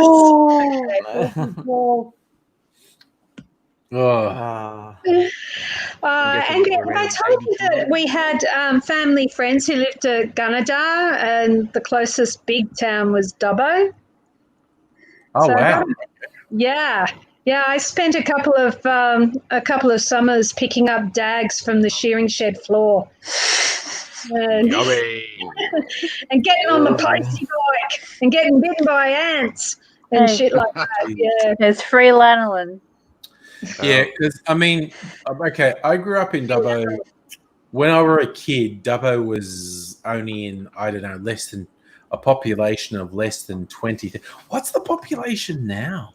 I'm just going to look up Dubbo's population because it grew so much. It was pretty.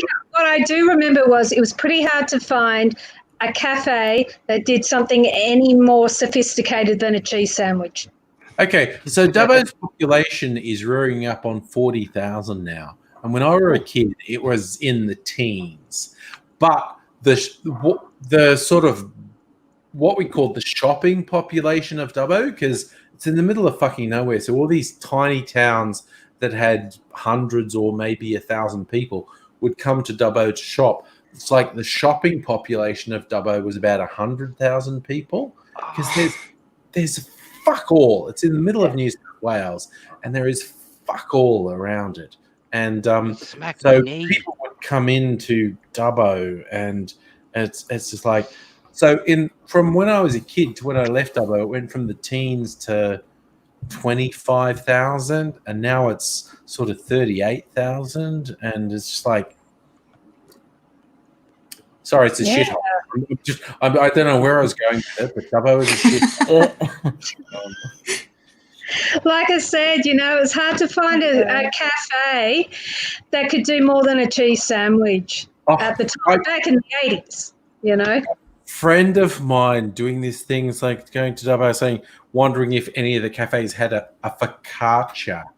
And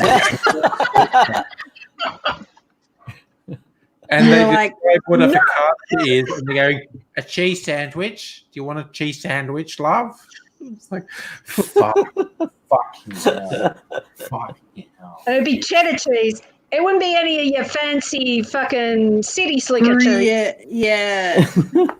But there was one or two really good Chinese restaurants in town, because there was like 3 Chinese families in Dubbo for some reason, and 2 of them ran food places. One of them ran a bottle shop for some fucking reason. Why not? They're enterprising, and they know what people want. Yeah. You could actually get good Chinese food in Dubbo. There was 1 or 2 good Chinese restaurants, and it's like, okay, fucking whatever. We'd go New Year's Eve for a special treat, go to Tom Sue's Mi Li Wa, and I don't believe I still remember that, actually. Tom Sue's Mi Li Wa. And I went to school with there were cousins, the Su family. There were the 2 big Chinese families in Dubbo were the Sus and the Yingxi. And if this ever gets out, both those families are going, the fuck are you talking about on the internet for, dude? I don't know.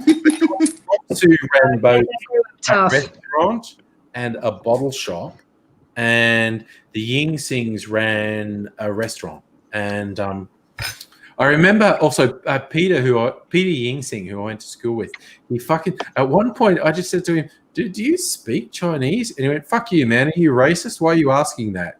And because he was as Dubbo as me. He was his surname may have been Yingxing, but he was as Dubbo as me. And he actually had not learned how to speak Cantonese that his parents speak, because he couldn't be fucked. And I just said, Peter, do you speak Chinese? And he went, fuck you, racist bastard. Why are you asking me that? And it's just like, I've got a Japanese friend. I found out that we had extra family, and they were and this family was centered around Moree. Do you know Moree? Yes, I know Moree. Jesus. I went there, and it was a bit scary when you go out on the piss in Moree. But I'll tell you what, it seems to me that every country town at least had one Chinese takeaway place. Yeah, they do. They do. Yeah, they all have one Chinese takeaway. Oh my God. Okay, I did a road trip once when I was at college in Bathurst. I wanted to see Billy Bragg, who is an English sort of folky thing. I love him. Doing a show in Canberra. And so I drove with some friends from Bathurst to Canberra. And at some point we stopped halfway at Burrawa, which is a fucking Wolf Creek nightmare of a town. It's just like and this is in the period where I didn't drink alcohol at all, right? So I was driving, and There were 3 girls in the car, my girlfriend and 2 friends. They're all girls I was there, and they were trying to order a drink at the. We stopped at one place that looked okay, but they wanted ID, and for some reason, none of the girls had ID because they didn't have driver's licenses. So we went to this fucking scary as fuck country. Oh, no, you went to the other pub. Didn't ask for ID, and I went to the toilet, and they were at the bar trying to order drinks, and it basically they had like fucking beer and scotch, right? And none of these girls drank beer or scotch, and they were running through a bunch of stuff with this barmaid who looked like she'd snapped their heads off, trying to find something that they served at this bar. And I'd just gone off to the toilet, and I came back to them, and they were still trying to order a drink because they hadn't come up with a drink that this pub actually had. And I just said, no, we're fucking leaving, okay? And they said, why are we leaving? I said, because I just went to the toilet, and they don't have a men's and a women's. There's just one. And the sign on the door says used beer department. And we are fucking leaving because these people are going to fucking kill us. And And have you found that there's quite a few little towns that have 2 pubs? The pub that you can go to and the pub that you really, really shouldn't. Yeah, no, that's Burrawa. That is Burrawa. Okay? There was one nice pub that you had to have an ID to get into, and there was one fucked pub that they let anyone into. And it was just like... And okay, this is the second bit with Burrawa. So we left. We went and saw the Billy Bragg gig at Canberra, which was fun, and I loved it. And then we drove back, and every bastard who said they would stay awake in the car and keep me awake fell asleep. And so I was doing this thing in the car. They're falling asleep in the middle. And so that we had to stop. And the town that we had to stop in, because I couldn't stay awake, was Burrawa. And so I stopped in the main street directly under a street light. And the other people in the passenger seats thinking, there's a light. So go down one of the side streets. And I said, if we go down a side street, we are going to be murdered. Get murdered. They will fucking kill us. We are staying in the main street directly under the brightest fucking light I can find. Because if we go down a side street, we will be fucking murdered. And it's just like, fucking New South Wales country pubs. Oh, Jesus and Christ. Oh, everyone else in the car was like from fucking Sydney, and they didn't understand. No, we are in a little country town. They will kill us and eat us. And Hey, Andrew, I have to go. I'm fully crashing, and my migraine meds are like. We're so far apart, I can stay away. Bye, Abigail. See you later, everyone. Bye. Bye. Yeah. Bye. I've got a. Rukasan's got a similar story, I think. Went to Lismore. Yeah, Lismore. I used to go there all the time. There was a Kiwi, a Sri Lankan dude, two dudes from El Salvador. I love Lismore. Around here from Vibes. Yeah, see? No, you end up in a country town pub and you go, someone's going to kill me. Someone is going to fucking kill me. Can you guys hear me properly? You say, I used to always get Lismore and Lithgow mixed up as words. And then I realized, when I had to actually go through those towns where they really were. They're a long way away from each other. I love Lismore. I used to go there a lot. Lismore. Yeah, is my a funky place. yeah, So I had to go from Byron Bay through Lismore down to Sydney in 1994 when the whole state was on fire. Fuck. Yeah. Yeah. Do you remember those fires in 94? Yes. no, I was one. Okay. Shut up. Well, this I'm baby. I'm baby. Smack across to Charlie is a thing. Stop rubbing it in, Charlie. Admittedly, in 1994, I was 8, but still. Do it again. Well, To go back on, I was with And my, baby. I was with my fella in a car that kept breaking down because the fuel kept evaporating between, as it travelled along into the motor, it would just evaporate because it was so fucking hot. It was like 46 degrees or something. Everything was on fire. And we had to leave the Byron Bay Arts and Music Festival really early. And so we travelled down, and like the basically the sky looked like someone had kicked the living shit out of it. Yeah. Like God really hated the Australian sky. Yeah. And we finally get, roads were closing everywhere. We didn't know what the hell we were going to do. I had to get back to work because my Christmas holidays were ending, and so did he. And we get as far as Mount Victoria in the Blue Mountains. Yeah. We got turned back. We were like the third in the queue to get turned back. We're like, shit. And he was all set to drive all the way to Orange, and I'm like, that's fucking stupid.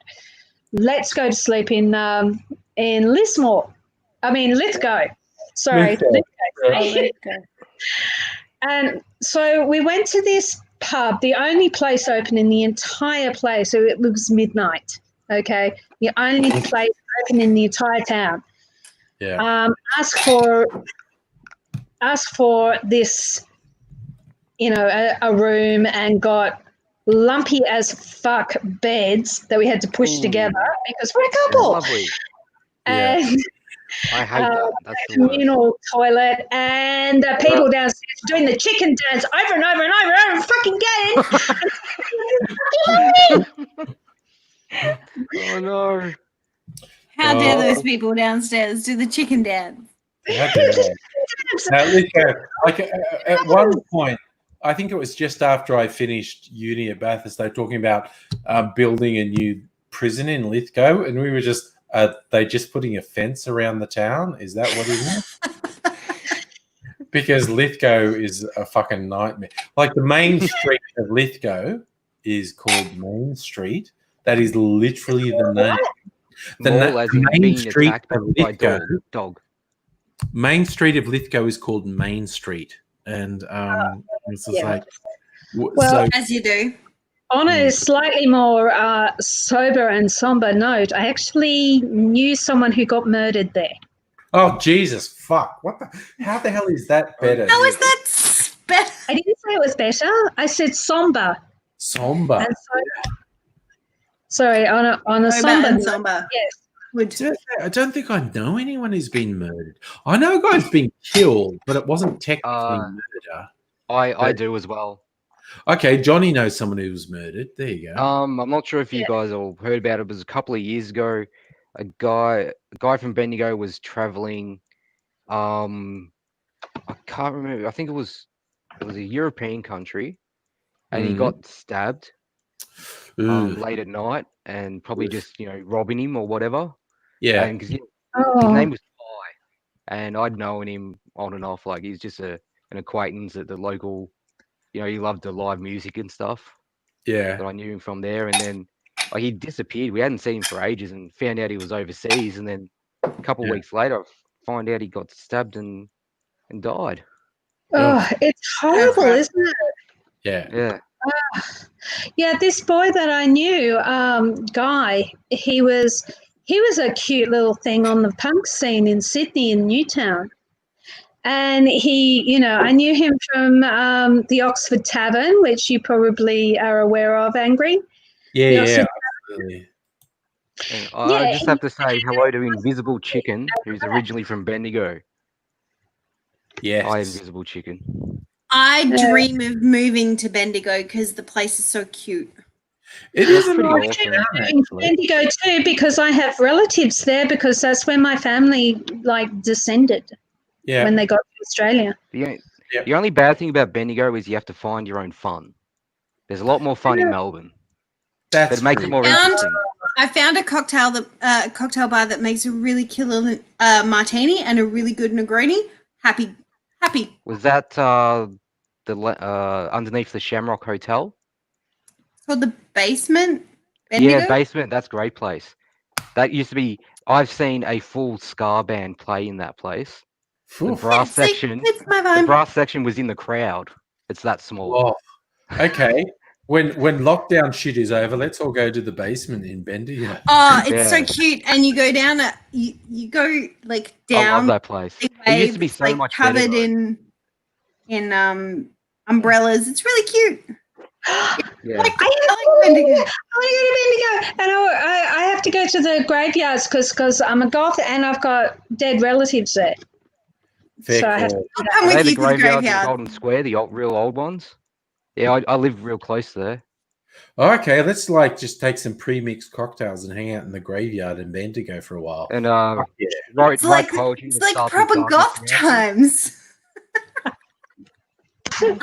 Sounds like a fun time. Worse. Fun time. Fun time. So bad. Yeah, Ozzy, I've got a little story for you about you know how you were talking about the Chinese people you grew up with. Yes. Well, I had this Japanese guy came. Well, actually, two Japanese guys came to my school in my year to do the rest of their schooling, and I became really good friends with one. I'm still, still talk to him. I've been to his place a couple of times Yeah. in Tokyo.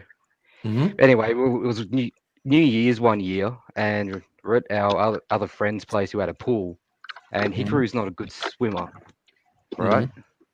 And we actually got him in the water for once. He just stuck to the shallow end, and we were quite drunk, just telling silly jokes. And then my mate Rowan, who was there as well, he goes, "Oh, hey Hikaru, do an impersonation of a World War II Japanese soldier," and Hikaru just started floating on the water. Oh shit. Lifeless. Oh god. Oh Jesus. He's a funny man. That's fucked up. I know it is, but I love it. That's good. I remember seeing. I don't know. It's like interviewing people from Bendigo, and I'm used to people like of Asian heritage, people my age and younger, having very Aussie accents, but older Asian people, I expect to kind of have that Asian accent. Yeah, But not of course, here. in Bendigo, people Yeah. of Asian extraction have lived there for 150 Yeah, years. because of Gold Rush. Because the gold rush. Gold Rush, And I yeah. saw this doco on Bendigo once, and they're going like Was it there's Tony a Robinson? Chinese Australian museum in Bendigo. Yes, Yeah, And it's great. There's this really old Chinese man who runs it, and I expected him to be speaking with that broken Asian accent, and Oh, they no, start no. talking to him, and he's just like, "Yeah, mate, this shit is going on here." It's like, oh my god, because this, even though he's an old man, he's like third generation Australian. Yeah, there's more. There's people My living in cousin Bendigo. actually runs the Golden Dragon Museum. Oh, Okay. nice. Yeah. There's people that live in Bendigo, who look completely Chinese, Yeah, and they're technically more Australian than me because Yep. half of my heritage came out Yep. after World War II. Yeah, me too. People who have not essentially mixed ethnicity, but are fifth generation Australian, even though they haven't actually all their lineage is Chinese, And but they're third to fifth generation Australian. Yeah. Yeah. a great little story about the Chinese museum in Bendigo. When I was Yeah. young, I never knew this, but I wish I could find this game. They had this PC game set up for like you played as like a Chinese miner back in the day, Yeah. kind of like the old. I think it was kind of like Carmen San Diego kind of thing, Yes. like that kind of like graphics. X1. Yeah. And I never got to play it. Or not, Oregon Trail was like the Chinese Oregon Trail to Bendigo for gold mining. Yep. And apparently, Bendigo Trail. I so wish there's a copy of it somewhere. I want to play it so much. Apparently, you can go to an opium den, get addicted to opium, and then the screen goes all like fuzzy, like different colors, right? Yeah. Like you're hallucinating because you got addicted to opium, and then it's game over. It's like that game's version of Dysentery. You died of dysentery. Yeah, you got addicted to opium. It's like Wow. that was a game for kids, you know. It was just set up for kids to play. Yeah. The 80s and 90s were rough. Yeah, Yeah. this was 90s, I think. Yeah. Yeah. Oh man, like, yeah, I wish I could play it. That sounds hilarious. It actually sounds pretty good. Yes. Yeah. Where did Nettie go? I'm just realizing it's like 12:30. It's rock and roll. Oh my god, it's rock and roll the clock. It's 12:34. 1, 2, 3, 4. Oh, sorry. That's just a stupid joke I've had. Like, There's this game. 12:30. There's this game. Angry. Sorry, yes. sorry, Kristen. What Sorry, game have Johnny, you what got were you for us? saying? Yeah. Oh, I just wanted to say, we have actually met in person before, Cool. Mr. Angry. Remember, guy came up to you when you were waiting for a tram, and there was a Aboriginal woman who was a bit drunk. Yes. Yeah, I that's do. me. Oh, cool. And no, I was just being friendly. Yeah, you really lifted my spirits that day. Yeah. Because I was in. Well, you were the Aboriginal woman who was a bit drunk. Well, me. Hopefully Sorry. for the Aboriginal woman as well. She was having a bit of a bad time, I think. Yeah, but she wanted a friend, so I was just being friendly to her. Yeah. I struggled with social anxiety back then. No, It was I a bit literally weird. remember that. Yes. But you really lifted my spirits because I came down to Melbourne for a funeral that day. Oh, Jesus, dude. Okay, I'm glad I lifted your spirits. Yeah, because that's pretty heavy. Yeah. All right, it's like fucking 12:30. Like I said, it's rock and roll the clock. 1, 2, 3, 4. Mrs. Angry will kneecap me if I can. You don't want that. That's fair. No, sure. I have to now try, and I'm not saying it's all your fault, but it's all your fault that I've had like 10 drinks. Can I just say one more thing before But you it's leave? Yeah, mate. I do have some great stories that I would like to tell when AIDS is on, because I've been quite manic recently. I've been under control though, so I do have bipolar. Yeah. But the last week I've felt like I've had like a bit of an AIDSy week. It's a bit of a story. Oh, he'd love that, man. He would absolutely love that. Yeah, I mean, it's nowhere near the level of him, of course, because I don't think there's another sicker person alive. Unfortunately, he is kind of one of a kind. But maybe Sunday night. Maybe, who knows? We'll see. Because tomorrow night's date night, so I won't be on Tomorrow night's date night. which is actually tonight because we're past midnight. So It is. Yes. So, Rukusan seems to know the game. Johnny, was the game called Gold Rush? I don't know what the game was called. My friend told me about it. I never played it, but hang on, sorry. Which Rukusan? Rukusan is one of those people. It's not like, he's an internet friend, but I've actually met him. We've actually hung out. Luke is his real name. Anyway, going to bed. So everyone look after yourselves. See you again soon, hopefully. Gonna go to bed. Nighty night. Good night. See you later. Bye. Bye.